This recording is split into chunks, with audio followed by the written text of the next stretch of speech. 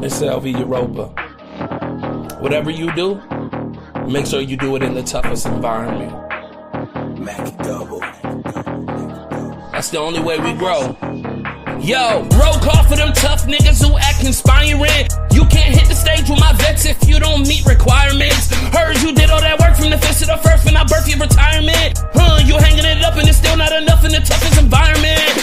Toughest environment, niggas will spit till they vomiting. Toughest environment, niggas will bring the piranhas in. Toughest environment, better be talking to scholarship. Toughest environment. Who the toughest? Who the strongest? Who the smartest? Hitting the stage, PowerPoint, and I'm going through papers regardless. Listen up, got a point to prove, but I'm moving on, cause you niggas retarded. Toughest environment, only up make you a target. You don't want that smoke, shit your body last week, run down on the whole Christina class with the pop. Oh my gosh, I think you the GOAT, no rigmarole. Still take total control, just put my shit at the top of the pole. For toughest environment. Listen, just get it, I'm still past a minute, I work every minute, and maybe I'm Ankh with Chrysalis thoughts, and I thought you should know that this ain't a scrimmage. And I'm shaping you right, molding you tight to be in the image of toughest environment. Yo, roll call for them tough niggas who act inspiring. You can't hit the stage with my vets if you don't meet requirements. Heard you did all that work from the fist to the first when I birth your retirement. You hanging it up and it's still not enough in the toughest environment. Toughest environment, niggas will spit till they vomiting. Toughest environment, niggas will bring the piranhas in. Toughest environment, better be talking to scholarship. Toughest environment. I'm sure we can work this out, just get in the ring. You better be Zion Alexa, this best of divine prospect when he doing this thing. Or Captain Tazari, out there, cross that line, I get away clean. Or Ali Muhammad, so valid, still got me up on my ding. All of it brought together because of the studio. Stop acting like y'all could've been doing that cause you didn't do it though. And I watch them lions get ran out of the den, this shit'll get crucial. Who you know take the whole damn stage and turn that shit to a musical. Stay in your cubicle.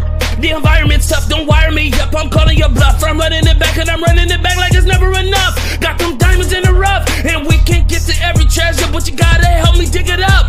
But to me it's like whatever. Yo, roll call for them tough niggas who act inspiring. You can't hit the stage with my vets if you don't meet requirements. Heard you did all that work from the fist to the first when I birth your retirement. You hanging it up and it's still not enough in the toughest environment.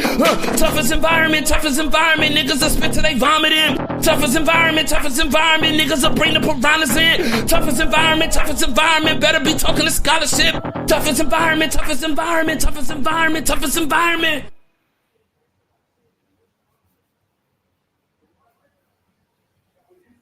Yeah, family. Y'all already know what it is. The toughest environment to be in. We got Elder Yarah in the building, getting ready to have a nice, deep conversation with Ankh about blackness, about evolution.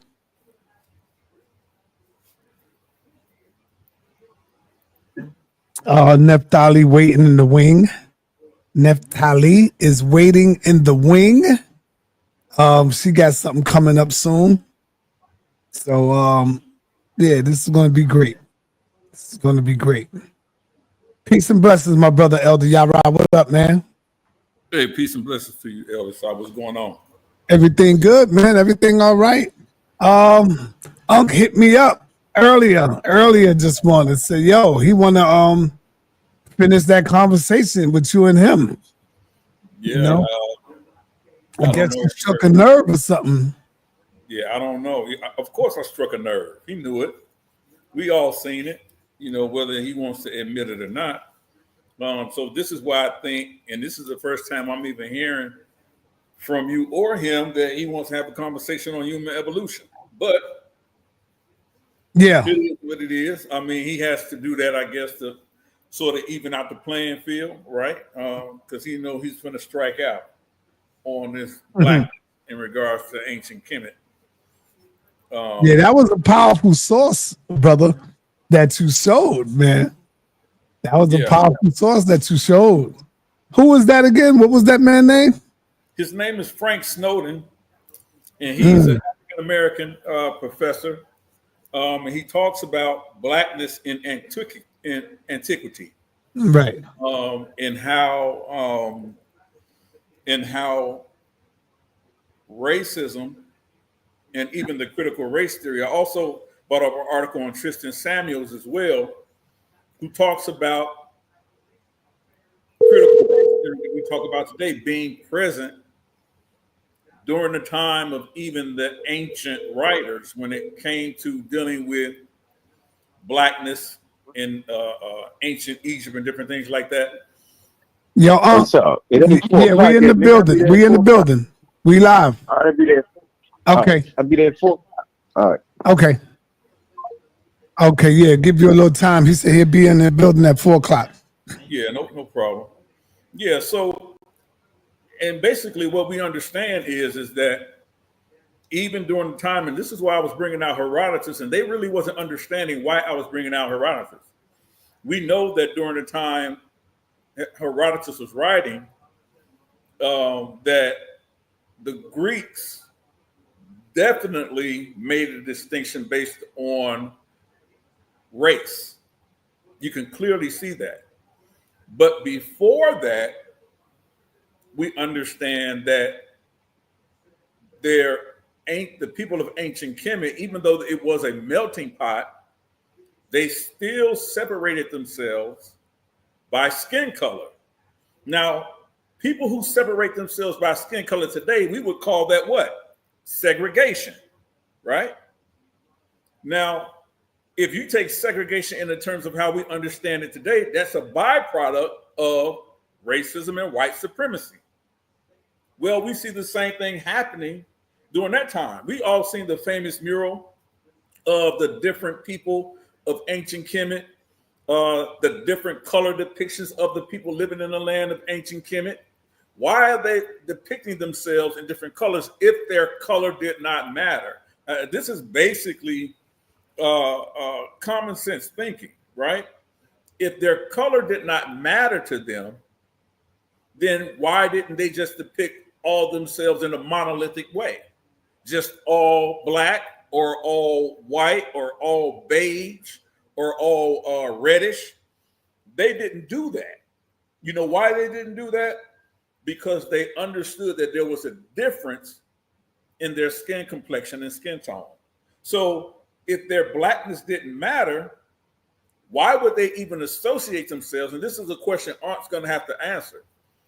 Why did they associate themselves with the Nile Valley and the dark, rich soil of the Nile Valley, if that's the argument you want to make?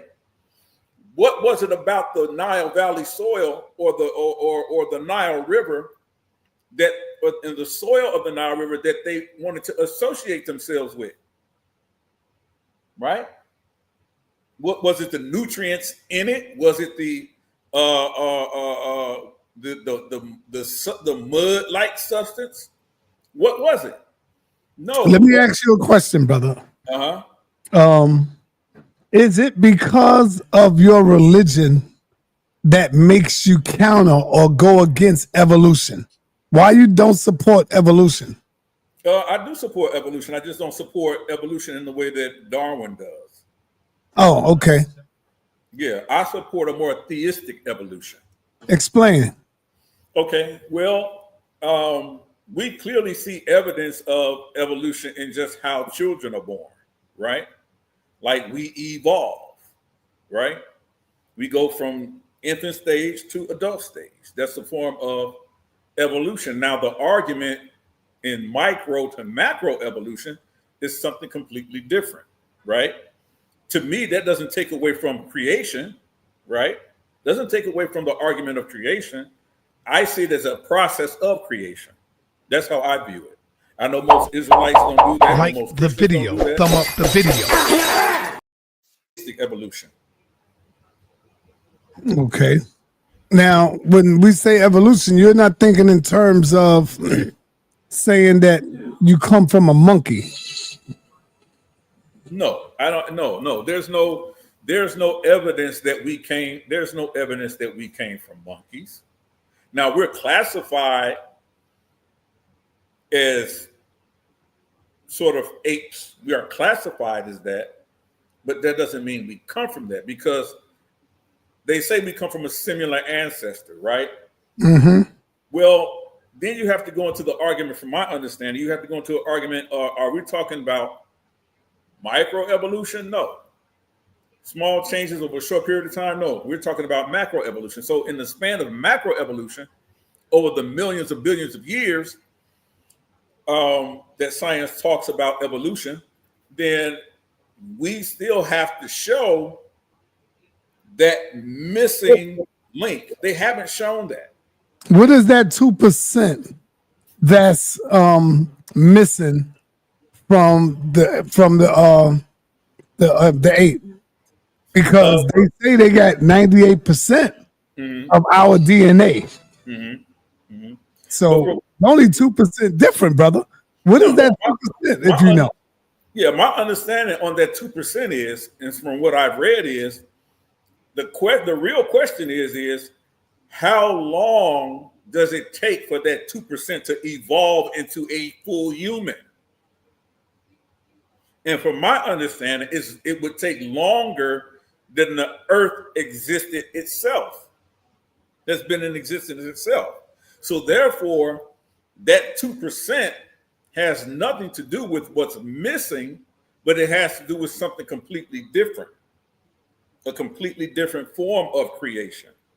So from my understanding, that 2% that's always argued about, like we're 98% of that. Like that 2%, it would take billions of years more longer to evolve into a human than humans have existed on Earth. So therefore, on simple deduction, you can't say we evolved from apes.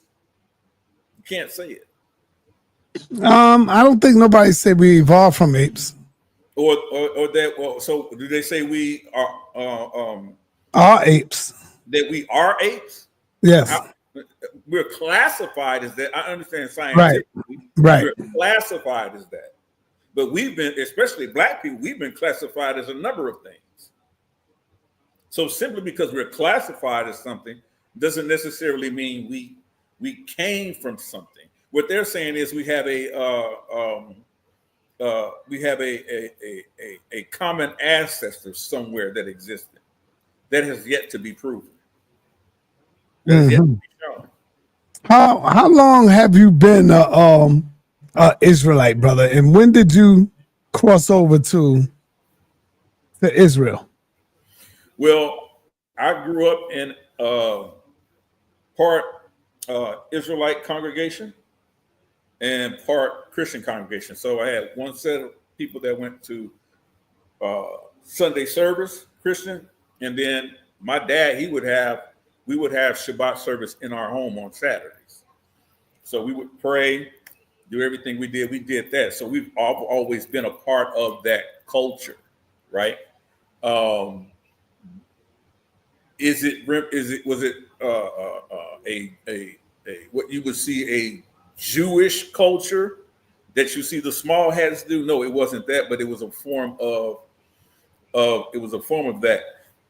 More specifically, even on the Christian side, and I had this conversation with my daughter. Actually, she had the conversation with me. She wrote a paper in regards to this, and hope I can get her on, at least on my channel, to talk about it, where she talks about even with the Christian church, or more specifically, the Church of God in Christ, right? Or the Kojic Church back in the early 1900s, started by Charles Harrison Mason. Some people may be familiar with that a lot of the practices that he instituted, or a lot of the things that he brought into the Black Christian church, or started the Black Christian church, which is actually the largest Black Christian denomination there is today, a lot of what he learned and implemented, he got from his grandmother, who was a slave brought over from the Congo.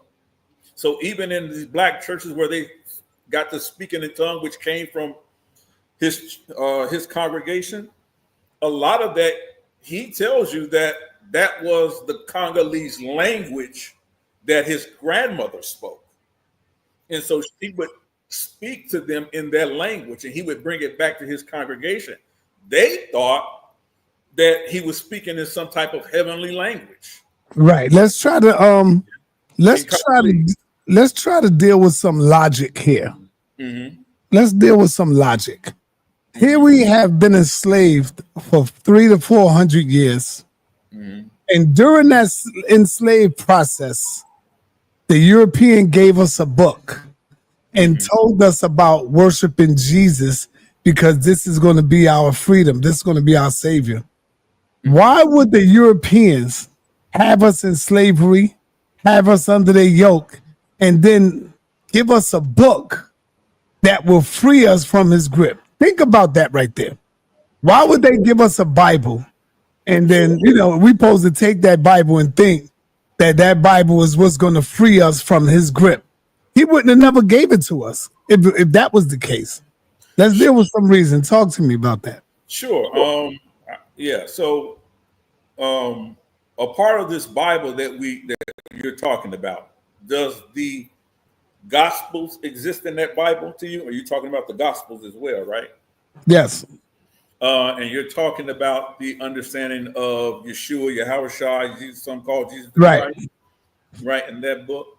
Well, when do you think they gave us that book? Because you said slavery, right? During the time of slavery. When did they give us that book? During the time of slavery. And they would only allow us to read certain pages and stuff like that. Because, we couldn't read all the way. So they would give us certain things. And tell us what scriptures to study. And they would read certain scriptures to us. Well, here's the thing, sa.neter, that a lot of people, before we talk about the transatlantic slave trade, we have to talk about the Arabic slave trade, which lasted longer and well after the transatlantic slave trade or slavery in the Americas. I think that's incorrect. The transatlantic lasted longer, brother. No, it didn't. Oh, no? Okay. Neither here nor there. The Arabic slave trade lasted longer. But let's talk about that. In 1491, 1492, when they tell us the tale in the tale they tell us in growing up in these white curriculums in these white schools, 1492, when Columbus sailed the ocean blue.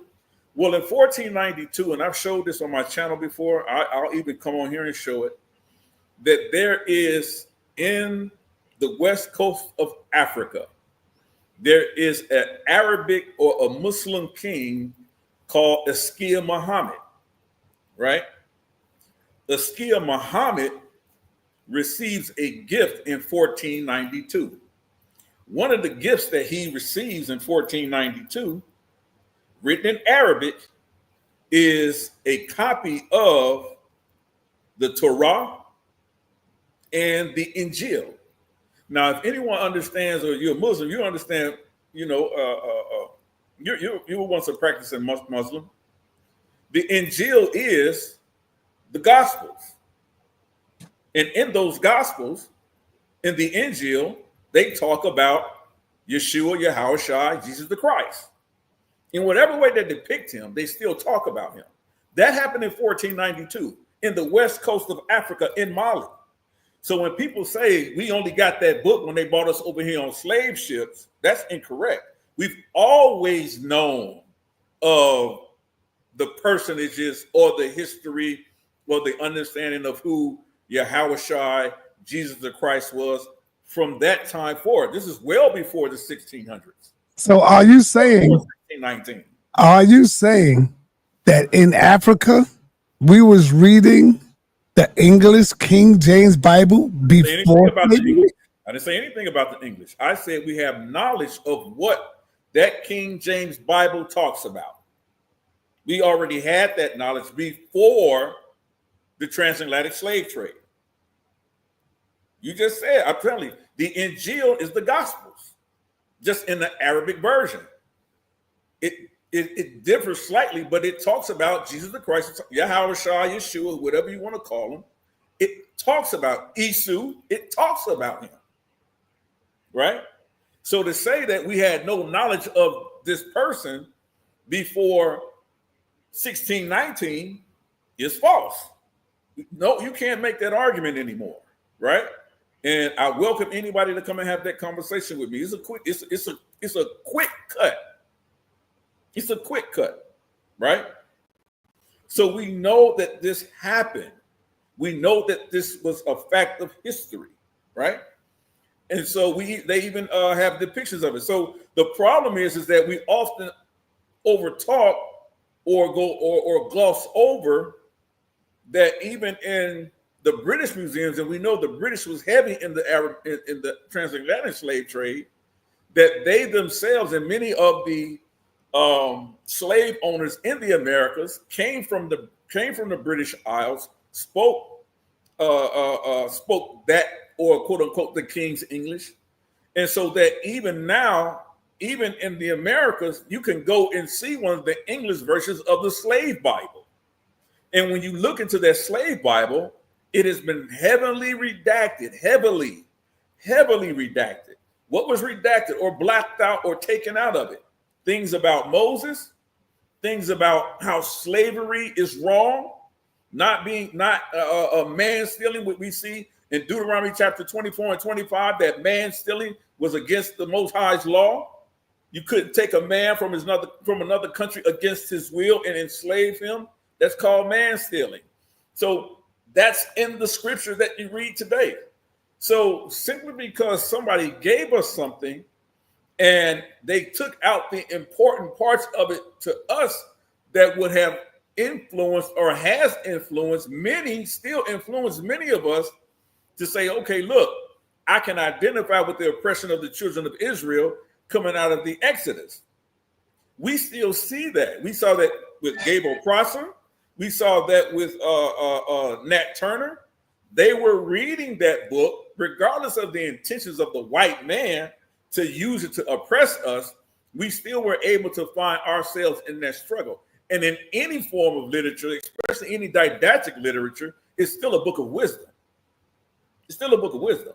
And so with that, you have a lot of people or African Americans who were slaves and former slaves found solace in the ability to even free themselves, or the idea to even free themselves, or the courage to even free themselves from that type of oppression and tyranny we saw because of the Bible. So people want to hold our feet to the fire. Now, if you ever saw a Bible, and I'll land here, sa.neter, if you ever saw one of those Bibles from 1611 King James Version Bibles, they were about this thick.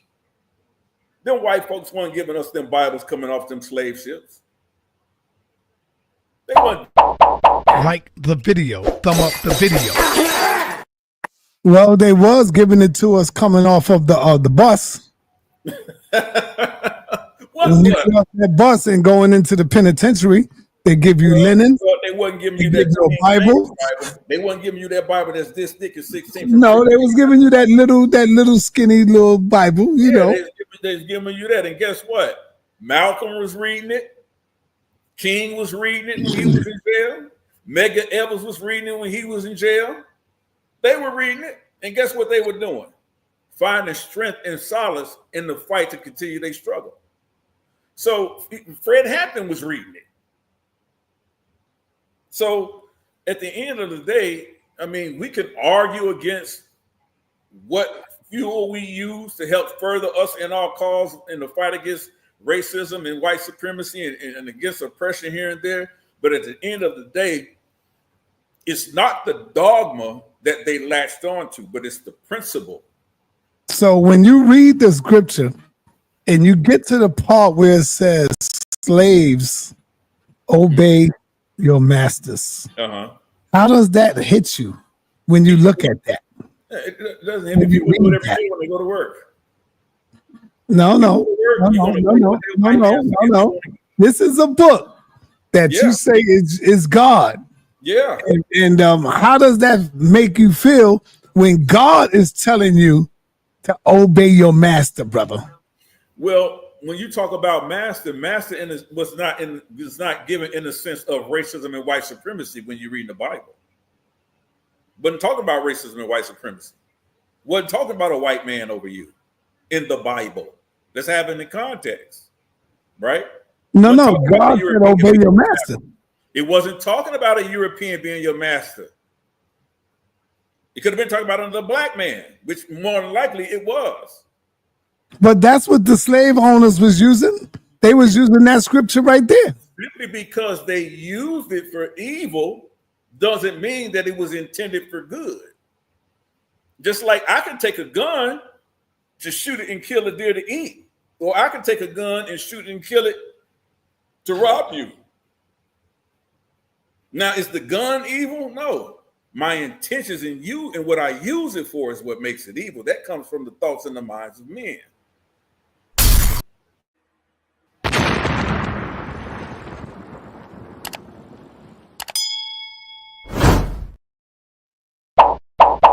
Like the video, thumb up the video. Like the video, thumb up the video. I'm gonna need y'all to thumb up the video so we can get into the algorithms, family. And Daniel Allah, man, Maccabees, shout out to you, brother. Peace and blessings to you, man. We waiting on Ankh, man. I'm waiting on Ankh to come on through. So go ahead, brother. Asar, do you have any question for the brother? Yeah, I want to know if you're going to, because there's three forms of evolution. Ankh and them seem to take divergent evolution, which means that there's a parent that splits off, which would suggest that you come from another type of ape, since they classified all humans as apes, because we basically come from the same substance.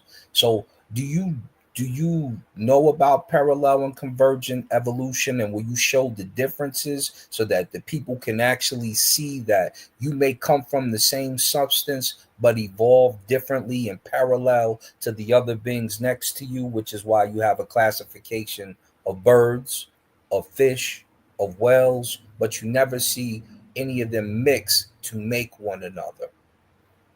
Yeah, I'm really not familiar with that argument. I have heard it before, but I'm not really familiar with that argument to a degree.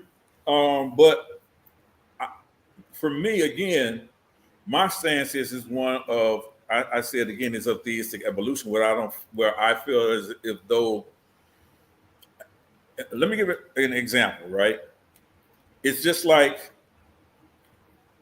if you ever seen someone set up dominoes and knock the dominoes down, right? The dominoes, you can have them go one way, go the other way, go this way and go that way. And they all are going to a different area. They all have a different purpose, which one hits one out, and one line hits another one. And it could be intelligently designed, however you set up your dominoes, right? And so I look at into the trap again, though, because you what you're thinking is that what he's saying is true, meaning that there's a parent species and they just haven't found some fossil to claim it. But the difference is, you mind if I share my screen real quick? Yeah, absolutely. Go right ahead. Let me show you all something real quick so that evolution could be understood from the three different stances. They're using the outdated form. Convergent is here, or divergent is here. This is when this and this get together, mate, and then they have a human. This hominid and this whatever it was, two types of apes, whether it's a bonobo and a chimp did it, made a human.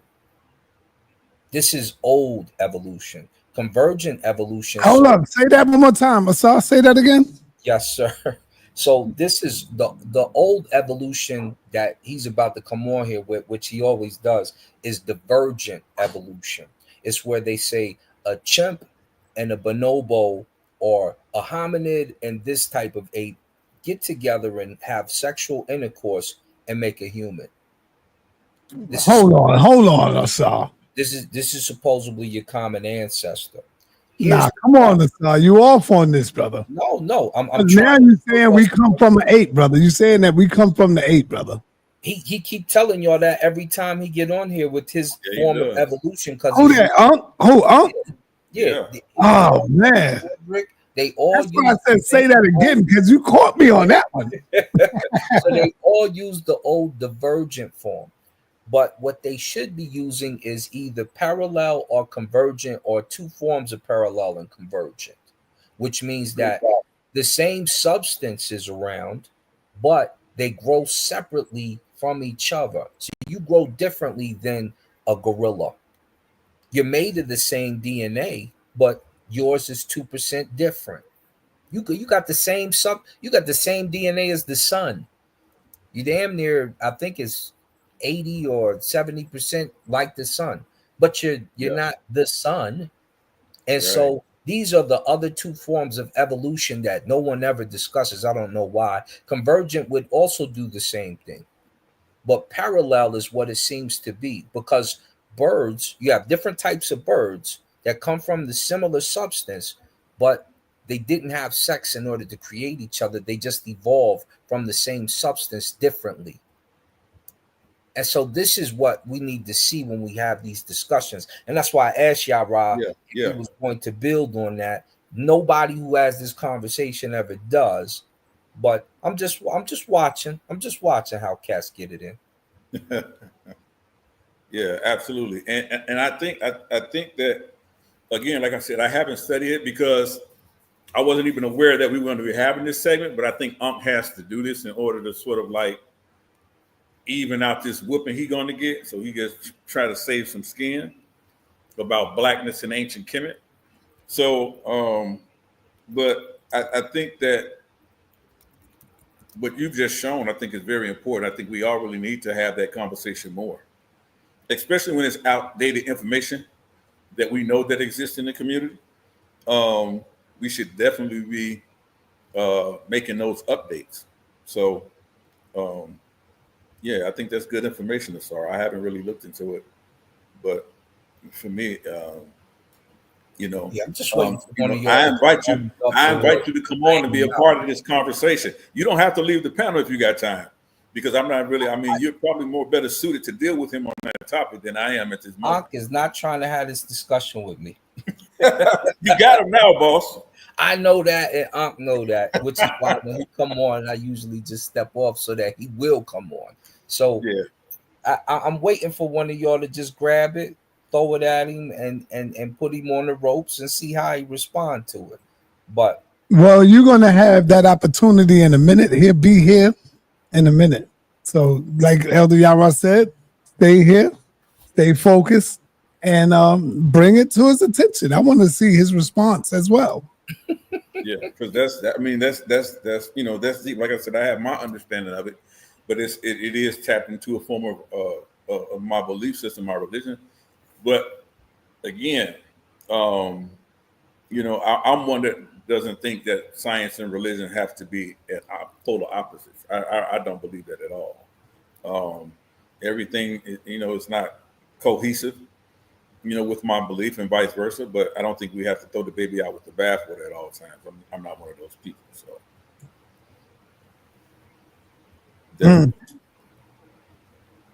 Okay, so we just waiting on Ankh, man. He's supposed to have been here, man. Yeah, he got to put the finishing touches, man, on this whole blackness thing. I mean, and I'm not.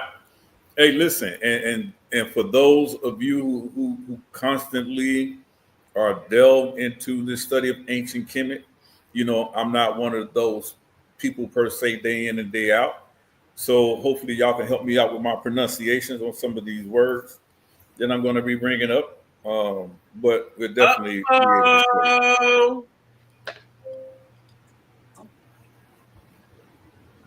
how much you heard? How much you heard? You know what, yo? I can't even grow, yo. It ain't no competition. I'm trying to get my feet. Ain't no competition, and I'm serious, yo. So I ain't trying to sound arrogant, yo, but let me be very arrogant. Y'all lost y'all mind, man. I don't know what y'all talking about, man. So what are you talking about? Talking about convergent evolution? No shit, Akar. Go to the article called Black's Dark Skin. It talks about convergent evolution. For instance, where you see certain species that look like another species, but they're actually not connected to each other. Okay, but of course, down the line, they would be connected to each other. You don't understand that concept. He get up here and try to tell us that humans got convergent. It's the most ridiculous thing. Like, get him off the stage. Fee, fi, fo, fum. I'll get you next on that. Study up. I want Elder Yarah. Elder Yarah. I had no idea. Step off for you, just because me, I know you don't want this trouble today. I don't want that trouble today, but it's fee, fi, fo, I'm stepping to all y'all. One at a time, yo. We in the middle of the street. I'm separating the noise one at a time, yo, because y'all tripping, man. Come on, yo. I can't be this damn good. I can't be. No way in the world, bro. I cannot believe y'all is doing that. Elder, look, man, you know what an elder does? A true elder, they do this. When it's a subject that they're not proficient in or fluent in, they recognize that and they stay the hell out of it. But not you. You want to do everything. Bro, you don't even know what the hell you're talking about when it comes to evolution, right? So if you don't know what the hell you talking about when it comes to evolution, and I know you don't know what the hell you're talking about when the ancient world and black skin and all that and the population in Egypt, how would you even understand that? We understand that through anthropology. And none of what you're saying is in anthropology. You mischaracterize sources, and I'm gonna tell you where your real mistake was, bro. Let me show you something. This is what you can't do, too. You can talk all you want. You can say anything you want to say. The flim flam, bam bam boom. You can do all that, but this is what you can't do, bro. Let me show you something. This is what you can't do. Let me see. Where is this at? This is what you cannot do, bro. You can never offend me, yo. You can't offend me, bro. How you gonna offend me, yo? I got the thermonuclear weapons, got the whole dedicated team. I got barbarians. I got the whole thing. We work together to make sure the real information get right. So you tripping right now. So this is what you did to offend me. You should not offend a dedicated pseudo killer. Let me share this, bro. I ain't never said nothing off pace to you. Yeah, you can get up, share my screen. Oh, this is what this man said. Look, can you read that? First of all, I'm not an expert. I like that name. It just say I put a clinic on. I don't read, but right here, this man Elder Yarah say Ankh is a damn sellout. Why would you do that to the public, bro? This me you talking to? Ankh, the God killer. Yeah, I done ran through the elders, beating them. No, did he? Then beat the elders half to death, then beat the young ones half to death, and mix it up and shake it. All of them, bro, for the last 15 years. Put together dedicated teams to get people like you. And now you think you ready? When I'm really starting to get politics, bro, I'm gonna beat you up today. And I'm gonna show you how you're not proficient in what you think you're talking about. Stay in the Bible, yo. Now I'm not kind of trusting your Bible now. Right? You tried to play the Quran and some kind of way. While we reading the Quran, we knew it was a Bible. Man, knock that off, man. Knock that off, yo. But you're a little disrespectful, right? Little bit, and you ran your mouth too much today. All wrong. Let me pull it out from the beginning since you won't be disrespectful. I'm not gonna do you like that. Cause I think you just was smoking some Bible verses or something when you wrote that. I don't think you really meant that. Bro, do you know that when the fetus develops in the womb of a woman, that's not evolution? Of course you don't know that because you said that. So I already know you weak in said subject matter. I'm going to beat you up for that. So I'm going to say this again, right? Nobody that understands evolution would not say that fetal development in the womb of a woman is evolution. It's called development. Now, if you have a source to back that up, then go get that. I know you don't have a source. You was just wrong. The same thing with a car, talking about convergent evolution, that all comes out of Charles Darwin's theory, right? Charles Darwin sets the pace, right? He is the source of evolutionary biology. He wrote a treatise on it, evolutionary biology. And out of that, scientists start to understand more and more and more. Start to understand different mechanisms in evolution, like convergent evolution. All the things he mentioned, right? It all goes back to Charles Darwin. Science works in steps. But get this step straight, man. Go read your daggone Bible, man. Leave me alone, man. Stay out my conversation, Joe. You tripping right now, bro. I'm gonna beat you up, yo. All right. Hold on. So are you saying that fetal development in the womb of a woman is evolution, bro? I want to hear you say it, because you don't take. Let me hear you say it, bro. No, I'm not saying that. All I'm saying is that you. You took it back. Hold on, you took that back. Just say I was wrong, Unc. I take that back. Yeah, I was wrong, Unc. You Baltimore niggas talk too much. Yeah. All right. No. I'm saying, was you wrong? No, you said something slick. Yeah. I was wrong. I was wrong. So let's talk about blackness in Egypt. No, was you? Well, I'm saying, are you telling the people? Are you telling the people that you was? Hold on, bro, don't play. I don't care nothing about your. I don't like that. Hold on. He was wrong. He said it. No, he's playing that game. I don't care nothing about your pansy squad you put together. I don't care nothing about them pansies. I don't care nothing about none of that. That means nothing to me. Well, you should. I came on here to talk about you. You should. Yeah, you did. You called me. You called me a sellout. Mm-hmm. I'm saying, so you admit you was wrong. You admit you was wrong. Agree with that white woman. Let him talk. He allowed you to talk. Let him talk. When you agree with that white woman, who herself says that racism and white supremacy exists in Egyptology, that somehow you overlooked that to push your agenda. I think you got more of her blood in you than you got African blood. So you might have a point. So at the end of the day, I didn't come on here to talk about evolution. I did. So whatever you say about it, that's fine. I don't care. Yeah, I want to make sure the audience know you live for an hour. That's not really why I came on here. Yeah. But that's why you added that to this conversation. No, I didn't add nothing. You ran your mouth on that. That's fine. I can take an L on that. It don't matter. All right, but I just want to make sure you took that L. Let's get out of that. Let's get on this now. Let's take this L. There's no consequence to me. But what you gonna take an L everybody see you act like you knew you were talking about yesterday in the day. But what you gonna take an L on? Yeah, we're gonna see. Gonna take an L on is that this white woman talk out both sides of her mouth that you agree with. No white woman. I don't care about no white woman. I care about so if you don't, you need to stop promoting her. I'm promoting the expert. You are. You're not promoting the expert. No, I'm not promoting a white person. You're promoting racism and white supremacy. No, you promote racism and white supremacy. Hey, let him talk. Let him talk. One mic. African blood, man. You sound wild. Hey, Yarah. So since I got you out of that, checkmate. You're done. Get off that stuff. Don't ever talk about evolution. Get on this channel because you're done. Right? I just said I'll take an L for this conversation. You did. No, bro. I'll keep moving. No. I'll keep moving because I didn't come over here to talk about that. No, be a man and man up, bro. You can't. What did I just say, man? I want to stay on that for a minute. Our pansies and y'all talk to. I'm be all that. Just have a conversation we came on here to have. No, I came to have a conversation about anything you said out your wild mouth, pseudo mouth is what I did. Okay, you called me. You said you want to talk about that. So let's talk about what we're gonna talk. Bro, do you not know you hanging over the ocean? I just cut the string. You already drowned. So my point I'm making now, let's deal with talking right now.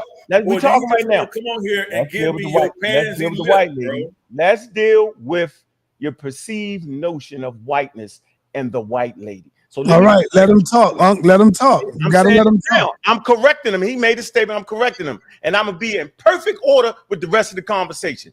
I just want to let him know, you can't get with me. Now I'm gonna tell you, I'm not listening to a white lady. I'm listening to Colonial, who has a doctorate and she also practices science. I'm listening to the data she has. Is she white? Man, let me finish talking. I'm not gonna listen, bro. Is she white? Cut off artists. I'm gonna cut off artists. Let me finish my statement. Let me finish. No. So Colonial's not white. I don't know what her ethnic background is. Let me finish my point. Hey, I'm not listening to a white person. I'm not listening to a black person. So now I'm listening to come on, Elder. I just said I'm gonna let you talk.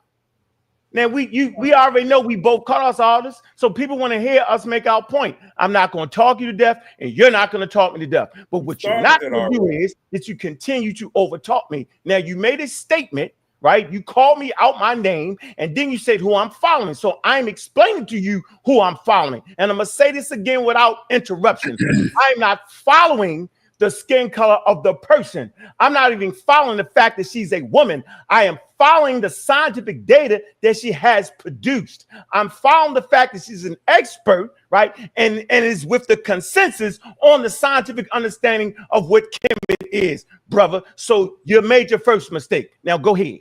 All right. Hold on, Yarah. All right, we got to get some order here. We're gonna allow each other to speak, man. Whether I got to get a clock or timer. You don't go ahead. Go ahead. Okay, so let's let the brother speak, and then you can speak. Meanwhile, y'all hit that like button, man. Y'all doing good. I'm liking it. Got 91 thumbs up. Go ahead, brother Elder Yarah. Yeah, so I don't think there's nobody listening to at all. Again, and this is what I mean about just want to be heard. Like he's going to say he doesn't know if Kara Cooney's a white woman now all of a sudden to support his argument. That goes to the heart of the argument and everything that she says. She's part of the white establishment. She's part of the gatekeepers, the white folks that's been inundating Egyptology, this science of Egyptology for years, hundreds of years, whitewashing it. And he can't even admit the fact of that this is what still is happening. And that's the argument that he doesn't want to have. He just wants to say, oh, no, she's an expert. I don't care about the color of her skin. And I don't know what she is. Come on, You're not going to take an L on that. You just came over here and said, oh, Kara Cooney's not a white woman. She's not white. That's childish. Can I share my screen? Let me know when I can share my screen, son. You can share your screen, brother. All right, let me share my screen. Right? Like, this is what has to stop.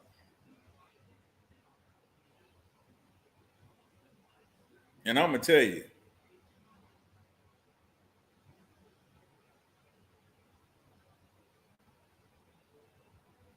these guys have an agenda. What it really is, I don't know, but we're going to find out a little bit about it. All right. Well, I ain't read the lady DNA results to answer your question. So I don't know what she is, yo. So I don't know what she classifies herself as, yo. Man, stop yo, talking. And guess what you doing? You said she wasn't white, bro. Yo, you gotta let him finish, brother. He did finish. He breaking out a damn PowerPoint. Come on with that, sa.neter. No, he's just sharing the screen. He ain't gonna be long. No, he made some statements. Then I'm going to the PowerPoint. I don't know why. White woman. So now she's not a white woman. Anyway, so before we go down this long PowerPoint nonsense, bro, sa.neter, I want you to know that we've done shows on the pseudo killers in the community of skeptics about scientific racism. We talked about the Cairo Symposium and UNESCO. The reason they had it was to address all that, bro. So what the hell is this man talking about? We addressed that. They addressed it in 1974. They addressed it in 1950 with the 4 statements on race by UNESCO. They addressed it by having 1/3 African panel in UNESCO. They adjusted it by making the adjustments on the ancient Egyptian population when Sheikh-Anta Diop laid out what his scientific information on said subject matter. So why would he then come in here and mix up the whole conversation yesterday? We're talking about I'm quote unquote doing something about I'm filing racism. Bro, you tripping right now. So go ahead and finish. Do your little PowerPoint, yo. Go ahead. Just wanted to address that. Mistakes all over the place. All right. He fell off. He'll be right back on. He fell off. So let's address that, though, sa.neter. All right. I want to address the fact that he act like. All right. He's back. He's back.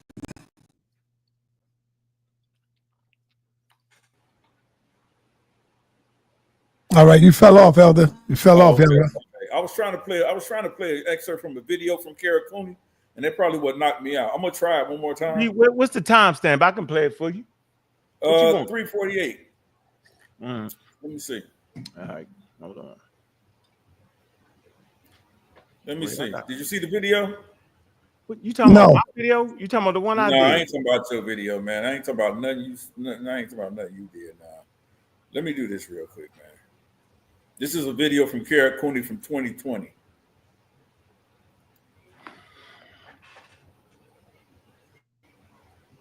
Do you see that, sa.neter? No, we can't. Not yet. Yes, I see it. I see it. Okay, let me know if you can hear it. Of art, yes, we can hear it. Uncommon treasures. Can you hear it? Yeah. Okay. I want y'all. And so what I want y'all to hear is she's talking about race and ethnicity in ancient Egypt, right? And I want you to listen to what she says, right? Because she makes a couple of statements, right? Just very brief. I'm not going to prolong it. I just want to set this up, right? But this is the person that Ankh says, first of all, he don't know if this is a white woman or not. He don't know what she classifies as. She ain't classifying as black. I can tell you that. But let's continue. They did a recreation and put that recreation on the cover, the one that looks like Barbara Streisand, the one that's got a super white face, and that there was a huge outcry. And at LACMA, at the museum, when the exhibition opened, because this reconstruction was on display for the first couple of weeks, we had people picketing, people of color picketing the museum, saying King Tut is back and he's black. And lest you think that I'm saying that this is overkill, it's absolutely not. It's that was a total white claim of people of color and all of their power and their gold. And it was a whitewashing of an ancient Egyptian reality. So I actually still proudly have my t-shirt. Now, here's what she's saying. She said there was a whitewashing of ancient Egyptian. That's what she said. That's what she said. Oh, she said there was a whitewashing. What does whitewashing mean? That means that something that they know historically was black. Eat my breakfast. Now it's being whitewashed. For some reason, he thinks that this white woman doesn't follow that same rhetoric. For some reason, this is his expert that he used the other day. For some reason, he thinks that Egyptology, and I'm going to read. No. Can I respond to that? When I'm done. You can't. Can I let you respond? It's real simple. I'll be done in about, give me like 1 minute. That's right? my favorite book. Don't mess up. Don't mess it up. Hold on, bro. I got you. If this was Don't your mess favorite that book. Don't mess it up. Bro. All right. So, based on what Karakuni is saying, and based on what we're going to read from Chancellor William, when Ankh said it's his favorite book, we're going to talk about what he actually says when he talks about white scholarship as authorities when it comes to black culture, black history, especially Egyptology. And you can find it on page 179 in your favorite book, Ankh. So 179. Right? We're going to read a little bit about what he says, right? And I'm going to let you go, Ankh. I'm not going to read it right now, but I'm going to let you go because I want you to get your favorite book out. If you got this book on your shelf, Ankh, get it out so we can read it together. Because this goes to the heart of why we even having this conversation about blackness in ancient Egypt. She says there's a whitewashing, even during the time of Tutankhamun. So I don't understand why Ankh wants us to believe. What page? Don't play with me. Let me see. Don't play with me, yo. Oh, come on, son. 179. You in here playing with me, yo. Y'all see it on the screen, 179. It might not be the same. All right. Is it in the white scholars as authorities? Yes. Okay. All right. Great read right here. Go ahead. Yeah. All so right. You want to read it? I don't mind. You want to read that? I'll listen to you read, chat. Okay, yeah, let's read it because it goes into the argument, right? Okay, go ahead. Go to the argument. Let's read it. It says, hold on, let me see. It says, and what has all this to do with the migrations? The reason why he starts with this is because Karakuni, you played when you came on here the other day. One of your arguments that you took from Karakuni was that ancient Kemet could not be as she can't even say, first of all, she can't even say that it was black, but that they were black, but that they even called themselves black. Oh, because of the convergence of geographical migrations of people coming into ancient Kemet, it was a melting pot. So we know all Egyptians, it wasn't a monolithic society where people were just all black, right? So this is why Chancellor Williams even starts this way, right? He says, and what has all this to do with the migrations? The answer is almost everything. Much of the history of Africa has been written by anthropologists, right? He says they have written it within the theoretical framework of their own ethnology. Correct. Those anthropologists, were they black anthropologists or white anthropologists? They would have been white anthropologists. Correct. Okay. So he said they're writing their African history based on their own whiteness. Just like Karakuni is doing. He says they have written it within the theoretical framework of their own ethnology, and historians and others have relied almost entirely on their classification of peoples. So this is the same thing that Karakuni was talking about in the video you played, and this is the same thing that you're supporting. Okay. It's still racism and white supremacy. Let's continue. The usual claim that the history is a science, like you do, Ankh, is made despite the amount of pure guessing that characterizes its conclusions. Racism is so obvious in most of the anthropological findings that one may wonder how, if they hope to maintain the fiction of being scientific, it could escape their notice. It has been suggested that their bias does not, in fact, go unnoticed, but they are so certain of the favorable reception by the white audience to which they address themselves that what others outside of the world think is a matter of consequence. This latter does not supply the millions that support their African studies. The main thrust of their findings is to make Africa Caucasian from the beginning of its history. And it says, and to give the blacks not just a subordinate role, but no significant role at all in that history, since their great emphasis on the Caucasoid, number one, identity, this or that African tribe, and number two, failing that in a highly advanced, going to the next page, 180, it says, black situation where no such classification could be made to allege Caucasian influence in one way or the other. This record does not require debate. It meets the eyes and most of the books by these Africanist experts. There should be no confusion over Negroid types or Caucasian types, where there was such a widespread mixing of races as was the case in Africa. As elsewhere, from the earliest times, it becomes even more ridiculous when it is established that certain Caucasians have Negroid features. And so this is the same argument that Chancellor William addressed then that she's making now, but in the way that she's saying, well, I can't even call the ancient people of Kemet black. He's telling you this is why they're doing that, because of racism and white supremacy. And your expert you presented to the people, which was my argument with you in the first place, she only furthers that notion. Okay. Can I respond? Absolutely. No. Do you want to quit now? Because I see I'm teaching. Do you want to quit now? Do whatever you want. Go I'm back not to the Bible. It is Sunday. You should do whatever you want. So you don't want to quit? You want to keep going? Do whatever you like, brother. Do whatever you want. I'm just giving you a chance. So don't nobody say I give this man a chance. So I want to let you know that I agree with everything you just read in this book. I also agree with Dr. Carol Cooney on what she said.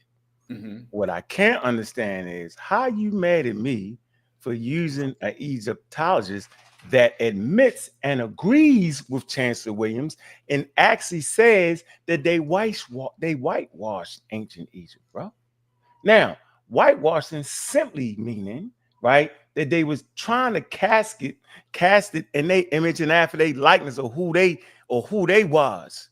Like the deities, like the word nature, they made it God. They did everything. They took it out of its cultural context, right? They tried to make the Egyptians white. They did all that, bro. Nobody is sitting up here today saying anything different. As a matter of fact, that's what we teach.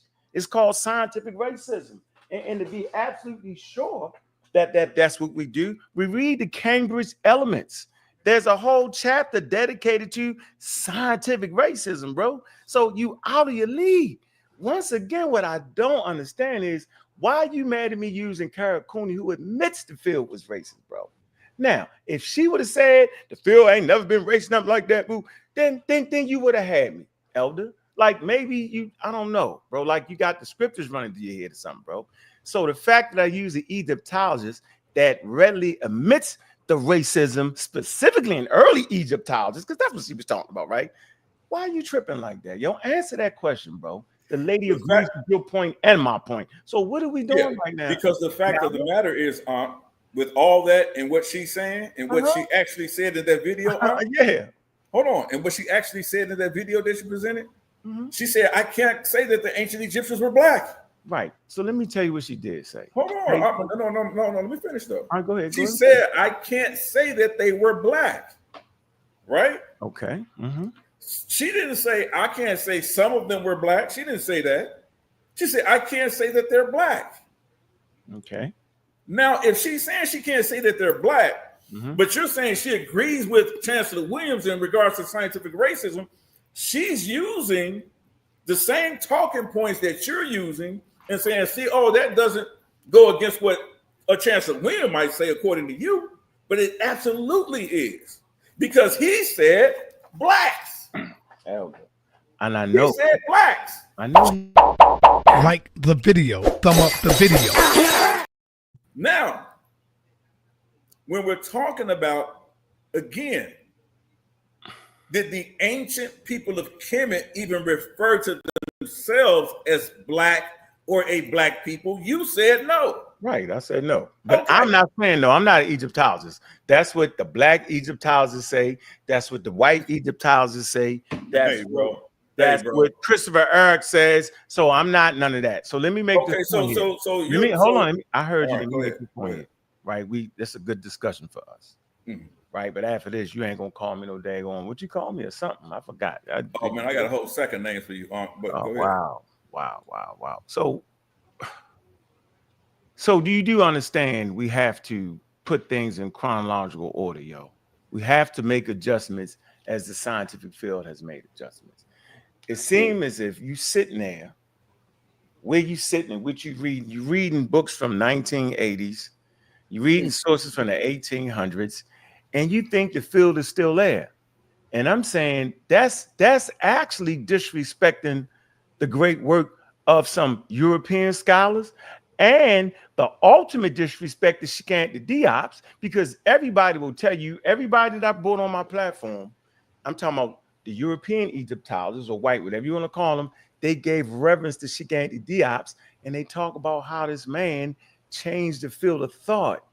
He changed the field of thought because they was trying to act like the invading race theory, and they came from here, they was white boys. No, he made people start looking at quote unquote Egypt in this African context. And then you get the works like Ethnic Identity in the Land of the Pharaohs. They all recognize the Africanness of the Nile Valley. They reached that in quote unquote 1974, the Cairo Symposium, to which one of the lead speakers was Shigandi Diops. He got that part off. You can go to the museum, not the British Museum, but the Museum of Fine Arts in New York, right?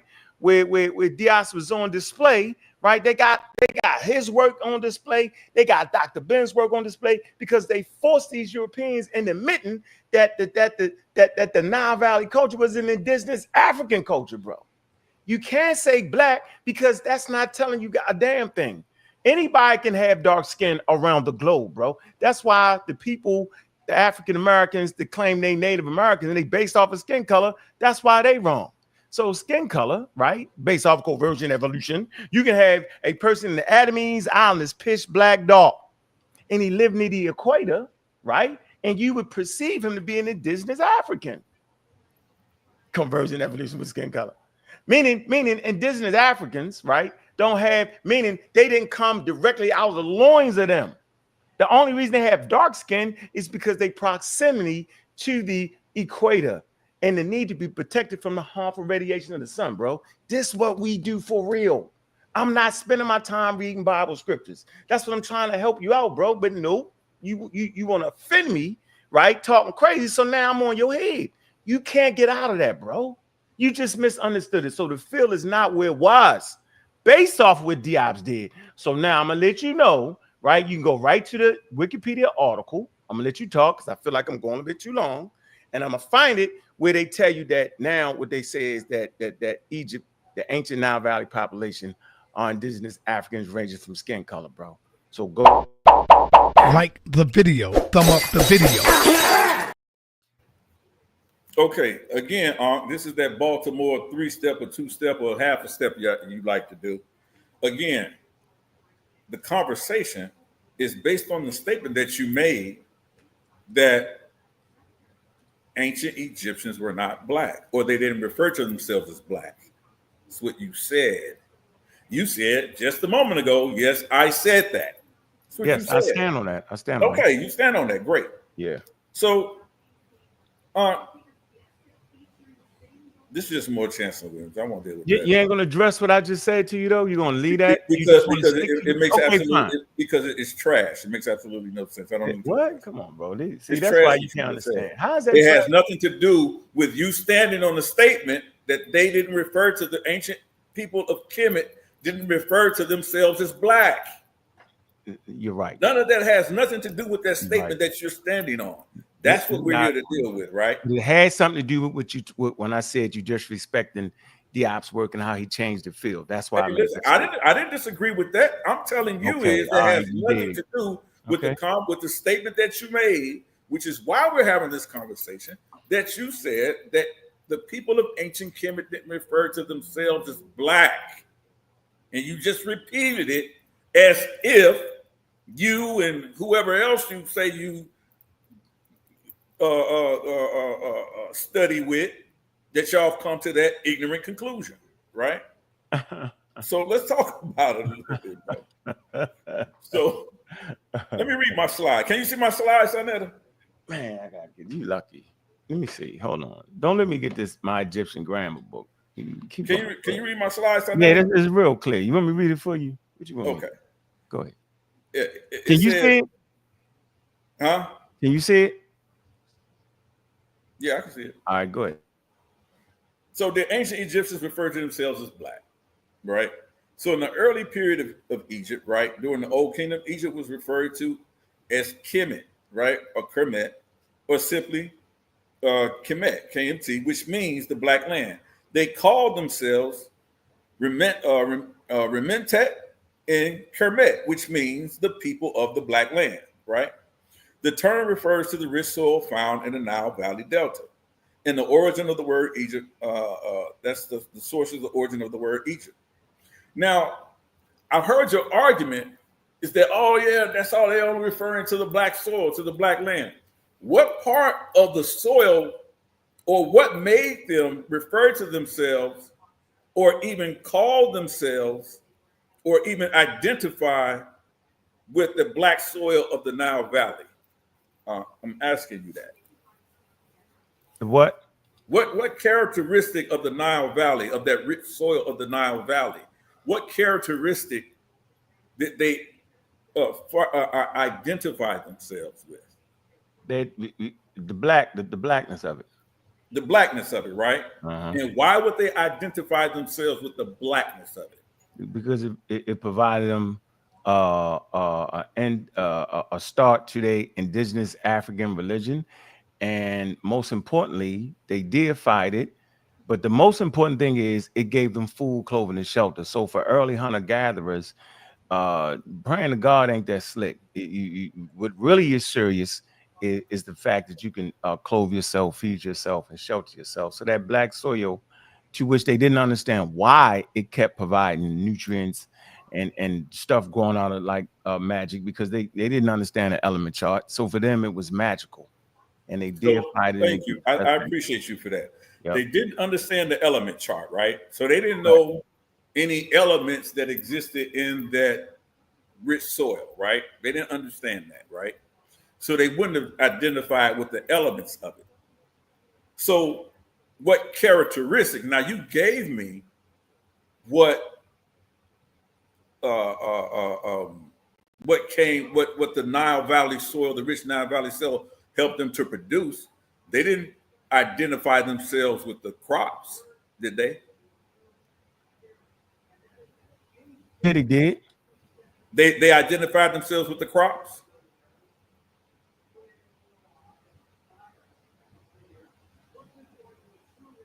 Huh? Say it again. I said that. So the things that came out of that Nile Valley soil, what those things that they identified themselves with in an artistic way, how did they depict themselves and being in correlation to those things? Did they draw themselves as the Nile Valley itself? They drew their gods like Osiris, because he's actually associated with resurrection and farming. Mm-hmm. So and what about black? Because he resurrection. Mm-hmm. Okay. Yep. You know when you die, you know what I'm saying? You die, right? And then out of the blackness, the black soil, right? Right. You're Right. born again. Right. So again, when they see a star and they revered their gods that way, right? Yeah. He's often depicted in a green color or blue color. Both. Right? Yeah. Both, right? Green or blue color. And when we look at ancient Egyptians on the walls and the tombs, did they paint themselves, the average everyday person in ancient Kemet, did they paint themselves as blue and green? They ain't paint themselves as jet black neither. They painted their enemies to the south. That's not what I asked you, bro. No. Okay, so they didn't. So, okay, so if they depicted themselves not the same way that they depicted their gods, then they saw themselves depicted as something different from just what you're saying, just resurrection, death. In funerary texts, you'll find them paint themselves. Some people like jet black in funerary texts and stuff like that. Okay. Because it's associated with regeneration and rebirth. Generation. The whole world was around based off that. So if they were connecting themselves to the color of the soil, what color would that be? Be black. It would be black. Right. So would that be a part of their identity? No, it'd be a part of but not their racial identity. Hey, listen. I'm just saying it wouldn't be part of their racial identity. I'm just saying, but if they're depicting themselves, as you said, as black. I said in funerary text that every day you don't see people are painters. They don't have no daggone Egyptian. Now the Nubians at times they depict them as that, but that's even wilder. So then if you got that much reverence for dark skin color, then why would you depict your enemies like that? As a matter of fact, it's like they was being funny. They would depict the Nubians with big lips and all that, but that's not even how a Nubian look. They were saying we not them. Thank you, I appreciate that. Yeah, but they didn't know. Did they make it? You just said it. They made a distinction. Hold on. Yeah. They made a distinction in phenotype. You just said it. No, they exaggerated. That's not how they really look, yo. The latest racist you just said it. They made a distinction in their phenotype. Yes. Versus others. Yes. Which included their skin color, right? Yeah. Nah, man. What you mean? Just said they didn't. You just said they didn't depict themselves as jet black as they did the Nubians at times. Correct, but you. I'm just saying we got paintings of the Nubians being ranging in skin color, though, bro. Yeah, absolutely. Right. So they show distinctions in skin color. No. Sometimes you got Egyptians the same skin color. I'm just saying when they was trying to be extra funny, they would make them that, right? So and make the exaggerated lips and stuff. So they made exaggerated, more so like we see with depictions of modern like Amos and Andy, right? Or Mr. Bojangles, right? I don't know, but stop it, yo. I'm just saying. What you're saying. No. First, you would have to have an understanding of racialization. That doesn't come around to the 1700s. I didn't say anything to you about race. But that's important because this is what we're really talking about. Because if Actually, you say they call themselves black people, then what would be the reasons? It would have to be. We're not talking about why would it have to be value. I'm just saying if there's no color value, right? There's no color value, then why would you have to like black ain't that slick for skin color?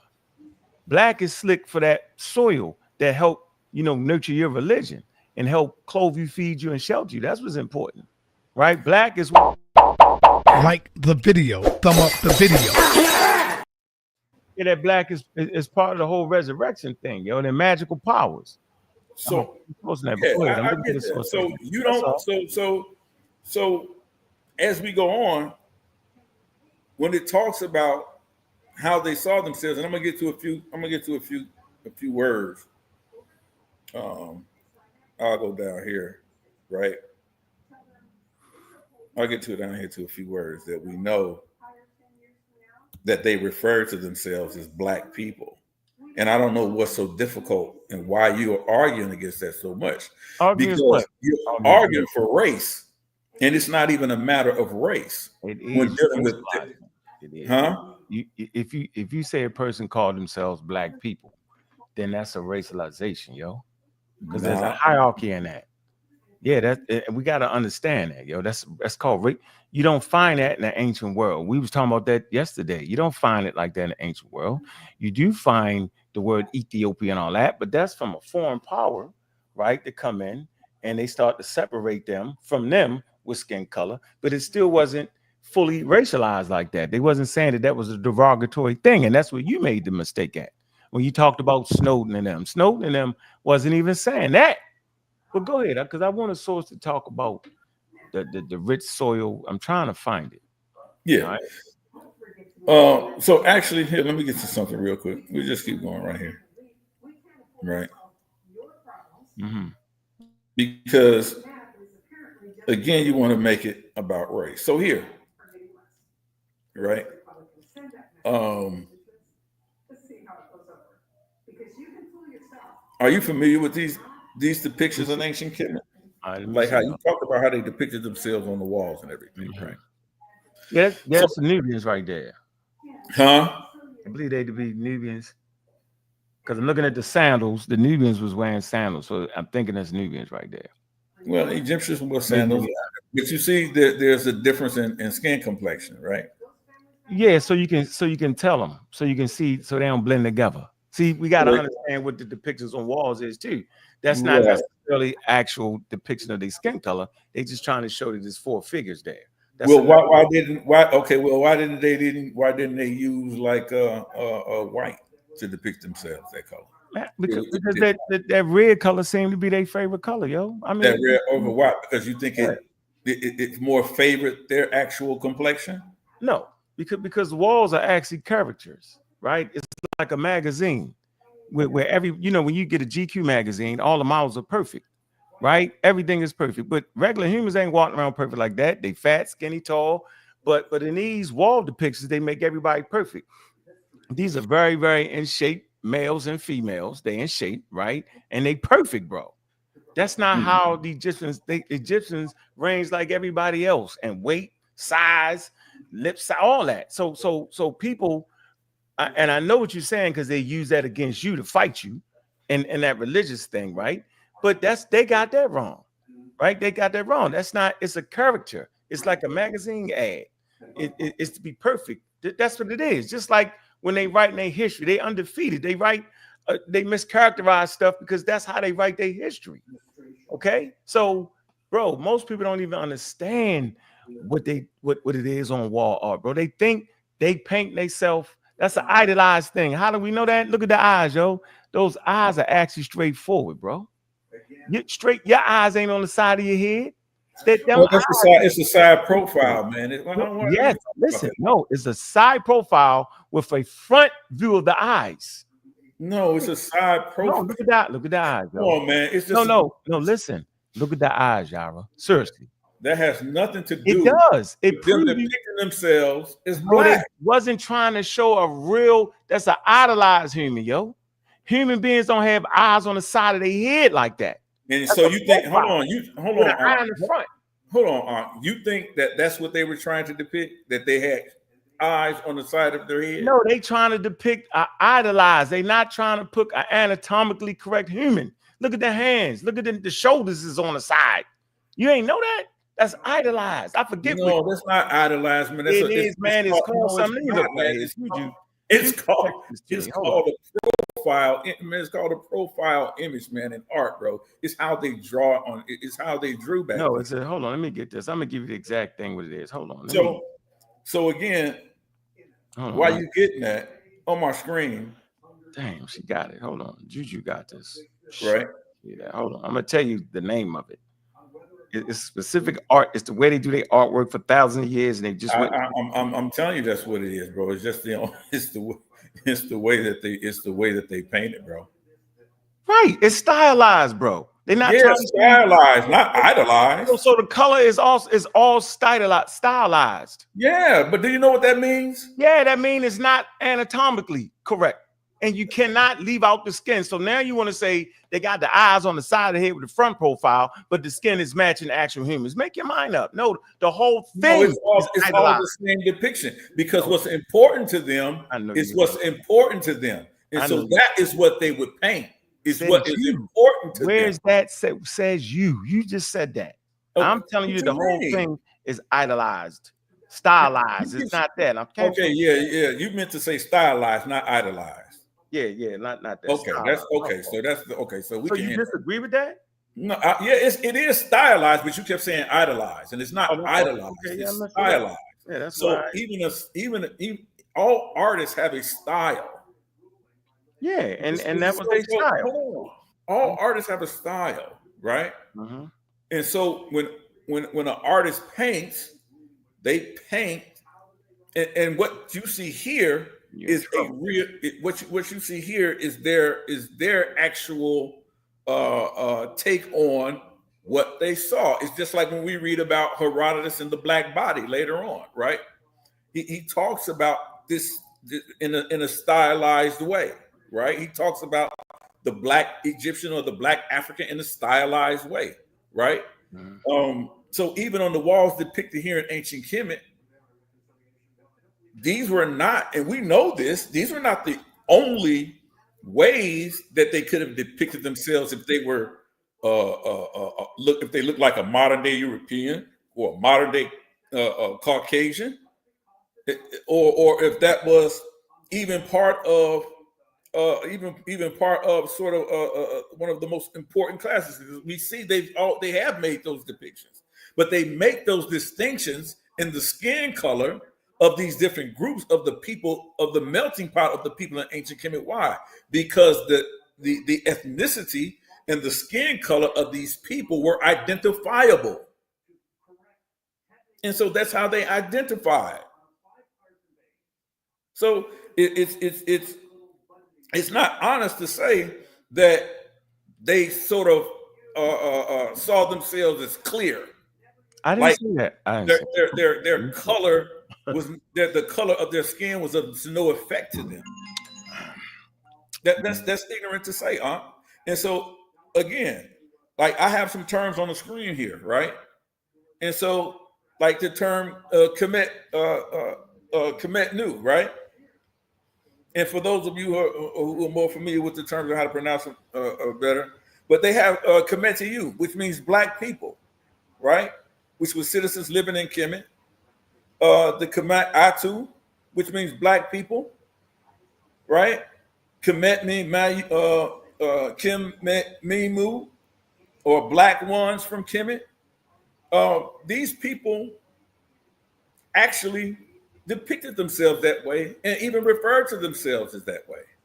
And I don't see why it has to be just you're carrying on like this covert whitewashing of ancient African history. No, man, the Egyptian art, the proper word is aspective. That's what it's actually called, bro. That's what they did in their artwork. And you're mixing everything. Do you know what that means? Yeah, I look at the views where they shoulders. It's like they like this. You just gave us a word. Say that. Off. No, I want you to say that word again, loud. Aspective. What does that mean? Aspective, yo. It's just the representation. It's the way they represent their art. You know, like perspective, like it's a certain perspective. Like, look, they got the shoulders moving forward, right? All right, listen to me, and they go this way, and they front eye right there, yo. I mean, I can read it to you, bro. Like, come on, bro. Let me read it to you. You know what? You make me read it. Hold on, yo. Yeah, I want you to read it. Look. I'm gonna tell you something. I'm an accomplished artist. Me too. I know what perspective is. I went to the Baltimore School for the Arts. That's great. Okay, so, my medium was oil. Okay, well, hey man, we got. I just wanted to say them words so you would know that we got. Hey, listen, you preach to the choir. So right. we got something. I just want to hit you with that. Most people don't know what a medium is. But go ahead. So when we're talking about expressive, it's just a point of view. Right. So it has nothing to do with the ethnicity. No, it doesn't. That they were painting. It has nothing to do with any idea of any racial classifications, which I don't think they were doing any racial classifications. Oh, okay. Because listen, but what I'm saying is that they saw themselves as a black people, similar, if not the same, as the Nile Valley soil. Okay, so let me answer this. Let me say this. So perspective, they use multiple points of view. Okay, that's what they did. And we see that the front, the shoulders in the front, the hands to the side, the eyes, all that. That's multiple perspectives put together, bro. Right? It is stylized. Okay. Yes. All right, simple as that. So even the skin and all that is all that is within the whole thing. That's all I'm trying to tell you. And a lot of times, okay. So when you say the skin and all that is the whole thing, you know what you know what you're trying to do. I'm not. Listen. You're trying to say, hold on. You're trying to say that the way the style that they use is why they use those particular colors. That's incorrect, and it's not incorrect. It is incorrect because you can paint that same style and use many different colors. So again, which we know that they were capable of doing. So again, there's a reason why they depicted themselves as black people, as dark melanated people. Now, if you want to argue whether or not you're arguing blackness in 2025 versus what blackness would have been in 1900 or 3100 BCE, then that's the wrong argument to have. You're convoluting two different ideas of what blackness is. So when you say that they didn't depict themselves as black, you're incorrect, because we know they had a word or a name for a color for black, right? And it wasn't in the actual, one of the words that they have was an actual Kemet as well. They also had a term called R, right? Or R, A-U-R, right? Never heard that, but go ahead. The term for black, in which they depicted themselves using that color. So the color that you're looking at on the wall, in which they're depicted in, is not the color Kemet, but it's the color R or A-U-R or A-U. That's why, and they use that particular color to depict themselves this way. They could have used anything else, is what I'm saying. And they chose not to do that. You know why? Because they identified themselves with things that were dark, things that were black. And when you say, I'll stand 10 toes down on that, you can't do that, you're wrong. I know, but I think our conversation yesterday, we was trying to make the point of the ancient world wasn't applying racism like that. Okay. And then I make the point that if you're in a whole area full of brown, dark to brown people, brown, light brown, dark browns, why would you specifically name yourself black when populations farther to the south, specifically in southern Egypt and upper Nubia, are jet black at times? So why wouldn't you go with that? They had the word, right? We read the source at the Cairo Symposium. It said they didn't do it. This was at the Cairo Symposium 1974. And they was dealing with the racism. So let me, can I share my screen now? Yeah, absolutely. All right, let me share where you at, sa.neter. I'm right here, share your screen. All right, let me share my screen. Okay, so what I want to come here is, 1 second. 1 second. All right, let me get it. Shit. All right, I want to deal with the UNESCO 1974. It's right here, and it's just a general. All right, go ahead, Sal. You gotta put it up. Okay, simple. The General History of Africa, GHA. Okay, is a pioneering corpus, unparalleled in its ambition to cover the history of the entire African continent since the appearance of human beings to contemporary challenges faced by Africans and their diaspora in the world. So first of all, the conference talks about humans starting in Africa, using evolution and all that. So you kind of fall apart on that.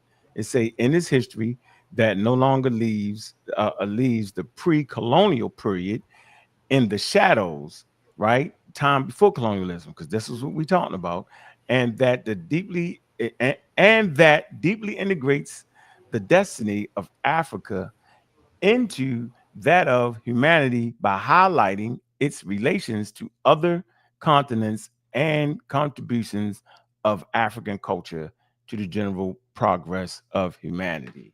And just simply, the project was in 1964 launched an elaboration of the general history of Africa with a view to remedy, the general ignorance of African history.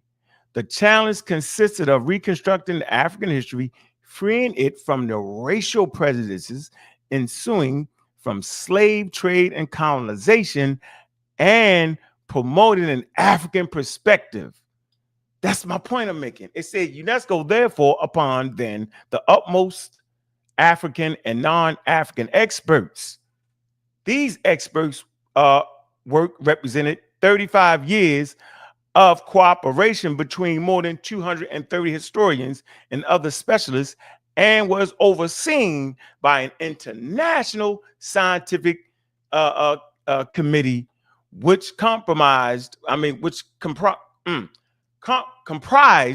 2/3 of Africans. So see, now that whole thing go out the door about the racism thing, because at this particular conference, right, they was remedying that. They made sure the playing field was even, right? And that's why I'm trying to tell you, at that conference, they came to a consensus on who the Egyptians was.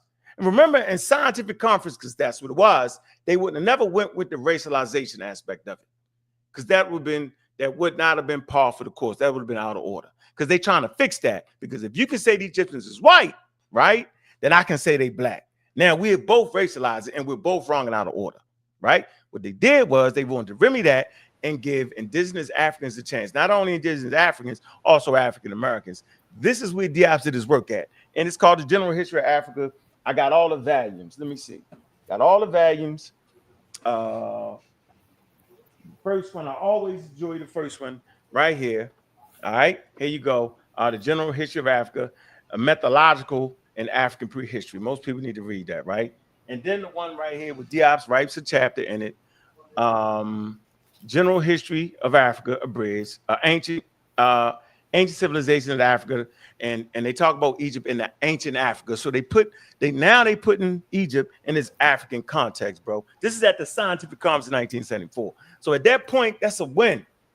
Now we get into genetics. Now we had these conversations. Now we bring on a bioanthropologist and an MD, Dr. Cater, and we discuss these things. So we're not running from that. We know it is, right? But the point I want to make is you still going back prior to UNESCO. You're going back to the 1800s. And I'm saying the field has changed. I'm not saying all of them is, but as the older people get out the field, the younger people, the Nile Valley Collective, these are Egyptologists, bro. I can pull them up, right? They're not saying it like that, right? They keep it in its African context and in its scientific context. That way, it just don't be wild and crazy, bro. So that's the point I'm trying to make here, bro. So you need to figure out where or how you think the Egyptians call themselves black people. You trying to use some glyphs. They all do the meta-nature magic. You can't read the glyphs. That's not what it's saying, bro. So I'm gonna let you talk, and then I'm gonna go to the up-to-date Egyptian grammar. Okay, so you said that's not what it's saying. So when they call themselves the commit to you,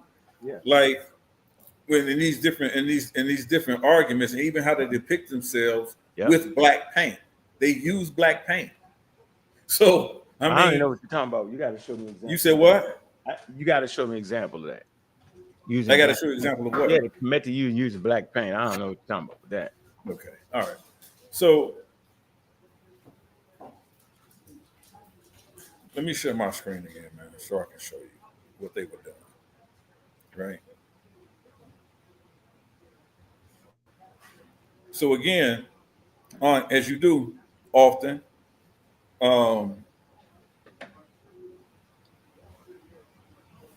trying to argue your stance that the ancient Egyptians weren't black. But I said they indigenous Africans, though. Listen.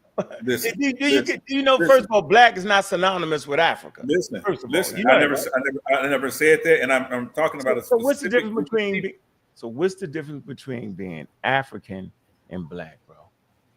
Well, the difference between being African and black is the element of racism and white supremacy that exists in your argument. And you keep trying to push that, You said what? Covertly, you Say continue to try to do that. Trying But to when we push- talk about black, hold on. When we talk about black, even in today's time, right? Mhm. When we talk about black, and I say to you, what up, black? I'm not talking about your just just what land you from or your geographical location. I'm talking about your ethnicity. I'm talking about your culture, whether or not we come from two different parts of the country. If I say what up, black, I'm identifying with not just that, but also with your skin color. And so even when we talk about the people of ancient Kemet, when we look how they depicted themselves, there is a diversity that is seen. Even though we talk about Egypt, I'm not talking about Egypt as black in a monolithic sense. But what I'm saying is that within that, there is a diversity of people that is clearly seen. And they are depicted in various ways. More importantly, number one, by different skin colors. And because they're depicted that way, shows whether or not you add the element of race to that or not. These people depicted themselves differently from one another, and they use their skin tone. Oh, what's wrong with that? Humans. What's wrong with that is that you're saying is that it didn't matter to them. Wait a minute. I said they didn't put no judgment value on it. Oh, okay, wait a minute. I didn't say hold on. Right. You said they didn't put any judgment value on it, and right? a hierarchy to it. That come later on. So you're telling me, hold on. So you're telling me that Amos and Kamos didn't see a ethnic difference in the Asiatics that came in, and they didn't put a hierarchy on that? Yeah, they identified. Yes, they did that. Yeah. Okay. Yeah. Well, They got other ways of doing it. Yeah, hold on. So you make a point, right? Yeah, they put a value judgment on their culture. They thought they had the best culture in the world, yo. Just like the Greeks did. The Greeks called you a barbarian. A barbarian was simply somebody that wasn't in Greek culture. So they put a value judgment on that. That's what the Egyptians did. They say the way we dress, the way we worship our gods is better than yours. Yeah, they did that. And you're a foreigner to that. Now, the question is for us to continue the conversation, Yarah. Do you know what makes a person an Egyptian in the ancient world? See, this would actually help us in this discourse and help the people. What makes a person an Egyptian? Go ahead. I mean, actually, when you talk about what makes them an Egyptian in the ancient world, nothing makes them an Egyptian in the ancient world because that's not what they called themselves. No, man, don't do that. Come on. No, man. don't you do that. Because actually, on page 89, in your favorite book, Can we stay on the piece though, yo? I am talking about it. Egypt comes from. I'm talking about it. It actually comes from an indigenous thing, Hickapatah. Here you go again, bro. What? It's in the book. You can read it. Chance tells you where it comes from. Listen, bro. Here you go again, bro. On page 89. Man, don't take us out of what we're doing, yo. Hold on, man. On page 89 of your favorite book, Chancellor Williams deals with that, right? He said it's huh? He said Hickapatah. That's what it comes out of. Karakuni says the same thing. We're not discussing that. But that's the question that you asked, bro. No, I didn't. What I said was, what makes you a Kemite then? Does that make you feel better? Or Remish? That's the word, Remish. What makes a person, you wouldn't even know what the hell I'm talking about, say that. What makes you a Remish? Listen, bro. What makes you an American? No, what makes you an American? What? What makes you an American? An American? Yes, what makes you an American, bro? An American. What does it take to be an American? My geographical location and where I was born, my nativity. I was born in America. And what else? That's it. No, it ain't. Yes, it is. Born in America would make you American, but what else it is? The language you speak, there's just different things. Well, not necessarily. Not necessarily so. Your citizenship. Not necessarily. Well, that's. I have citizenship when if this is the place of my nativity. They just passed that. They just passed that law. They just passed that law a few hours ago, right? If you're born in this country, right, birthright citizenship, right. So I have that automatically, right? Okay, so what makes an Egyptian that? See? Okay, so what? Thank you. Which is different from what makes you an American. So you need to know this. It's not. It's It not is. because You know, it's not because the Nubians began to call Nubians when they became pharaohs in ancient Kemet, they began to call themselves Egyptians. So did the Asiatics. What makes you an Egyptian? I said, thank you. Now you rolling now. So what makes you an Egyptian? Is it just skin color, Yarah? So listen, now you're talking about, hold on. Is it just we're talking about, now you're talking about people in the geographical location. No, I'm not talking about people just in the geographical location. I'm talking about people identified. Hold on, I'm talking about people identifying themselves differently with diverse identifiers, how they saw themselves in those lands that they deal with. Because just like we just seen a whole rally, and I'm sure they had some in Baltimore too, of illegal immigrants, right? Who are legally not Americans. They can't classify themselves as Americans because they're in the country illegally, right? So that's a non sequitur question that you're asking me, huh? It's not. It does. Yes, Okay, this is gonna make sense to you. Does your skin color make you an Egyptian, Yarah? Is that one of the criterion for you to be an ancient Egyptian? Is your skin color, or my skin color, my culture? Hold on. My skin color, my culture, it can make me an Egyptian based on the material culture that I follow. And the people in ancient Kemet, because of their material culture, because they identified not just and you said it, they didn't understand the periodic table and the elements and the richness of the soil, and they depicted their gods as sometimes as far as blue and green for the water and vegetation and the resurrection and death and burial, but they also identify with the black color of the Nile, along with the black color of their skin. Okay, so let me say this. You're just wrong. Let me read you from the Cambridge Press Elements. It says Egyptian language was seen as one of the main criterion of Egyptianness since at least the beginning of the second millennium BC. And even the Greek historian Herodotus writes that Egyptians are those who live downstream from Elephantine and drink of the Nile. All right. He say, and foreigners of those who do not speak their language.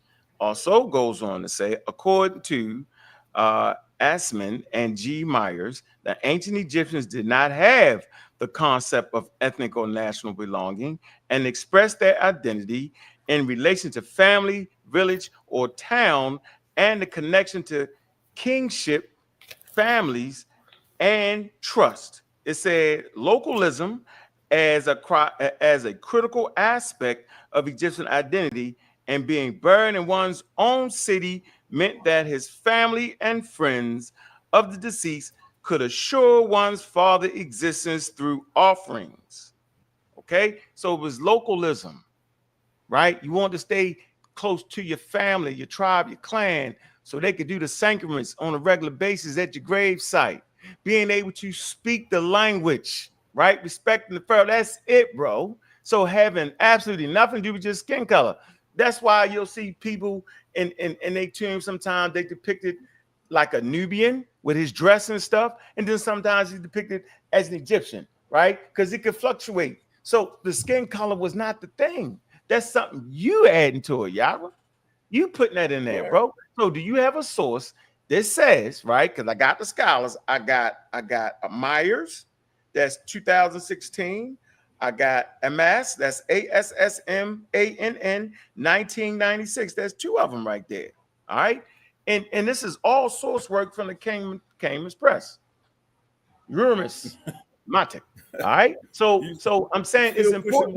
You're pushing white scholarship. No, I'm not. I'm pushing scholarship. Yo, since when was scholarship? White scholarship. No, and we've already been told, we've already agreed, we've already agreed that those white scholars, when were they writing in that Cambridge article? We're still dealing with. So you basically saying scholarship can't be right unless a white person write it? Then that's not the very. I'm saying when it comes to ancient Kemet and ancient Egypt, You cannot stand on the shoulders of white scholars. But I'm not. You I'm can't standing on do the it. shoulders of Diops. No, you're standing on the shoulders of white scholars because Man, that's Diop is crazy, bro. saying I'm standing don't stand on the shoulders of those white He scholars. never said that. Those very scholars that you're reading from are the same ones Diop said don't listen to. So you ain't read it. So you ain't read a Diop's book then. It's the same one he said don't listen to because what they're doing is still what Karakuni has done is said whitewashing. I can't believe you, bro. And you're reading from you're still reading from whitewashed ideologies. So let's come to chapter. Like, come on, bro. Let's come to chapter. So that's your argument, yo? No, that's not. It's not my argument. It is what it is. Why you read a whole white Bible? This translated by white people, print and press. Wouldn't even be a book without a white person print and press. Ain't no way in the world you're gonna put me under that criterion, yo. That's bananas. Christianity is the white man religion. In the Catholic Church, at the convening councils, man, they was white people, bro. Like, what are we doing? The Roman Empire, Mediterranean. This is what you do. I'm doing what you're doing. I'm saying I don't. No. What I'm saying is, bro, I'm saying I'm on topic. I'm saying no, you're getting off topic. No, you're getting off. But let's talk about Christianity. That's what you want to do. I'll go off the farm with you and come back. Bro, I just explained to sa.neter. Listen, I'm simply trying to make a point here, yo.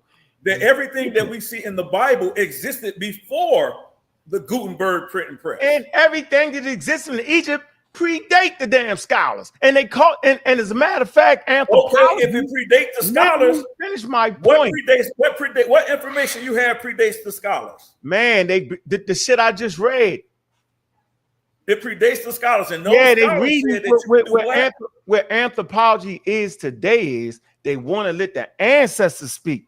So good anthropology allows the indigenous people to tell a damn story. It's like if you see the word nature, you can't automatically Christianize it and make it God. That was wrong. Now they realize that.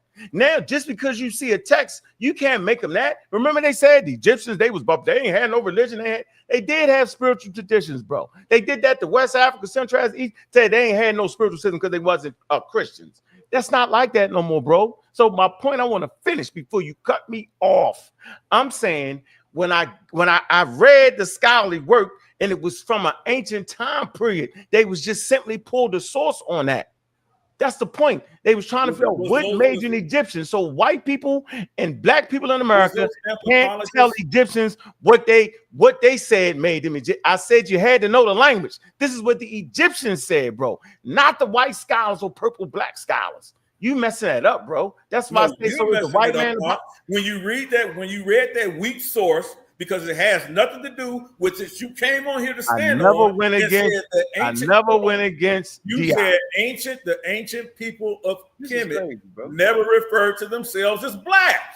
Right. You ain't showed that yet. I have showed that. No, you have not, man. You admitted it yourself. No, you have not. You said they identified with the Nile Valley. Right. You said they identified with the Nile River. Correct. The river itself what was one of the characteristics of the Nile Valley River? Was it because of the black soot, the black soil? Yes, it was the black soil. Okay, so if they identify with the Nile Valley, then that means they identify with the black soil. How did they identify with the black soil? Was it their eyes? Was it their clothing? Let me read the soil. It had to be their skin. No, it says you. No, it's not. Ain't nobody never seen a god before. Yarah. You act like they seen a god before. Yeah, they depicted the god. They depicted the nobody never seen a damn god. I know you seen Yahweh. I know you seen Yahweh. I know you did. Their depiction of their god, as you said, was either blue or green with a star. You said that. No, black too, man. I'm talking about how they depicted themselves in connection with the Nile Valley soil. It wasn't just with their gods, because on those walls we just showed, that wasn't no. They depicted themselves in a range of skin color. Black with the color black. No, they had a range of skin color on that, bro. And then I tried to explain to you. Was one of it would be considered the color black today? What? I'm saying, if you looked at that wall, if you walked in there today, and you know why how they know it was black? Because Karakuni herself, that's why I played the video. Why would she use the term whitewashing? Because they tried to remove it out of its African They tried to context. remove Because what? they tried to remove Egypt and put it and make it a Mediterranean thing. They also tried to make it a white boy thing, a northern thing. They said some northern invaders came in. This is called the invading race theory. They was Diops came and say no, they was black. He said they was not only black. He said they was. Oh, he said indigenous they were African. black.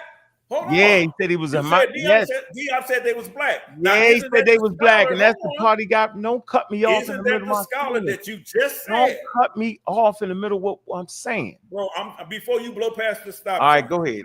I can address that. Go ahead. You just said Diop said they were black. Yes, and he said they was African. And he said they were African. Okay, right, fine. But right. he said that they were black. Yes, and they didn't accept it. They didn't accept the black part in the scientific conference. They said no. It was UNESCO. They couldn't go with the racialization part because it would go against their mission statement after the Great War, World War II. Why would Diop think that they were black? Hold on. Why would Diop think that they were black if you're trying to tell us that the people themselves, hold on, that the people themselves didn't think that they could be depicted as black? He tried to base that off of the Kim glyph. Is why he said the word black. What does the word Kim mean? Conference they did with after they dealt with that at the conference. That's why I'm saying he didn't get that off. He lost that part of it. But what he did was he lost what part? He lost the part of saying he was black. But what he won was to say they was indigenous Africans. He said it was a homogenous Negro community from the beginning to the. Matter of fact, I can get the statement, bro. And they were like, "Nah." What does the term Negro mean? Being black. That's what it meant in French, man. So you're trying to you're trying to postulate. I'm not trying to postulate that. Yes, you are. That even though Diop, your scholar, says that they were black, that they were black people, that they were Negroid, that they were Negroes, even though he can identify them as that, there's no way possible that they would have identified themselves that way. No, Diop didn't say that. The scientists there, because then you do the study, and we talked about it yesterday, of when did people start to actually racialize things. For 350,000 years, man, humans, they just like apes, bro. They see in color, bro. So they are very good at seeing things in color. What I'm saying is putting a value judgment on that didn't come specifically all out, well put together during colonial periods, where in the 1700s, they called themselves white. Prior to that, no group in the ancient world called themselves white, and no group in the ancient world called themselves black. I'm telling you that, man. And when they called themselves white, right, in the 1700s, they created a hierarchy, and they put the black under the bottom, the devil fool's cape.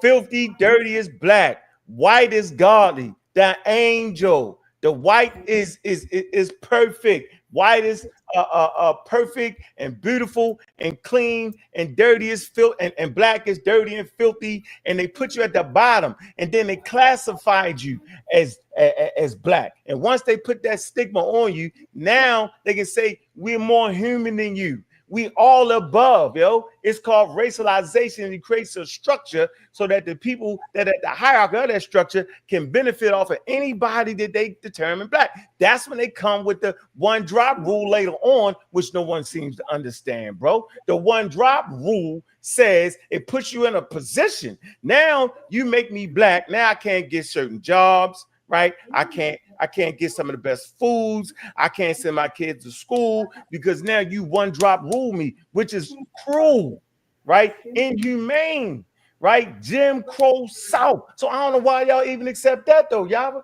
I'm saying y'all, take your time, bro. Right? Take your time. You got to relax, bro. So let me come to my source right here and talk about what black meant to the ancient Egyptians. Here you go. Hey, sa.neter, you gotta share my screen. I'm gonna come to a source, right? Go ahead, sir. I'm gonna come to the source to the British Museum. If I can make this bigger. British Museum. We want to talk about the black. All right, let me see here. Okay. Hey, somebody got to mute that. Somebody got to mute that. I can. A Star, you got to. When someone died, they were said to become a form of the god Osiris, who is associated with death and rebirth. Osiris was called the Black One in various funerary texts and is often depicted with black skin and in guest use of mummified bodies. It says black is also a color associated with the alluvial silk deposits on the banks of the River Nile after the annual flood receded. It says, since this fresh and fertile soil provided an ideal environment in which seeds for crops could germinate and grow, it was viewed as being inherently magical and regenerative. Read this again. It says, since this fresh and fertile soil provided an ideal environment in which seeds for crops could germinate and grow, it was viewed as being inherently magical and generative. Clay and wooden seed beds in the shape of Osiris, filled with black soil from the Nile and sown with germinating seeds, were sometimes included with funerary equipment in the New Kingdom burials. So we have interlinking concepts of black, Osiris, and regeneration. It could therefore be reasoned that the practice of coating coffins in black goo links the coffins to regeneration and associated with Osiris. Now, this article right here for y'all is called The Black Goo. All right. Ancient Egyptian coffin, the mystery of the black goo. All right. And why blackness having nothing to do with their skin color. We got a scientific article that says this exact thing. Has all to do with the magical principles of it, having nothing to do with black skin. So I don't know where we be getting this stuff from, man. And it's just wild to me how we just continue to do that over and over again, bro. So once again, the association what black meant to them is something different with black mean to us, bro. Like we in two different time spans. We should not be anachronistic. We should not take our colonial mindset and place that on indigenous African culture. You're doing what the anthropologists of the day did. They put this shit in their frame of reference, right? The way they described ancient Egypt was all European. They didn't describe it in this African context. Scholars today, these new scholars, okay, are now shaping the understanding of Nile Valley culture through the eyes of those indigenous people, yo. So I don't think we have a right to shape it through our eyes. Black power, black is beautiful, our skin is this. Wait a minute, man. They never was in a colonized environment to even have to say, I'm black and I'm proud. That's inherent to them. They don't need that. They don't got to say that. We say that because we're marginalized, separated, and divided based off our skin color, Yarah. That's where I'm at with it. That source is from the museum, the British Museum. All right. Once again, the British Museum, type in ancient Egyptian coffins and the mystery of the black goo. Important.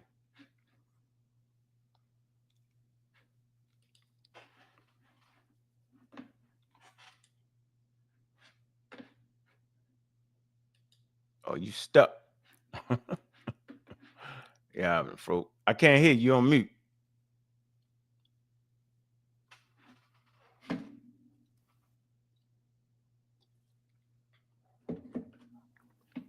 Yeah, I was just saying, were you done? Yeah, you want to respond to that? Yeah, absolutely. You said some things right early on, in reading that particular article or okay. whatever. Appreciate you. What you said directly was that Osiris was depicted with black skin. Isn't that in that article? Yes. Mm-hmm. Right. Mm-hmm. Are you familiar with the pharaohs in the suits claiming to be either Osiris yeah. themselves? Yeah, they called them Osirises. Yep. Mm-hmm. Yep. So wouldn't those Nasuts or those pharaohs also depict themselves as having black skin like Osar? Yeah. And they terms, yeah, they would do And that. so is that how they would see themselves? Yeah, they see because they was trying to resurrect. Is that how they would see themselves? As black, like Asar. Yes, as the soil, because it was magical. But kind of regenerate. Soil had a characteristic, right? It had a natural characteristic, which would have been dark or black, correct? Yeah, it would have been black. So those people, those pharaohs, those ancient Egyptians, at least the Nasuts, would have seen themselves or depicted themselves as black. Do you think they would have been able to do that if they were European, Caucasian? No, everybody know the daggone Egyptians wasn't no European or Caucasian. That's crazy. Okay. So, but those black pharaohs would have depicted themselves, as you say, possibly at times as Asar or Set, which you said he was depicted also with black skin. Now, whether you want to argue about whether or not they also sought magical properties within that blackness, yeah, I don't think people had arguments over the magical properties of blackness. We understand how melanin works. You're scientific, man. You understand the properties of melanin, right? You don't gotta wing it. It's right there. They wanted to resurrect, yo.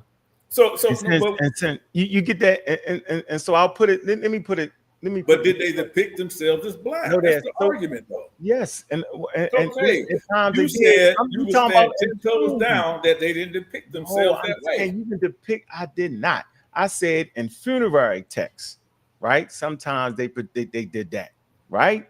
They depicted themselves in the color of the gods, the black. So did they depict themselves as black? Was one of the colors of the gods black? Man, they depicted themselves in different colors. I don't see you one of the colors of the gods black. They also depict them in the color of white. So now we to say, hold on, Yarah. Are you trying to say it was white people in Egypt? Because they depict the women, they show the color of women as being white. So now what? So you got black people messing with white women. We gotta keep the logic consistent, bro. Like let's keep the logic. Let's talk about the depiction of them being white colored. What does that mean? Hey, listen, we know there was a diverse culture. Hold on. No, I always agreed that there was a diverse culture.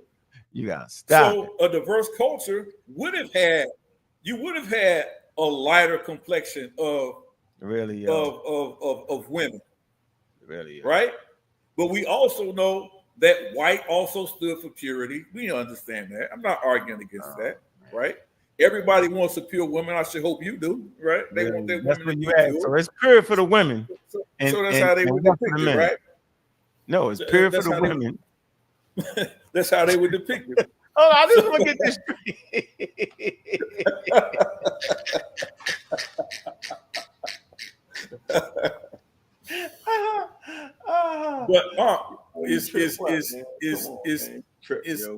But it's a very poor argument. Well, no, you got the poor argument. No, you got a poor argument. Well, they do the women white because they want to make sure they was pure. The black people wasn't pure. Now you sound like a you said that. You said that. I said I can show you where they. I said they depicted they would women depicted them as white for purity, right? Yeah, really. No, it was not. So, but for you to say that these people didn't depict themselves as black is ignorant. When even if I just took your route on lookership, I gave you the reason behind you lose this argument. No, I gave. You gave. I read it. I showed you a source, yo. You're still giving me your source. Still is based on scientific racism. Okay, now that's where you keep just because you're just saying it. Then you just can't keep saying that, especially when the field now. I can't keep saying it. Kara Cooney said it to you from the very beginning. No, Kara Cooney didn't. She said they was Africans, yo. She said, bro. She said how. She said a lot of sources. Do you want me to replay it for you? No, I'm a lot of the sources and a lot of the anthropologists, a lot of the Egyptologists inserted racism and white supremacy and whitewashing into what you're reading, into those very sources you're reading. Go ahead, you got to take the thing off the screen, Tana. Take the thing off. You got the thing on the screen. All right, here. I got something up here? Oh. No. Oh, you want to play your video? Was they black? So now when I see like the Boston Museum, I think 2003, and I start to recognize the social constructs, how racist is a social construct, I started looking at things a little bit differently. And skin color is not a good indicator of ethnicity. I learned that too. And so when I looked at the Nile Valley, and my conversation was they actually African? It never was they black? So now when I see like the Boston Museum and the Brooklyn Museum, I finally see it. They say, well, they're indigenous Africans. So what do you say that is it better to classify them as indigenous Africans, right? We know they, you got Nubia, Levant, all those areas, right? Or is it better to call them black? I personally feel like my argument is that they are indigenous Africans, ranges in skin color, has nothing to do with being mixed, because Homo sapiens sapien is the mix. So for you, in this conversation, you the tiebreaker. I want you to know that the pressure is on. Don't do that to Dr. Gucci. Yeah, I gotta put it on sheet. I gotta do it. So what is it? What is better when we're dealing with academia? What term is better? So indigenous African or black? I'm going to go with African first of all, but okay. There's some things to set up. And just so if your listeners want to do some extra research, I have a colleague, African-American colleague, Shamarka Keita, who's written in a volume that I edited called Ancient Egyptian Society. And it's a paperback with Routledge. It's not too expensive, but you can get it at your library too. I played that yesterday. Y'all gonna be look at that. She said African, bro. You had people on this platform cheering. She didn't say they was black. By the time she get around to the word black, she hit you with the cruel one drop rule. I don't want to play that right now. I can. If you get too slick, I'll play it. But you heard what she said, yo. It's nothing wrong. It's like we're afraid to be African now. Right? That's crazy to me, bro. So the geography says that they African. When you get into the culture, it's an indigenous African culture. And nobody bring the culture in it. It's a Nile Valley culture. Matter of fact, it's a river society. It's an ancient African river farming community. First, it's an indigenous river society. Then they learn how to farm, right? All based off of the Nile, the water, the black soil. That's more important. You can't feed yourself running around hollering about black power. They're going to run you out the village, bro. But if you say, hey, if we put some seeds in this black, that shit going to grow. We ain't got to do nothing. Then you got something cooking. Then you got some prestige. Man, it's that soul that made them rich, bro. They was the bread basket of the world during the Roman period, bro. The Romans fed their armies through Africa. The Greeks did the same thing. Your skin color didn't do shit for nobody. That do something for us. Right now in America, when we arguing, we black, I'm black and I'm proud. Because we was racialized and marginalized, bro. Cruel one drop ruling it. So when people got on this platform and lied, like Jabari and them, they lied. That lady said, I said it's the tiebreaker. See, when I'm talking to the expert show, I say what the hell I've been saying on these platforms. So when they correct me, then just correct me. I'm not gonna do like some people do, get up there and mom, don't when a scholar says something, don't say, I don't do that. I say what I've been saying. She was like, African. So don't hate me. How is she racist for calling people African when it was Diop's, right, that pushed the needle and made people understand Egypt and its African content? That was Diop's turned that needle. Matter of fact, that's what he's known for in history, is actually doing that. We always want to talk about the things Diop's got wrong. Wolof was not connected to the Meta-Neter. He got that wrong. Nobody, the Egyptians was not homogenous from the old from pre-dynastic time to 1200 BC. That's not what it was. That's what he said. Matter of fact, I want to read what he said. Hold on, let me see this. Man, Nick Voigt. Hold on. That's what I need. Hold on. Wait a minute. Hold on. We're gonna read what it was. Let's see what it is. All right, so I want to get to the term Nick Voigt, and I want to actually come to. All right, share my screen here. I don't even want to get into Dalton before Dalton. I want to get into what Diop said. All right. So we right here. All right. And with these are just basic references here, man. This ain't no heavy nothing. I ain't got to go into the deep scholarship and all that. So right here, it clearly says, it says American, wait a minute. Shoot. All right, here you go. Diop's Negroid primacy. They say Afrocentrist author, and we know he wasn't an Afrocentrist, but they use his work. Afrocentricity or Afrocentric scholars use his work. Why wasn't he an Afrocentrist? Because he wasn't. He just wasn't. Why do they call him Afrocentrist? Because they lying. So let me finish this. How you gonna be? He wasn't that, yo. And he had a white wife on top of that. So I don't know. So I don't think he was thinking like we was thinking. And I'm not gonna take that away from him because he decided to marry. He wanted to marry. I can't make that man love somebody. You know what I'm saying? I've always had black women in my life. I prefer black women, but I can't make him that. And as a matter of fact, that ain't got nothing to do with the scholarship, but I bring it up to say he definitely wasn't an Afrocentrist. So Sheikh Diop's contrasted Negroid with Cro-Magnon in his publication arguing for Negro primacy. Grimaldi, man. It say Upper Paleolithic fossils found in Italy in 1901 had been classified as Negroid by Boyd and Wallace in 1921. It said that identification was obsolete by 1960, but was controversially revived by Diop's in his work, The African Origins of Civilization. All right, republished in 1989. So it was already obsolete by the time he was using it. So no, it never was no one quote unquote Negroid population in the now. You know what I'm saying? They formed Egypt. That's not what it is, man. So look, bro, I don't know where you think you put a priority on black, right? Egyptians put a priority on black when it came to the soil and their gods having nothing to do with their skin color, bro. That's where I'm at with it, yo. That's where I'm at. So are you suggesting that the Nile, the Nile Valley has always been this sort of genetic melting pot?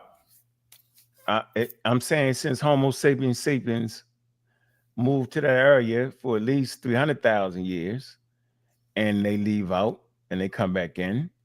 When the population that would become Egypt, it's 3 intersecting continents, bro. They following the herds. The hunter-gatherers are following herds back and forth. The line Africa is really arbitrary, yo. That's something we arguing over.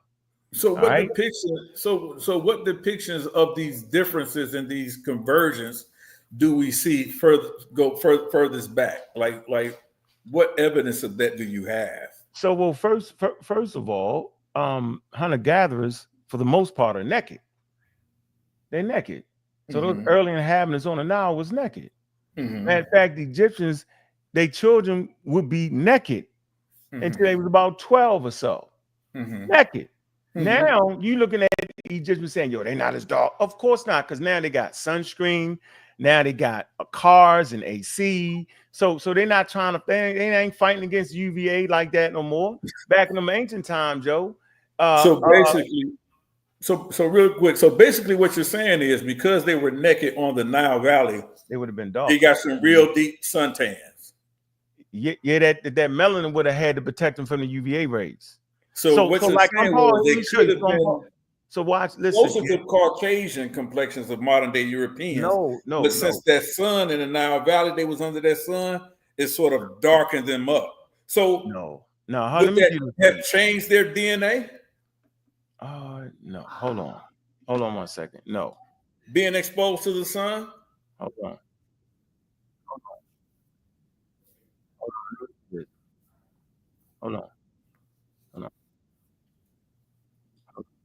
Because it seems like to me, Ankh, you're saying that Africa has never been all entirely belonging to black folks.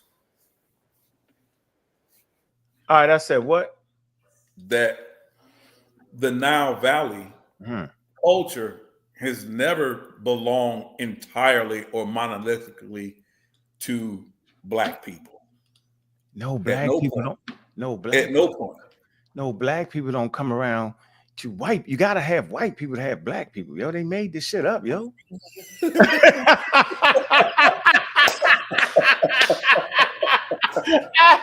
The whole planet is brown. Originally, you get it? The whole planet's from dark to brown. Yo, it ain't Africa. Yo, they ain't. Come on, bro. You got some wild people come in and say, "Oh shit, the Ethiopians because they dark, right? They do that." Yo, white people can be real wild at times. I don't know why we act like they wasn't wild, and then they develop a whole pseudoscientific system and enslave 12 million people based off of skin color, bro. So I ain't trying to go down that trail. I understand why we celebrate Blackness, yo. Don't get it twisted. I'm black and I'm proud, yo. But come on, yo, I ain't convinced, Doc. You don't gotta be convinced, but you hear what I'm saying, though. I ain't convinced. You don't gotta be convinced.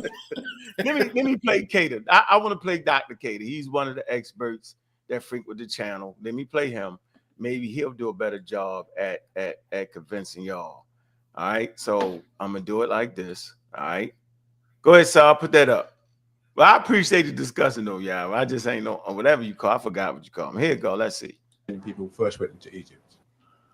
When I talk about 60,000 years ago, there being no modern people in Europe, what I'm saying is the best evidence that we have for modern people being anatomically what we call anatomically modern people in any part of Europe is at the outside 40,000 years. Okay, and when you talk about Mediterranean people, we need to talk about that later on because, as I have said and tried to say, Africans don't all look alike.